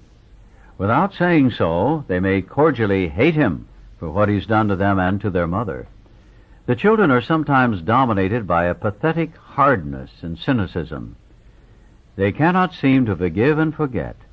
This may hang on for months, long after their mother has accepted Dad's new way of living and thinking. In time, they will see that he is a new man, and in their own way, they will let him know it. When this happens, they can be invited to join in morning meditation, and then they can take part in the daily discussion without rancor or bias. From that point on, progress will be rapid. Marvelous results often follow such a reunion. Whether the family goes on a spiritual basis or not, the alcoholic member has to, if he would recover. The others must be convinced of his new status beyond the shadow of a doubt. Seeing is believing to most families who have lived with a drinker. Here is a case in point. One of our friends is a heavy smoker and coffee drinker. There was no doubt he overindulged. Seeing this, and meaning to be helpful, his wife commenced to admonish him about it. He admitted he was overdoing these things, but frankly said that he was not ready to stop. His wife is one of those persons who really feels there is something rather sinful about these commodities, so she nagged, and her intolerance finally threw him into a fit of anger. He got drunk. Of course, our friend was wrong, dead wrong. He had to painfully admit that and mend his spiritual fences. Though he is now a most effective member of Alcoholics Anonymous, he still smokes and drinks coffee, but neither his wife nor anyone else stands in judgment. She sees she was wrong to make a burning issue out of such a matter when his more serious ailments were being rapidly cured. We have 3 little mottos which are apropos. Here they are. First things first, live and let live, easy does it. Chapter 10. To Employers. Among many employers nowadays, we think of one member who has spent much of his life in the world of big business. He has hired and fired hundreds of men. He knows the alcoholic as the employer sees him. His present views ought to prove exceptionally useful to businessmen everywhere. But let him tell you. I was at one time assistant manager of a corporation department employing 6,600 men. One day, my secretary came in saying that Mr. B insisted on speaking with me. I told her to say that I was not interested. I had warned him several times that he had but one more chance. Not long afterward, he had called me from Hartford on 2 successive days, so drunk he could hardly speak. I told him he was through, finally and forever. My secretary returned to say that it was not Mr. B on the phone, it was Mr. B's brother, and he wished to give me a message. I still expected a plea for clemency, but these words came through the receiver. I just wanted to tell you Paul jumped from a hotel window in Hartford last Saturday. He left us a note saying you were the best boss he ever had, and that you were not to blame in any way. Another time, as I opened a letter which lay on my desk, a newspaper clipping fell out. It was the obituary of one of the best salesmen I ever had. After 2 weeks of drinking, he had placed his toe on the trigger of a loaded shotgun. The barrel was in his mouth. I had discharged him for drinking 6 weeks before. Still another experience. A woman's voice came faintly over long distance from Virginia. She wanted to know if her husband's company insurance was still in force. 4 days before, he had hanged himself in his woodshed. I had been obliged to discharge him for drinking, though he was brilliant, alert, and one of the best organizers I have ever known. Here were 3 exceptional men lost to this world because I did not understand alcoholism as I do now. What irony! I became an alcoholic myself. And but for the intervention of an understanding person, I might have followed in their footsteps. My downfall cost the business community unknown thousands of dollars, for it takes real money to train a man for an executive position. This kind of waste goes on unabated.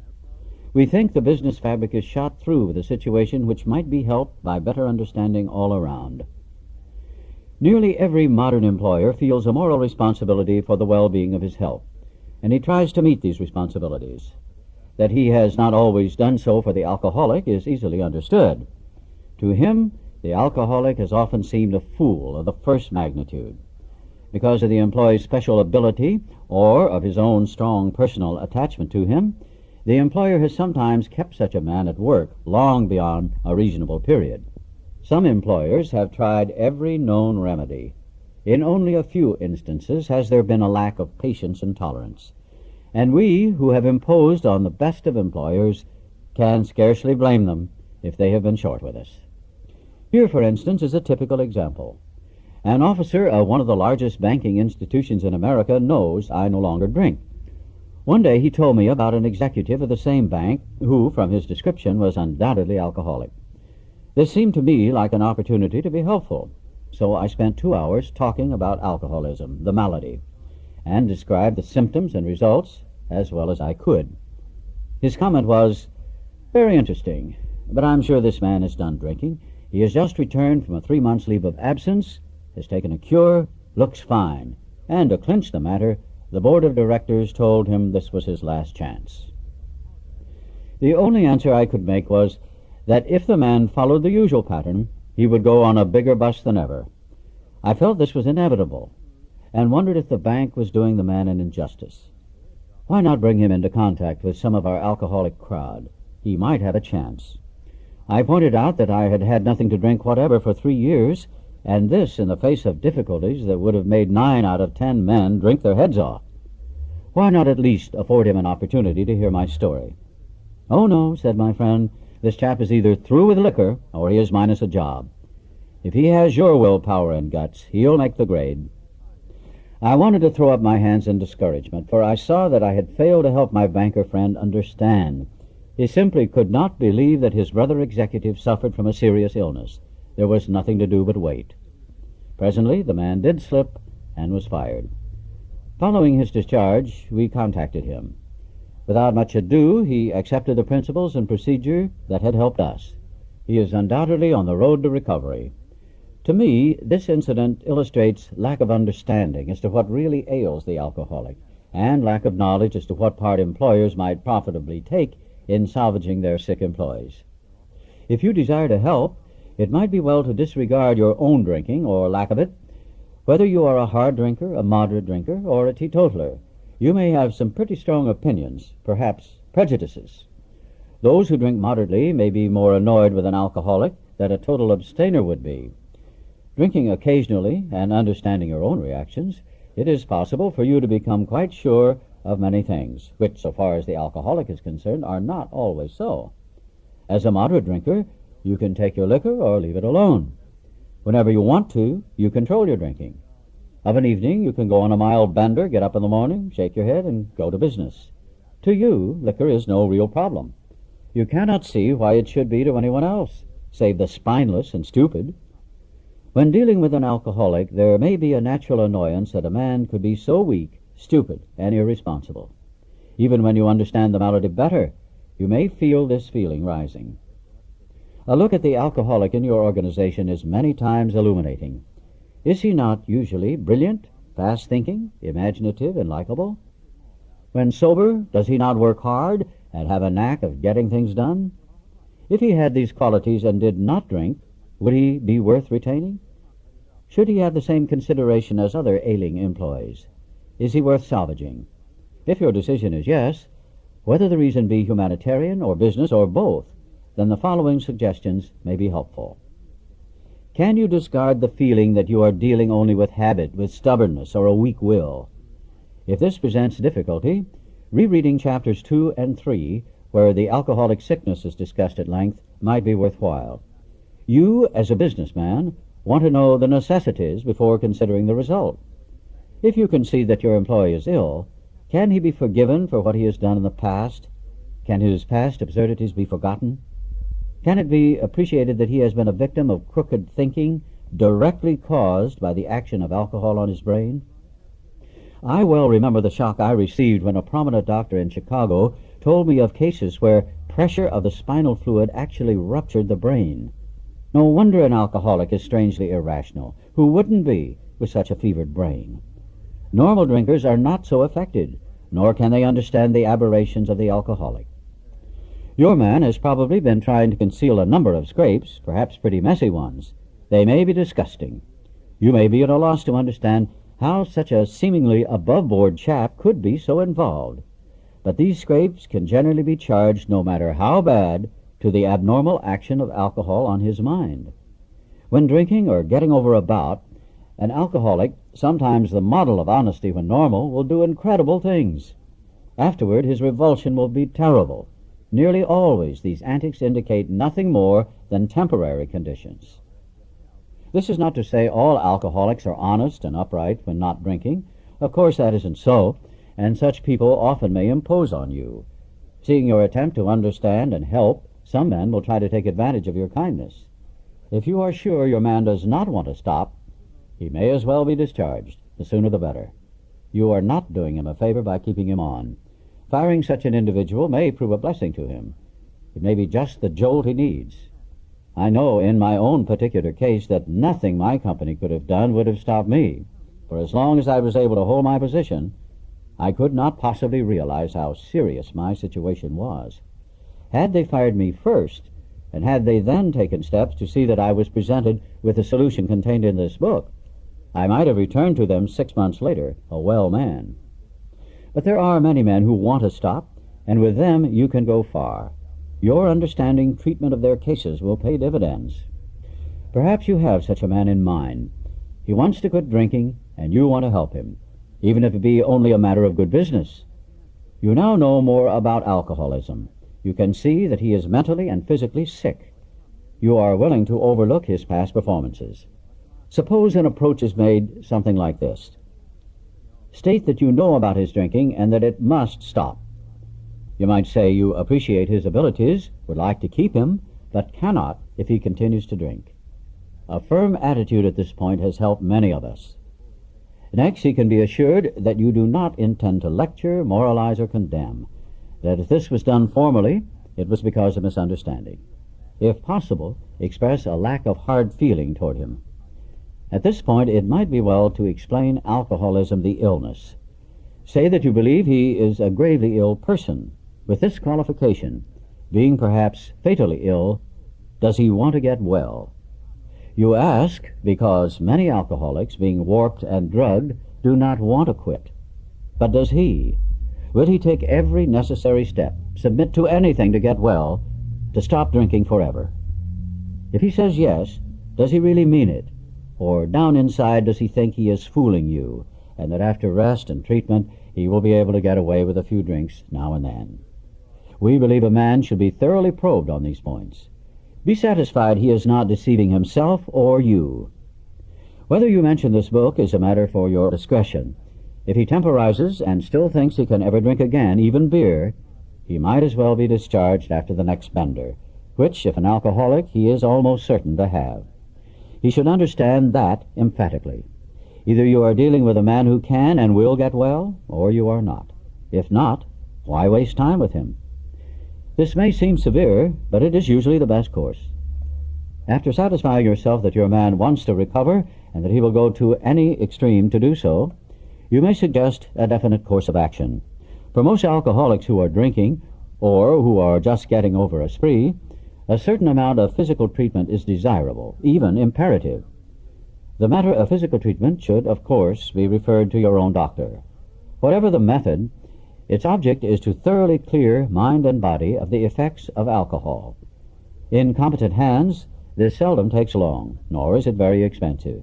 Your man will fare better if placed in such physical condition that he can think straight and no longer craves liquor. If you propose such a procedure to him, it may be necessary to advance the cost of treatment, but we believe it should be made plain that any expense will later be deducted from his pay. It is better for him to feel fully responsible.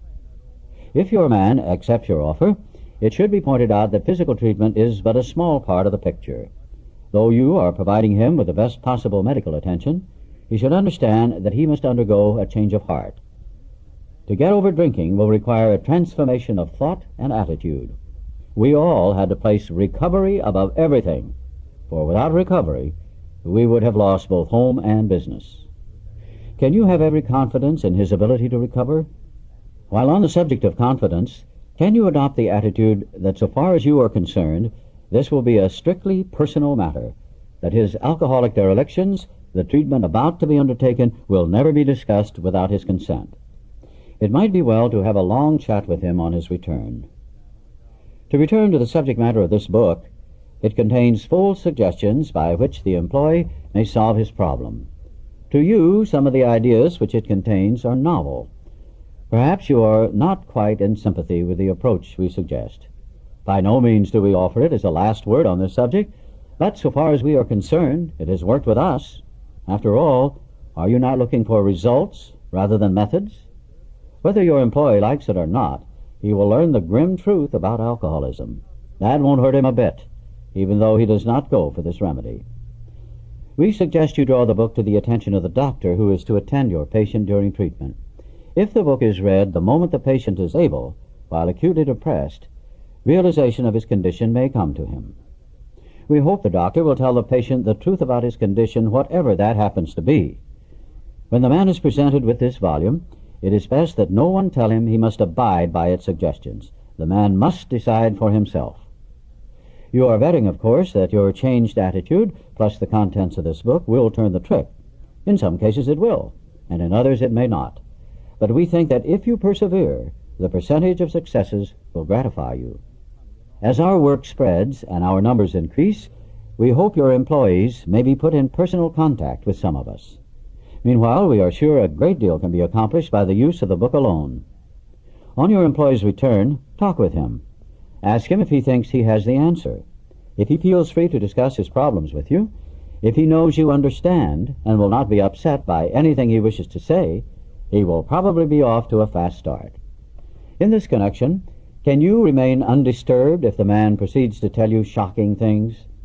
He may, for example, reveal that he has padded his expense account, or that he has planned to take your best customers away from you.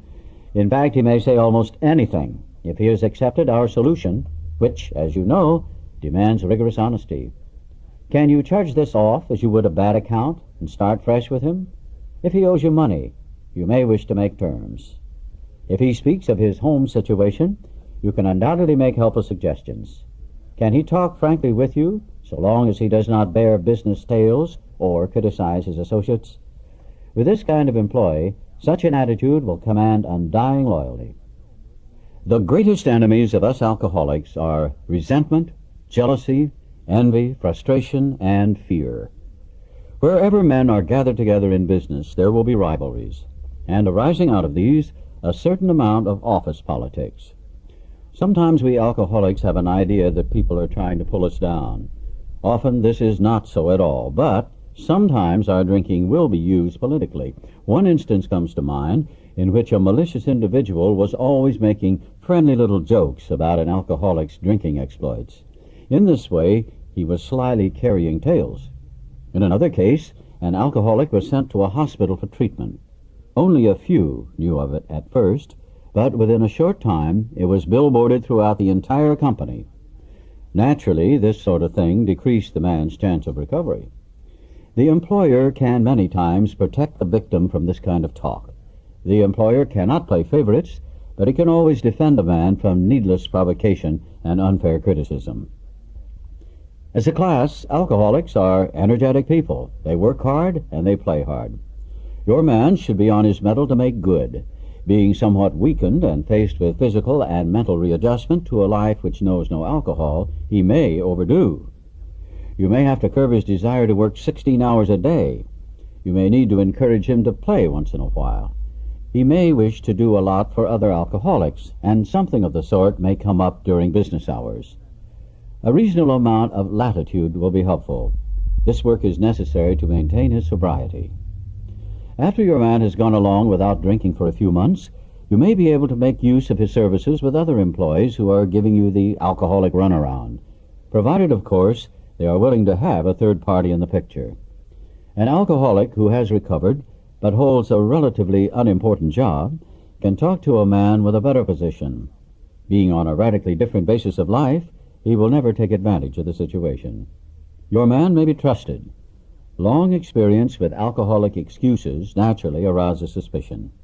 When his wife next calls saying he is sick, you might jump to the conclusion he is drunk.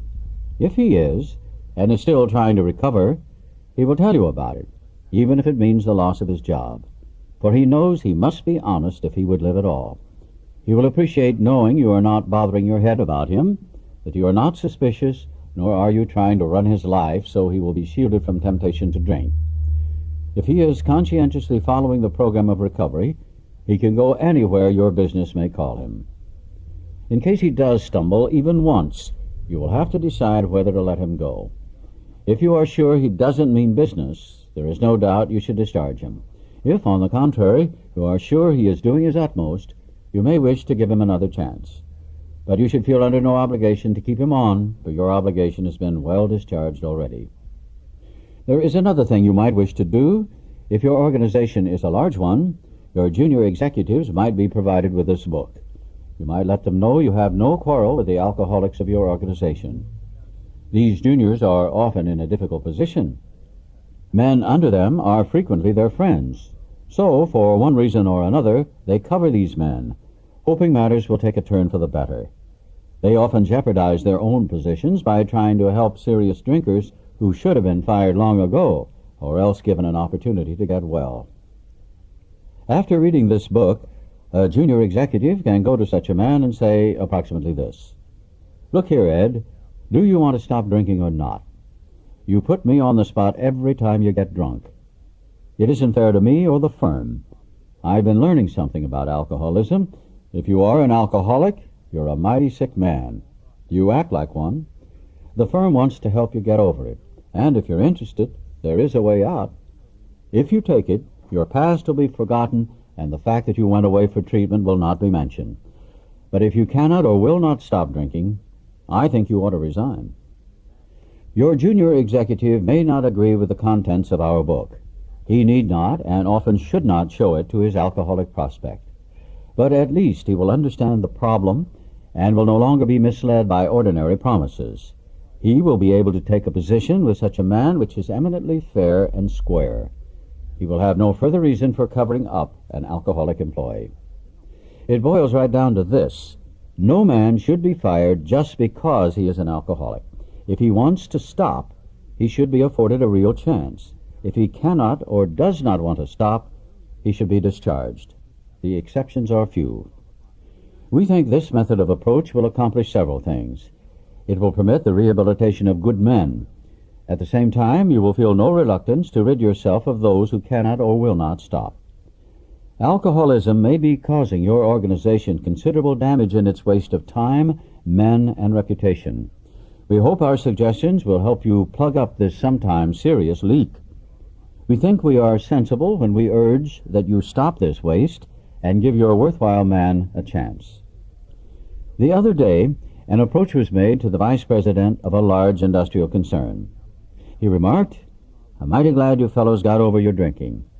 But the policy of this company is not to interfere with the habits of our employees. If a man drinks so much that his job suffers, we fire him. I don't see how you can be of any help to us, for, as you see, we don't have any alcoholic problem." This same company spends millions for research every year. Their cost of production is figured to a fine decimal point. They have recreational facilities. There is company insurance. There is a real interest, both humanitarian and business, in the well-being of employees. But alcoholism? Well, they just don't believe they have it. Perhaps this is a typical attitude. We, who have collectively seen a great deal of business life, at least from the alcoholic angle, had to smile at this gentleman's sincere opinion. He might be shocked if he knew how much alcoholism is costing his organization a year. That company may harbor many actual or potential alcoholics. We believe that managers of large enterprises often have little idea how prevalent this problem is. Even if you feel your organization has no alcoholic problem, it might pay to take another look down the line. You may make some interesting discoveries. Of course, this chapter refers to alcoholics, sick people, deranged men. What our friend, the vice president, had in mind was the habitual or whoopee drinker. As to them, his policy is undoubtedly sound, but he did not distinguish between such people and the alcoholic. It is not to be expected that an alcoholic employee will receive a disproportionate amount of time and attention. He should not be made a favorite. The right kind of man, the kind who recovers, will not want this sort of thing. He will not impose. Far from it. He will work like the devil and thank you to his dying day. Today, I own a little company. There are 2 alcoholic employees who produce as much as 5 normal salesmen. But why not? They have a new attitude, and they have been saved from a living death. I have enjoyed every moment spent in getting them straightened out. Chapter 11. A Vision for You. For most normal folks, drinking means conviviality, companionship, and colorful imagination. It means release from care, boredom, and worry. It is joyous intimacy with friends and a feeling that life is good. But not so with us. In those last days of heavy drinking, the old pleasures were gone. They were but memories. Never could we recapture the great moments of the past. There was an insistent yearning to enjoy life as we once did, and a heartbreaking obsession that some new miracle of control would enable us to do it. There was always one more attempt and one more failure. The less people tolerated us, the more we withdrew from society, from life itself. As we became subjects of King Alcohol, shivering denizens of his mad realm, the chilling vapor that is loneliness settled down. It thickened, ever becoming blacker. Some of us sought out sordid places, hoping to find understanding, companionship, and approval. Momentarily we did. Then would come oblivion and the awful awakening to face the hideous 4 horsemen: terror, bewilderment, frustration, despair. Unhappy drinkers who read this page will understand. Now and then, a serious drinker, being dry at the moment, says, "I don't miss it at all. Feel better, work better, having a better time."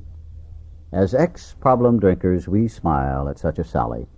We know our friend is like a boy whistling in the dark to keep up his spirits. He fools himself. Inwardly, he would give anything to take half a dozen drinks and get away with them. He will presently try the old game again, for he isn't happy about his sobriety. He cannot picture life without alcohol. Someday he will be unable to imagine life either with alcohol or without it. Then he will know loneliness such as few do. He will be at the jumping-off place. He will wish for the end. We have shown how we got out from under. You say, "Yes, I'm willing, but am I to be consigned to a life where I shall be stupid, boring, and glum, like some righteous people I see? I know I must get along without liquor, but how can I? Have you a sufficient substitute?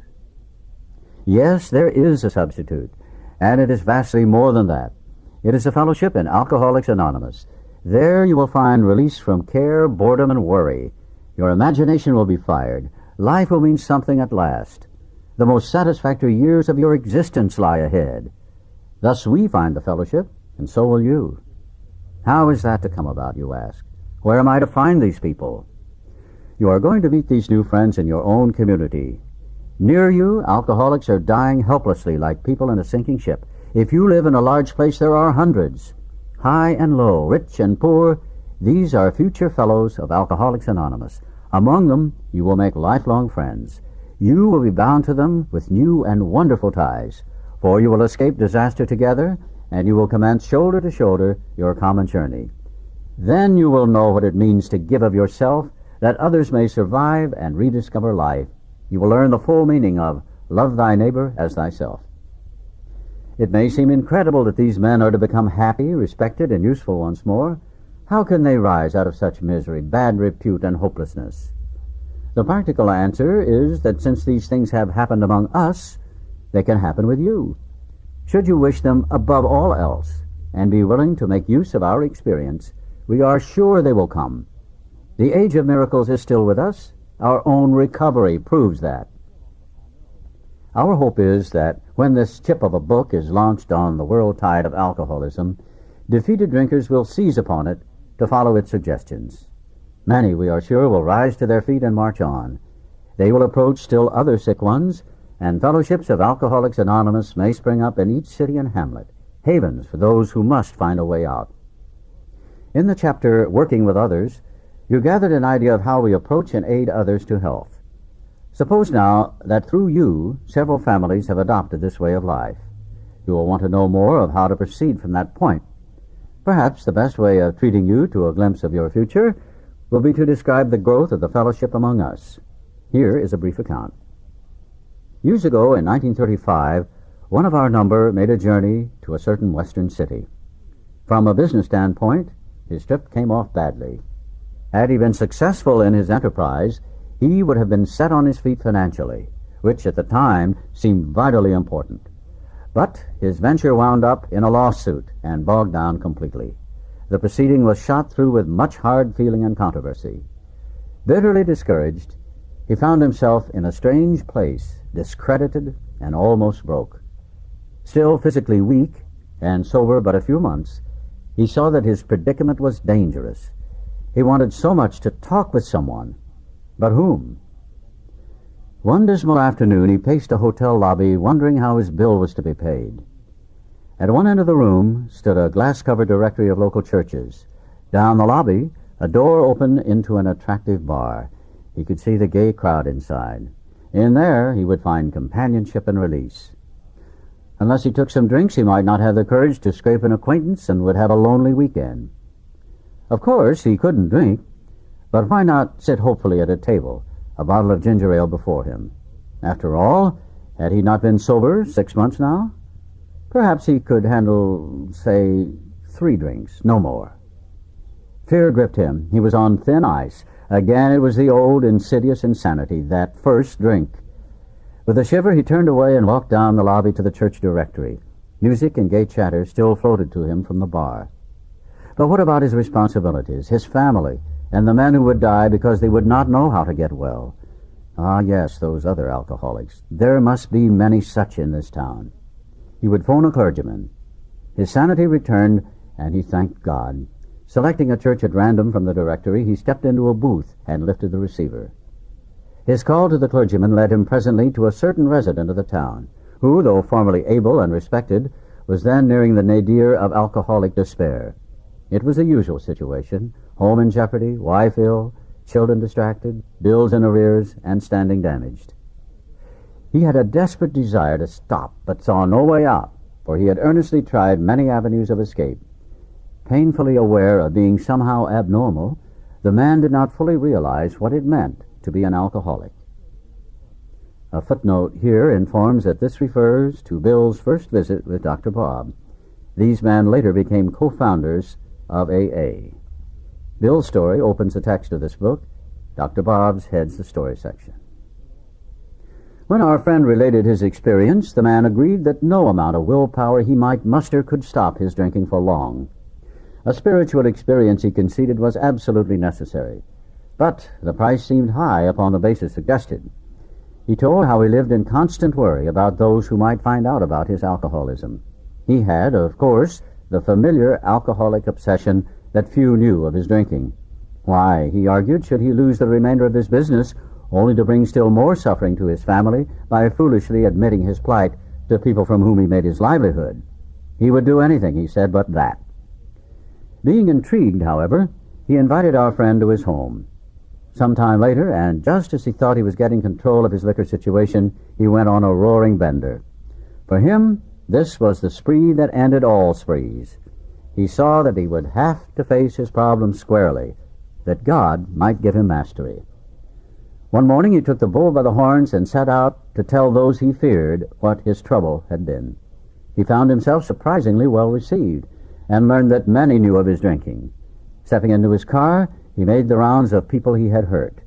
He trembled as he went about, for this might mean ruin, particularly to a person in his line of business. At midnight, he came home exhausted, but very happy. He has not had a drink since. As we shall see, he now means a great deal to his community, and the major liabilities of 30 years of hard drinking have been repaired in 4. But life was not easy for the two friends. Plenty of difficulties presented themselves. Both saw they must keep spiritually active. One day, they called up the head nurse of a local hospital.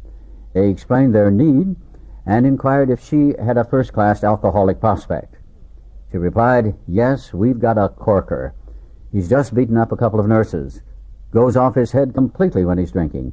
He's a grand chap when he's sober, though he's been in here 8 times in the last 6 months. Understand he was once a well-known lawyer in town, but just now we've got him strapped down tight." A footnote tells us that this refers to Bill's and Dr. Bob's first visit to AA number 3. This resulted in AA's first group at Akron, Ohio in 1935. Here was a prospect, all right, but by the description, none too promising. The use of spiritual principles in such cases was not so well understood as it is now.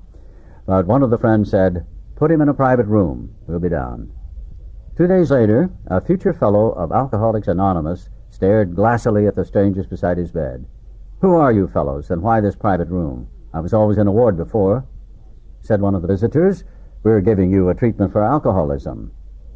Hopelessness was written large on the man's face as he replied, "Oh, but that's no use. Nothing would fix me. I'm a goner. The last 3 times I got drunk on the way home from here. I'm afraid to go out the door. I can't understand it." For an hour, the two friends told him about their drinking experiences. Over and over he would say, that's me, I drink like that." The man in the bed was told of the acute poisoning from which he suffered, how it deteriorates the body of an alcoholic and warps his mind. There was much talk about the mental state preceding the first drink. "Yes, that's me," said the sick man, "the very image. You fellows know your stuff all right, but I don't see what good it'll do. You fellows are somebody. I was once, but I'm a nobody now. From what you tell me, I know more than ever I can't stop." At this, both visitors burst into a laugh. Said the future fellow anonymous, "Damn little to laugh about that I can see." The two friends spoke of their spiritual experience and told him about the course of action they carried out. He interrupted, "I used to be strong for the church, but that won't fix it. I've prayed to God on hangover mornings and sworn that I'd never touch another drop, but by 9 o'clock I'd be boiled as an owl." Next day found the prospect more receptive. He'd been thinking it over. "Maybe you're right," he said. "God ought to be able to do anything." Then he added, "He sure didn't do much for me when I was trying to fight this booze racket alone." On the 3rd day, the lawyer gave his life to the care and direction of his Creator and said he was perfectly willing to do anything necessary. His wife came, scarcely daring to be hopeful, though she thought she saw something different about her husband already. He had begun to have a spiritual experience. That afternoon he put on his clothes and walked from the hospital a free man. He entered a political campaign, making speeches, frequenting men's gathering places of all sorts, often stayed up all night. He lost the race by only a narrow margin, but he had found God, and in finding God, had found himself. That was in June 1935. He never drank again. He, too, has become a respected and useful member of his community. He has helped other men recover, and is a power in the church from which he was long absent. So you see, there were 3 alcoholics in that town who now felt they had to give to others what they had found, or be sunk. After several failures to find others, a 4th turned up. He came through an acquaintance who had heard the good news. He proved to be a devil-may-care young fellow whose parents could not make out whether he wanted to stop drinking or not. They were deeply religious people, much shocked by their son's refusal to have anything to do with the church. He suffered horribly from his sprees, but it seemed as if nothing could be done for him. He consented, however, to go to the hospital, where he occupied the very room recently vacated by the lawyer. He had 3 visitors. After a bit, he said, "The way you fellows put this spiritual stuff makes sense. I'm ready to do business. I guess the old folks are right after all." So 1 more was added to the fellowship. All this time, our friend of the hotel lobby incident remained in that town. He was there 3 months. He now returned home, leaving behind his first acquaintances, the lawyer and the devil-may-care chap. These men had found something brand new in life. Though they knew they must help other alcoholics if they would remain sober, that motive became secondary. It was transcended by the happiness they found in giving themselves for others. They shared their homes, their slender resources, and gladly devoted their spare hours to fellow sufferers. They were willing by day or night to place a new man in the hospital and visit him afterward. They grew in numbers. They experienced a few distressing failures, but in those cases they made an effort to bring the man's family into a spiritual way of living, thus relieving much worry and suffering. A year and 6 months later, these 3 had succeeded with 7 more. Seeing much of each other, scarce an evening passed that someone's home did not shelter a little gathering of men and women, happy in their release, and constantly thinking how they might present their discovery to some newcomer. In addition to these casual get-togethers, it became customary to set apart 1 night a week for a meeting, to be attended by anyone or everyone interested in a spiritual way of life. Aside from fellowship and sociability, the prime object was to provide a time and place where new people might bring their problems. Outsiders became interested. 1 man and his wife placed their large home at the disposal of this strangely assorted crowd. This couple has since become so fascinated that they have dedicated their home to the work. Many a distracted wife has visited this house to find loving and understanding companionship among women who knew her problem, to hear from the lips of their husbands what had happened to them, to be advised how her own wayward mate might be hospitalized and approached when next he stumbled. Many a man, yet days from his hospital experience, has stepped over the threshold of that home into freedom. Many an alcoholic who entered there came away with an answer. He succumbed to that gay crowd inside who laughed at their own misfortunes and understood his. Impressed by those who visited him at the hospital, he capitulated entirely when, later, in an upper room of this house, he heard the story of some man whose experience closely tallied with his own. The expression on the faces of the women, that indefinable something in the eyes of the men, the stimulating and electric atmosphere of the place, conspired to let him know that here was haven at last. The very practical approach to his problems, the absence of intolerance of any kind, the informality, the genuine democracy, the uncanny understanding which these people had were irresistible. He and his wife would leave elated by the thought of what they could now do for some stricken acquaintance and his family. They knew they had a host of new friends. It seemed they had known these strangers always.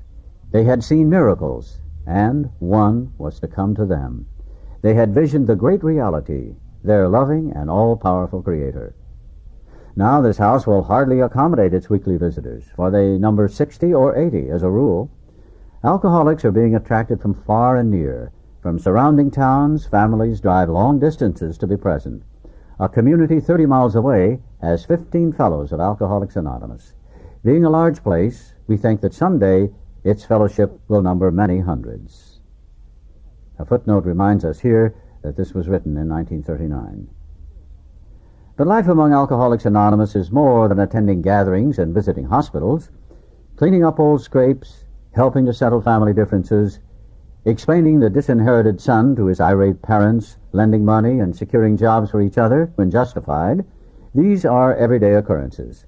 No one is too discredited or is sunk too low to be welcomed cordially if he means business.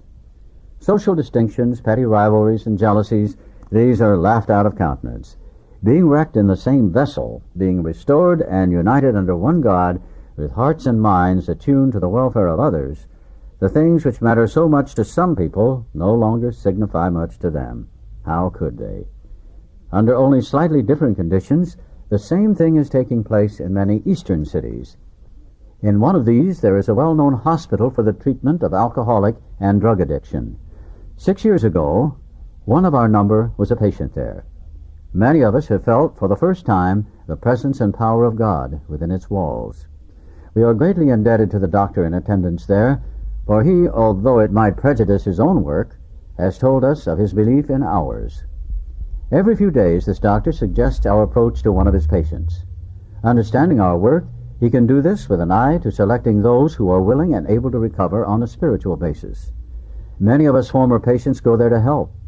Then, in this eastern city, there are informal meetings such as we have described to you, where you may now see scores of members. There are the same fast friendships. There is the same helpfulness to one another as you find among our Western friends.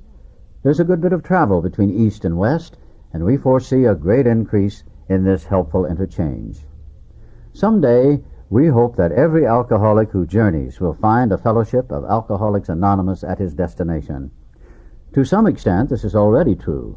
Some of us are salesmen and go about. Little clusters of 2s and 3s and 5s of us have sprung up in other communities through contact with our 2 larger centers. Those of us who travel drop in as often as we can.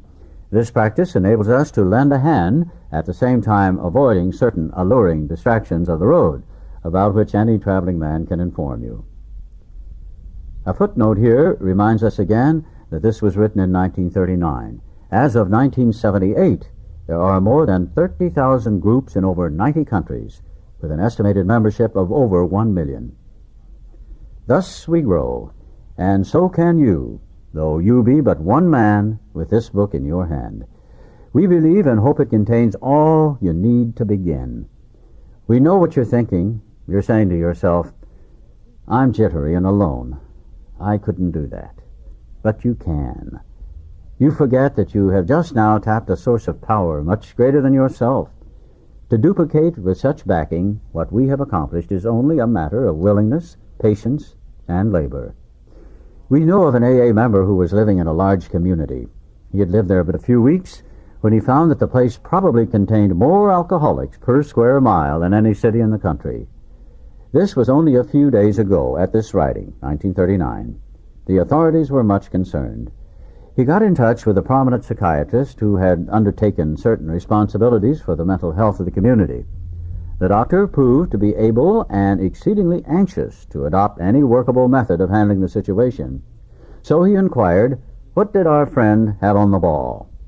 Our friend proceeded to tell him, and with such good effect that the doctor agreed to a test among his patients and certain other alcoholics from a clinic which he attends. Arrangements were also made with the chief psychiatrist of a large public hospital to select still others from the stream of misery which flows through that institution. So, our fellow worker will soon have friends galore. Some of them may sink and perhaps never get up. But if our experience is a criterion, more than half of those approached will become fellows of Alcoholics Anonymous. When a few men in this city have found themselves and have discovered the joy of helping others to face life again, there will be no stopping until everyone in that town has had his opportunity to recover if he can and will. Still, you may say, but I will not have the benefit of contact with you who write this book. We cannot be sure. God will determine that. So you must remember that your real reliance is always upon Him. He will show you how to create the fellowship you crave. A footnote here, Alcoholics Anonymous will be glad to hear from you. Address P.O. Box 459, Grand Central Station, New York, New York, 10017. Our book is meant to be suggestive only. We realize we know only a little. God will constantly disclose more to you and to us. Ask Him in your morning meditation what you can do each day for the man who is still sick. The answers will come if your own house is in order. But, obviously, you cannot transmit something you haven't got. See to it that your relationship with Him is right, and great events will come to pass for you and countless others. This is the great fact for us. Abandon yourself to God as you understand God. Admit your faults to Him and to your fellows. Clear away the wreckage of your past. Give freely of what you find, and join us. We shall be with you in the fellowship of the Spirit, and you will surely meet some of us as you trudge the road of happy destiny. May God bless you and keep you until then. From the Personal Stories, Dr. Bob's Nightmare, a co-founder of Alcoholics Anonymous. The birth of our society dates from his first day of permanent sobriety, June 10, 1935. To 1950, the year of his death, he carried the AA message to more than 5,000 alcoholic men and women, and to all these he gave his medical services without thought of charge. In this prodigy of service, he was well assisted by Sister Ignatia at St. Thomas Hospital in Akron, Ohio, one of the greatest friends our fellowship will ever know. I was born in a small New England village of about 7,000 souls. The general moral standard was, as I recall it, far above average. No beer or liquor was sold in the neighborhood, except at the state liquor agency, where perhaps one might procure a pint if he could convince the agent that he really needed it. Without this proof, the expectant purchaser would be forced to depart empty-handed with none of what I later came to believe was the great panacea for all human ills. Men who had liquor shipped in from Boston or New York by express were looked upon with great distrust and disfavor by most of the good townspeople. The town was well supplied with churches and schools in which I pursued my early educational activities. My father was a professional man of recognized ability, and both my father and mother were most active in church affairs. Both father and mother were considerably above the average in intelligence. Unfortunately for me, I was the only child, which perhaps engendered the selfishness which played such an important part in bringing on my alcoholism. From childhood through high school, I was more or less forced to go to church, Sunday school, and evening service, Monday night Christian Endeavor, and sometimes to Wednesday evening prayer meeting.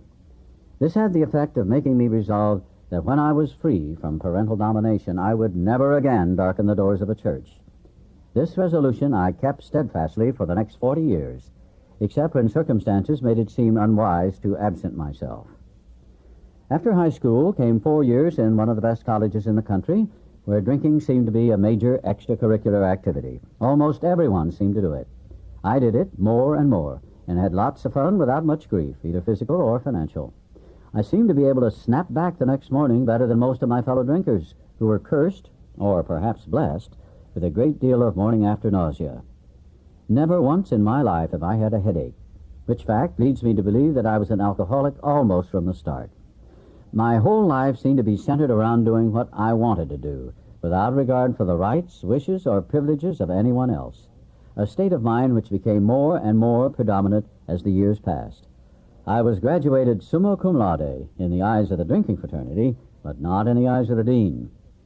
The next 3 years I spent in Boston, Chicago, and Montreal in the employ of a large manufacturing concern, selling railway supplies, gas engines of all sorts, and many other items of heavy hardware. During these years, I drank as much as my purse permitted, still without paying too great a penalty, although I was beginning to have morning jitters at times. I lost only a half-day's work during these 3 years.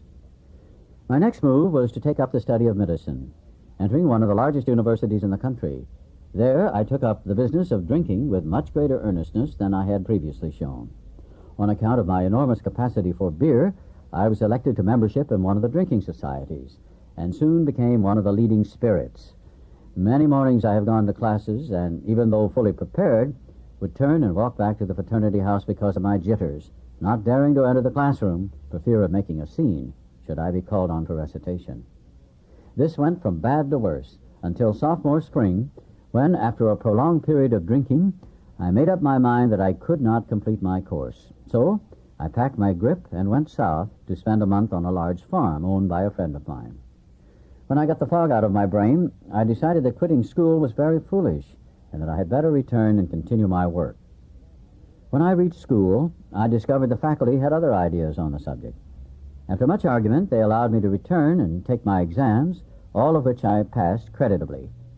But they were much disgusted and told me they would attempt to struggle along without my presence. After many painful discussions, they finally gave me my credits, and I migrated to another of the leading universities of the country and entered as a junior that fall.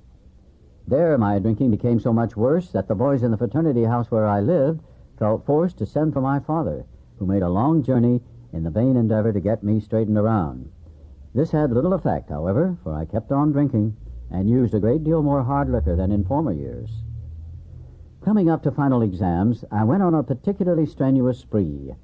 When I went in to write the examinations, my hand trembled so I could not hold a pencil. I passed in at least 3 absolutely blank books. I was, of course, soon on the carpet, and the upshot was that I had to go back for 2 more quarters and remain absolutely dry if I wished to graduate. This I did, and proved myself satisfactory to the faculty, both in deportment and scholastically. I conducted myself so creditably that I was able to secure a much-coveted internship in a western city, where I spent 2 years. During those 2 years, I was kept so busy that I hardly left the hospital at all. Consequently, I could not get into any trouble. When those 2 years were up, I opened an office downtown. I had some money, all the time in the world, and considerable stomach trouble. I soon discovered that a couple of drinks would alleviate my gastric distress, at least for a few hours at a time, so it was not at all difficult for me to return to my former excessive indulgence. By this time, I was beginning to pay very dearly physically, and in hope of relief, voluntarily incarcerated myself at least a dozen times in one of the local sanitariums. I was between Scylla and Charybdis now, because if I did not drink, my stomach tortured me, and if I did, my nerves did the same thing. After 3 years of this, I wound up in the local hospital where they attempted to help me, but I would get my friends to smuggle me a quart, or I would steal the alcohol about the building, so that I got rapidly worse. Finally, my father had to send a doctor out from my hometown who managed to get me back there in some way, and I was in bed about 2 months before I could venture out of the house. I stayed about town a couple of months more, and then returned to resume my practice. I think I must have been thoroughly scared by what had happened, or by the doctor, or probably both, so that I did not touch a drink again until the country went dry. With the passing of the 18th Amendment, I felt quite safe. I knew everyone would buy a few bottles or cases of liquor as their exchequers permitted, and that it would soon be gone. Therefore, it would make no great difference even if I should do some drinking. At that time, I was not aware of the almost unlimited supply the government made it possible for us doctors to obtain. Neither had I any knowledge of the bootlegger who soon appeared on the horizon. I drank with moderation at first, but it took me only a relatively short time to drift back into the old habits which had wound up so disastrously before. During the next few years, I developed 2 distinct phobias. One was the fear of not sleeping, and the other was the fear of running out of liquor. Not being a man of means, I knew that if I did not stay sober enough to earn money, I would run out of liquor. Most of the time, therefore, I did not take the morning drink, which I craved so badly, but instead would fill upon large doses of sedatives to quiet the jitters, which distressed me terribly. Occasionally, I would yield to the morning craving, but if I did, it would be only a few hours before I would be quite unfit for work.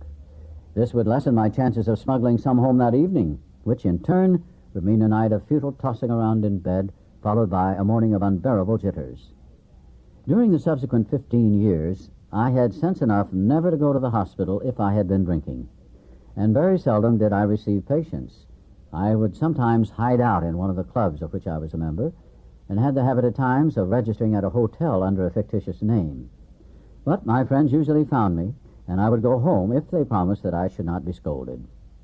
If my wife was planning to go out in the afternoon, I would get a large supply of liquor and smuggle it home and hide it in the coal bin, the clothes chute, over door jambs, over beams in the cellar, and in cracks in the cellar tile. I also made use of old trunks and chests, the old can container, and even the ash container. The water tank on the toilet I never used because that looked too easy. I found out later that my wife inspected it frequently. I used to put 8 or 12-ounce bottles of alcohol in a fur-lined glove and toss it onto the back airing porch when winter days got dark enough. My bootlegger had hidden alcohol at the back steps where I could get it at my convenience.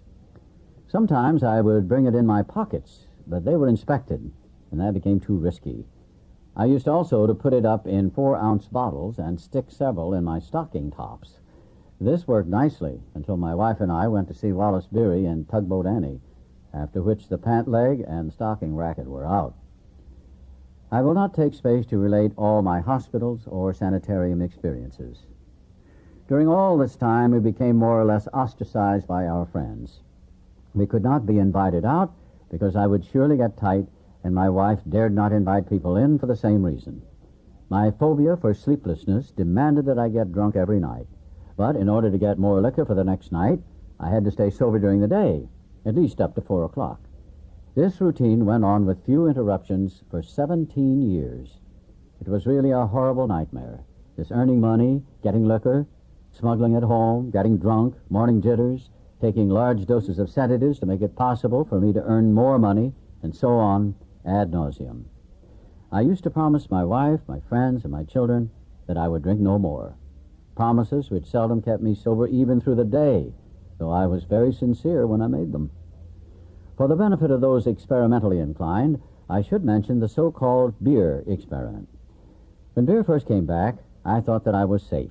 I could drink all I wanted of that. It was harmless. Nobody ever got drunk on beer. So I filled the cellar full, with the permission of my good wife. It was not long before I was drinking at least a case and a half a day. I put on 30 pounds of weight in about 2 months, looked like a pig, and was uncomfortable from shortness of breath. It then occurred to me that after one was all smelled up with beer, nobody could tell what had been drunk. So I began to fortify my beer with straight alcohol. Of course, the result was very bad, and that ended the beer experiment. About the time of the beer experiment, I was thrown in with a crowd of people who attracted me because of their seeming poise, health, and happiness. They spoke with great freedom from embarrassment, which I could never do, and they seemed very much at ease on all occasions and appeared very healthy. More than these attributes, they seemed to be happy. I was self-conscious and ill at ease most of the time. My health was at the breaking point, and I was thoroughly miserable. I sensed they had something I did not have, from which I might readily profit. I learned that it was something of a spiritual nature, which did not appeal to me very much, but I thought it could do no harm. I gave the matter much time and study for the next 2.5 years, but still got tight every night, nevertheless. I read everything I could find and talked to everyone who I thought knew anything about it. My wife became deeply interested, and it was her interest that sustained mine, though I at no time sensed that it might be an answer to my liquor problem. How my wife kept her faith and courage during all those years, I'll never know, but she did. If she had not, I know I would have been dead a long time ago. For some reason, we alcoholics seem to have the gift of picking out the world's finest women. Why they should be subjected to the tortures we inflict upon them, I cannot explain. About this time, a lady called up my wife one Saturday afternoon, saying she wanted me to come over that evening to meet a friend of hers who might help me. It was the day before Mother's Day, and I had come home plastered, carrying a big potted plant, which I set down on the table, and forthwith went upstairs and passed out. The next day she called again. Wishing to be polite, though I felt very badly, I said, "Let's make the call," and extracted from my wife a promise that we would not stay over 15 minutes. We entered her house at exactly 5 o'clock, and it was 11:15 when we left. I had a couple of shorter talks with this man afterward, and stopped drinking abruptly. This dry spell lasted for about 3 weeks. Then I went to Atlantic City to attend several days' meeting of a national society of which I was a member. I drank all the scotch they had on the train and bought several quarts on my way to the hotel. This was on Sunday. I got tight that night, stayed sober Monday till after the dinner, and then proceeded to get tight again. I drank all I dared in the bar and then went to my room to finish the job. Tuesday, I started in the morning, getting well organized by noon. I did not want to disgrace myself, so I then checked out. I bought some more liquor on the way to the depot. I had to wait some time for the train. I remember nothing from then on until I woke up at a friend's house in a town near home. These good people notified my wife, who sent my newly made friend over to get me. He came and got me home into bed, gave me a few drinks that night, and 1 bottle of beer the next morning. That was June 10th, 1935, and that was my last drink. As I write, nearly 6 years have passed.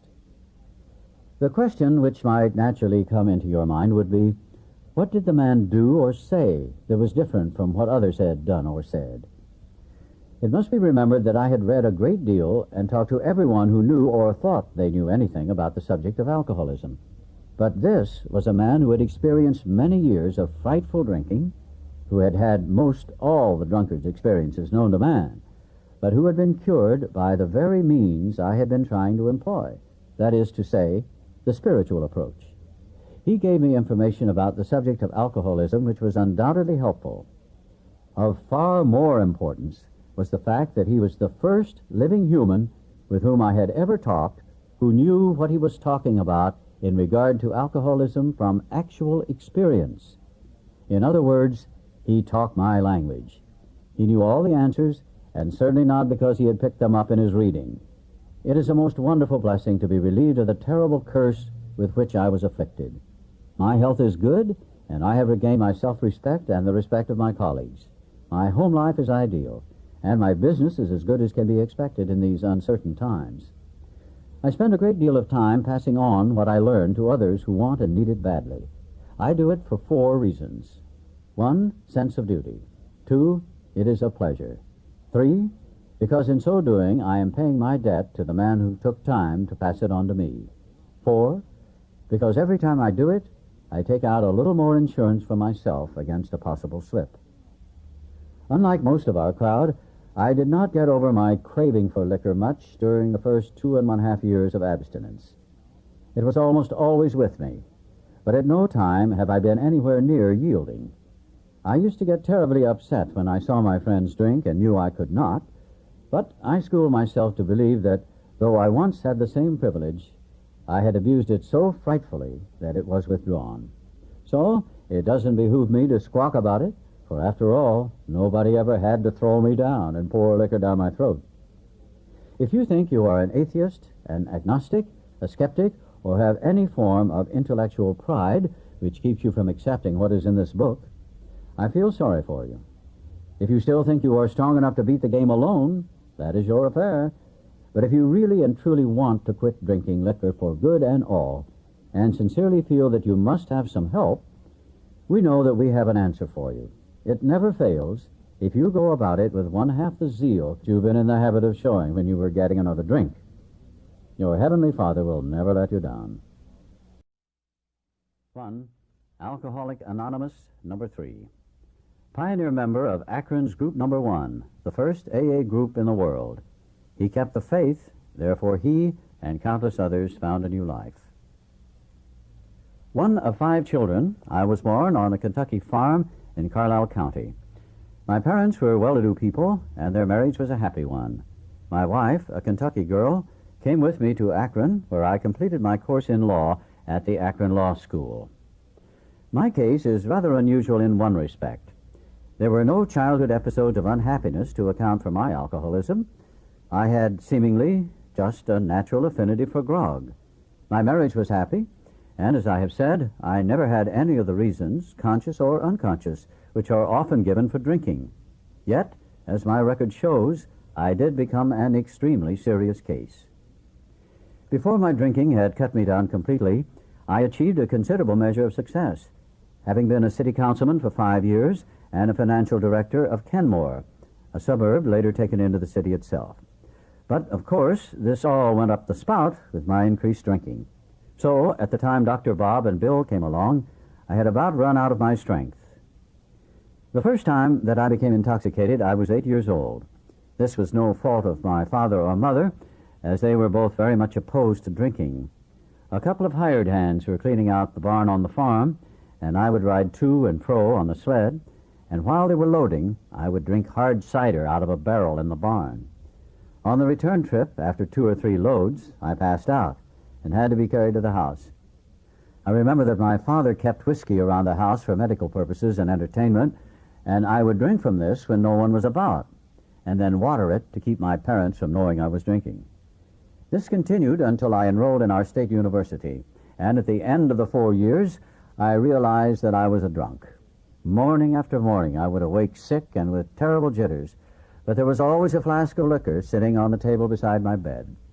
I would reach over and get this and take a shot, and in a few moments get up and take another, shave and eat my breakfast, slip a half pint of liquor in my hip pocket, and go on to school. Between classes, I would run down to the washroom, take enough to steady my nerves, and then go on to the next class. This was in 1917. I left the university in the latter part of my senior year and enlisted in the Army. At the time, I called it patriotism. Later, I realized that I was running from alcohol.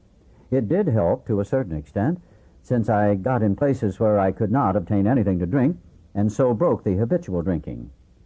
Then Prohibition came into effect, and the facts that the stuff obtainable was so horrible, and sometimes deadly, and that I had married and had a job which I had to look after, helped me for a period of some 3 or 4 years, although I would get drunk every time I could get hold of enough to drink to get started.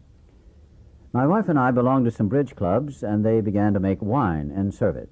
However, after 2 or 3 trials, I found this was not satisfactory because they did not serve enough to satisfy me, so I would refuse to drink. This problem was soon solved, however, as I began to take my bottle along with me and hide it in the bathroom or in the shrubbery outside. As time went on, my drinking became progressively worse. Away from my office 2 or 3 weeks at a time, horrible days and nights when I would lie on the floor of my home, lying awake and reaching over to get the bottle, taking a drink, and going back into oblivion. During the first 6 months of 1935, I was hospitalized 8 times for intoxication and shackled to the bed 2 or 3 days before I even knew where I was. On June 26, 1935, I came to in the hospital, and to say I was discouraged is to put it mildly. Each of the 7 times that I had left this hospital in the last 6 months, I had come out fully determined in my own mind that I would not get drunk again for at least 6 or 8 months. It hadn't worked out that way, and I didn't know what the matter was, and did not know what to do.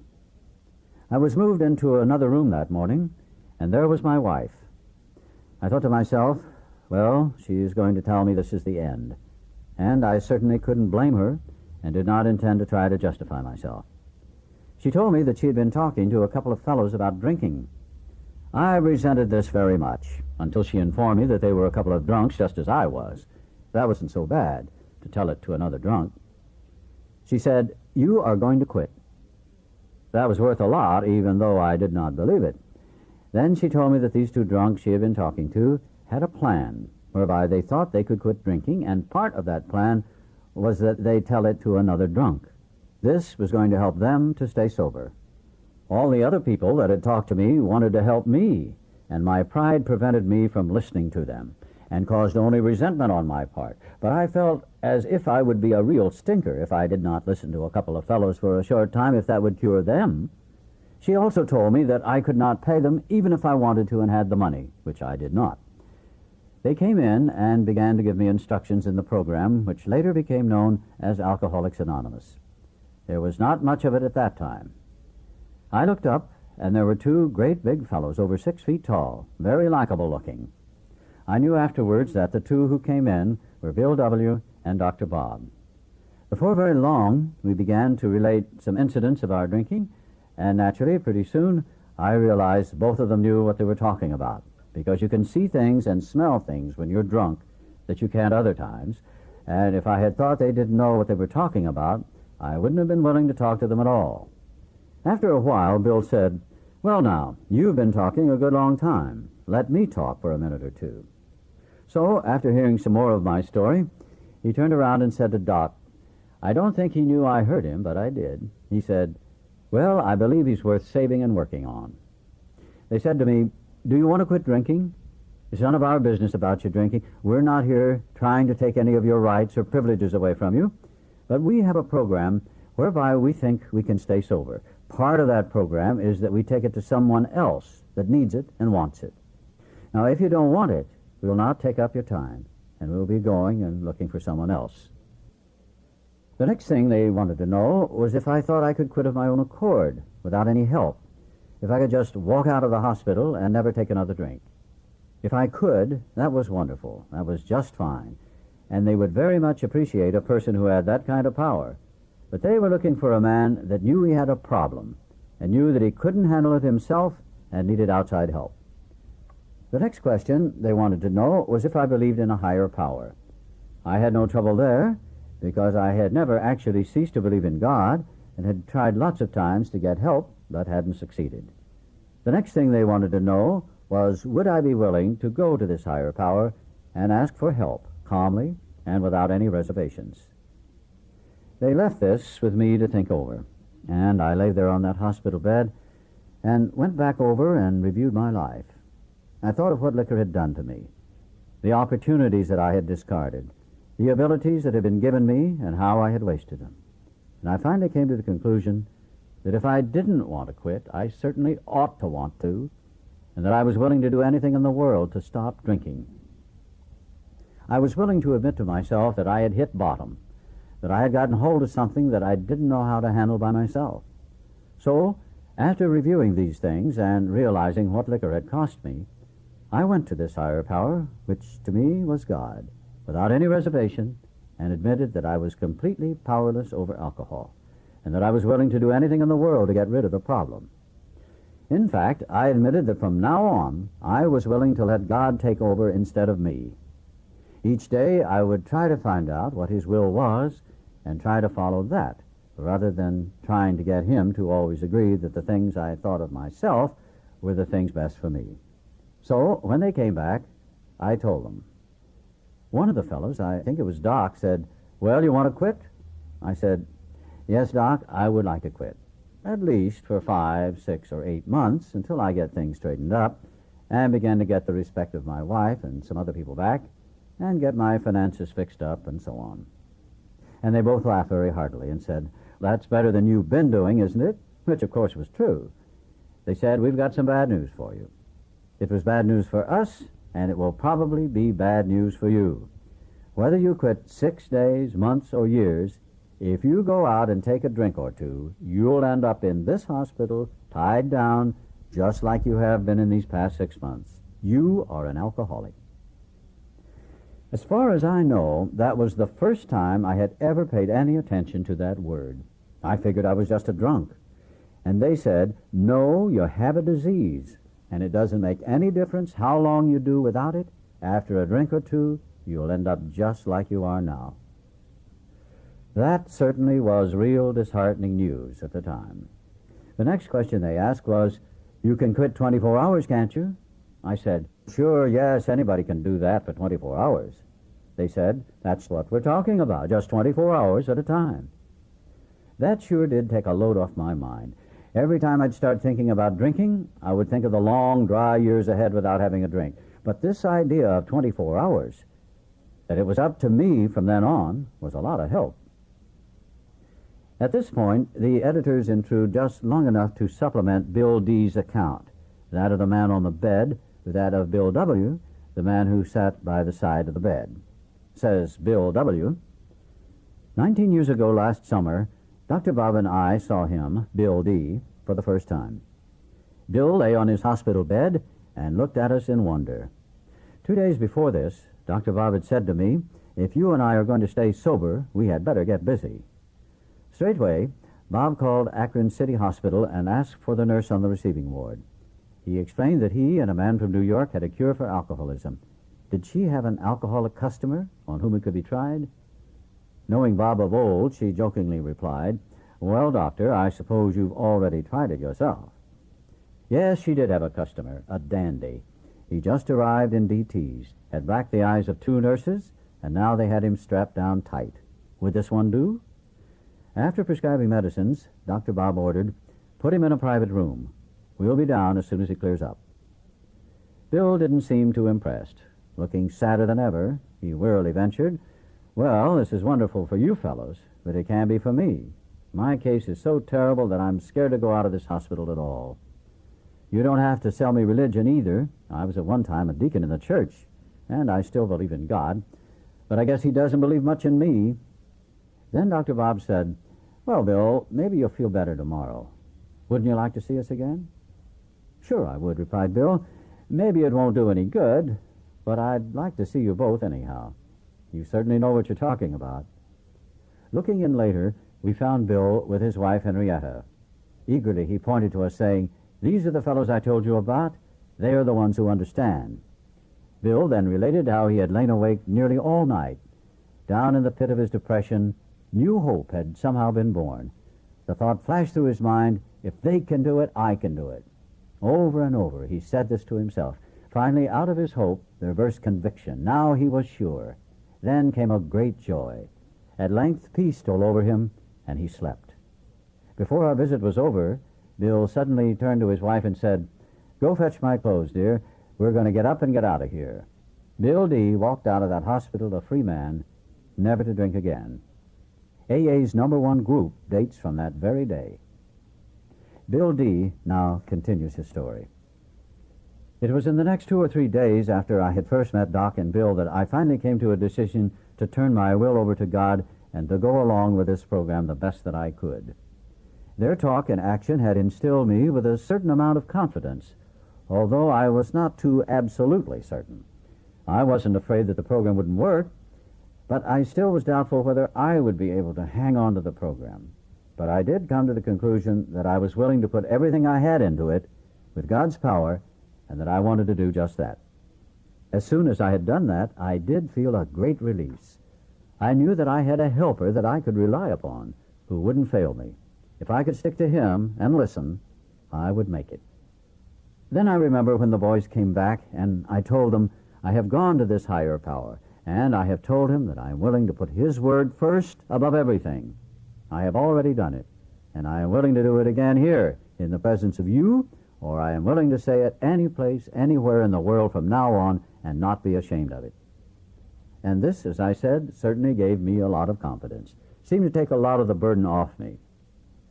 I remember telling them, too, that it was going to be awfully tough, because I did some other things, smoked cigarettes and played penny ante poker, sometimes bet on the horse races, and they said, "Don't you think you're having more trouble with this drinking than with anything else at the present time? Don't you believe that you're going to have all you can do to get rid of that?" I said, "Yes," reluctantly, "I probably will." They said, "Let's forget about those other things, that is, trying to eliminate them all at once, and concentrate on the drink."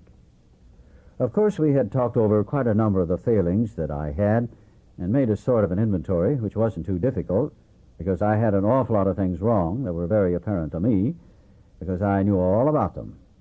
Then they said, "There is one other thing. You should go out and take this program to somebody else that needs it and wants it." Of course, by this time, my business was practically non-existent. I didn't have any. Naturally, for quite a time, I wasn't too well physically either. It took me a year or a year and a half to get to feeling physically well, and it was rather tough. But I soon found folks whose friendship I once had, and I found, after I had been sober for quite some little time, that these people began to act like they had in previous years, before I had gotten so bad, so that I didn't pay too awful much attention to financial gains. I spent most of my time trying to get back these friendships and to make some recompense toward my wife, whom I had hurt a lot. It would be hard to estimate how much AA has done for me. I really wanted the program, and I wanted to go along with it. I noticed that the others seemed to have such a release, a happiness, a something that I thought a person ought to have. I was trying to find the answer. I knew there was even more, something that I hadn't got. And I remember one day, a week or two after I had come out of the hospital, Bill was over to my house talking to my wife and me. We were eating lunch, and I was listening and trying to find out why they had this relief that they seemed to have. Bill looked across at my wife and said to her, "Henrietta, the Lord has been so wonderful to me, curing me of this terrible disease, that I just want to keep talking about it and telling people." I thought, I think I have the answer.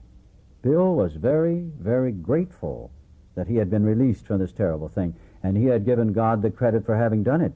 And he's so grateful about it, he wants to tell other people about it. That sentence, "The Lord has been so wonderful to me, curing me of this terrible disease, that I just want to keep telling people about it," has been a sort of a golden text for the AA program and for me. Of course, as time went on, and I began to get my health back and began to be so I didn't have to hide from people all the time, It's just been wonderful. I still go to meetings because I like to go. I meet the people that I like to talk to. Another reason that I go is that I'm still grateful for the good years that I've had. I'm so grateful for both the program and the people in it that I still want to go. And then probably the most wonderful thing that I learned from the program, I've seen this in the AA grapevine a lot of times, and I've had people say it to me personally, and I've heard people get up in meetings and make the same statement. The statement is, I came into AA solely for the purpose of sobriety, but it has been through AA that I have found God. I feel that is about the most wonderful thing that a person can do.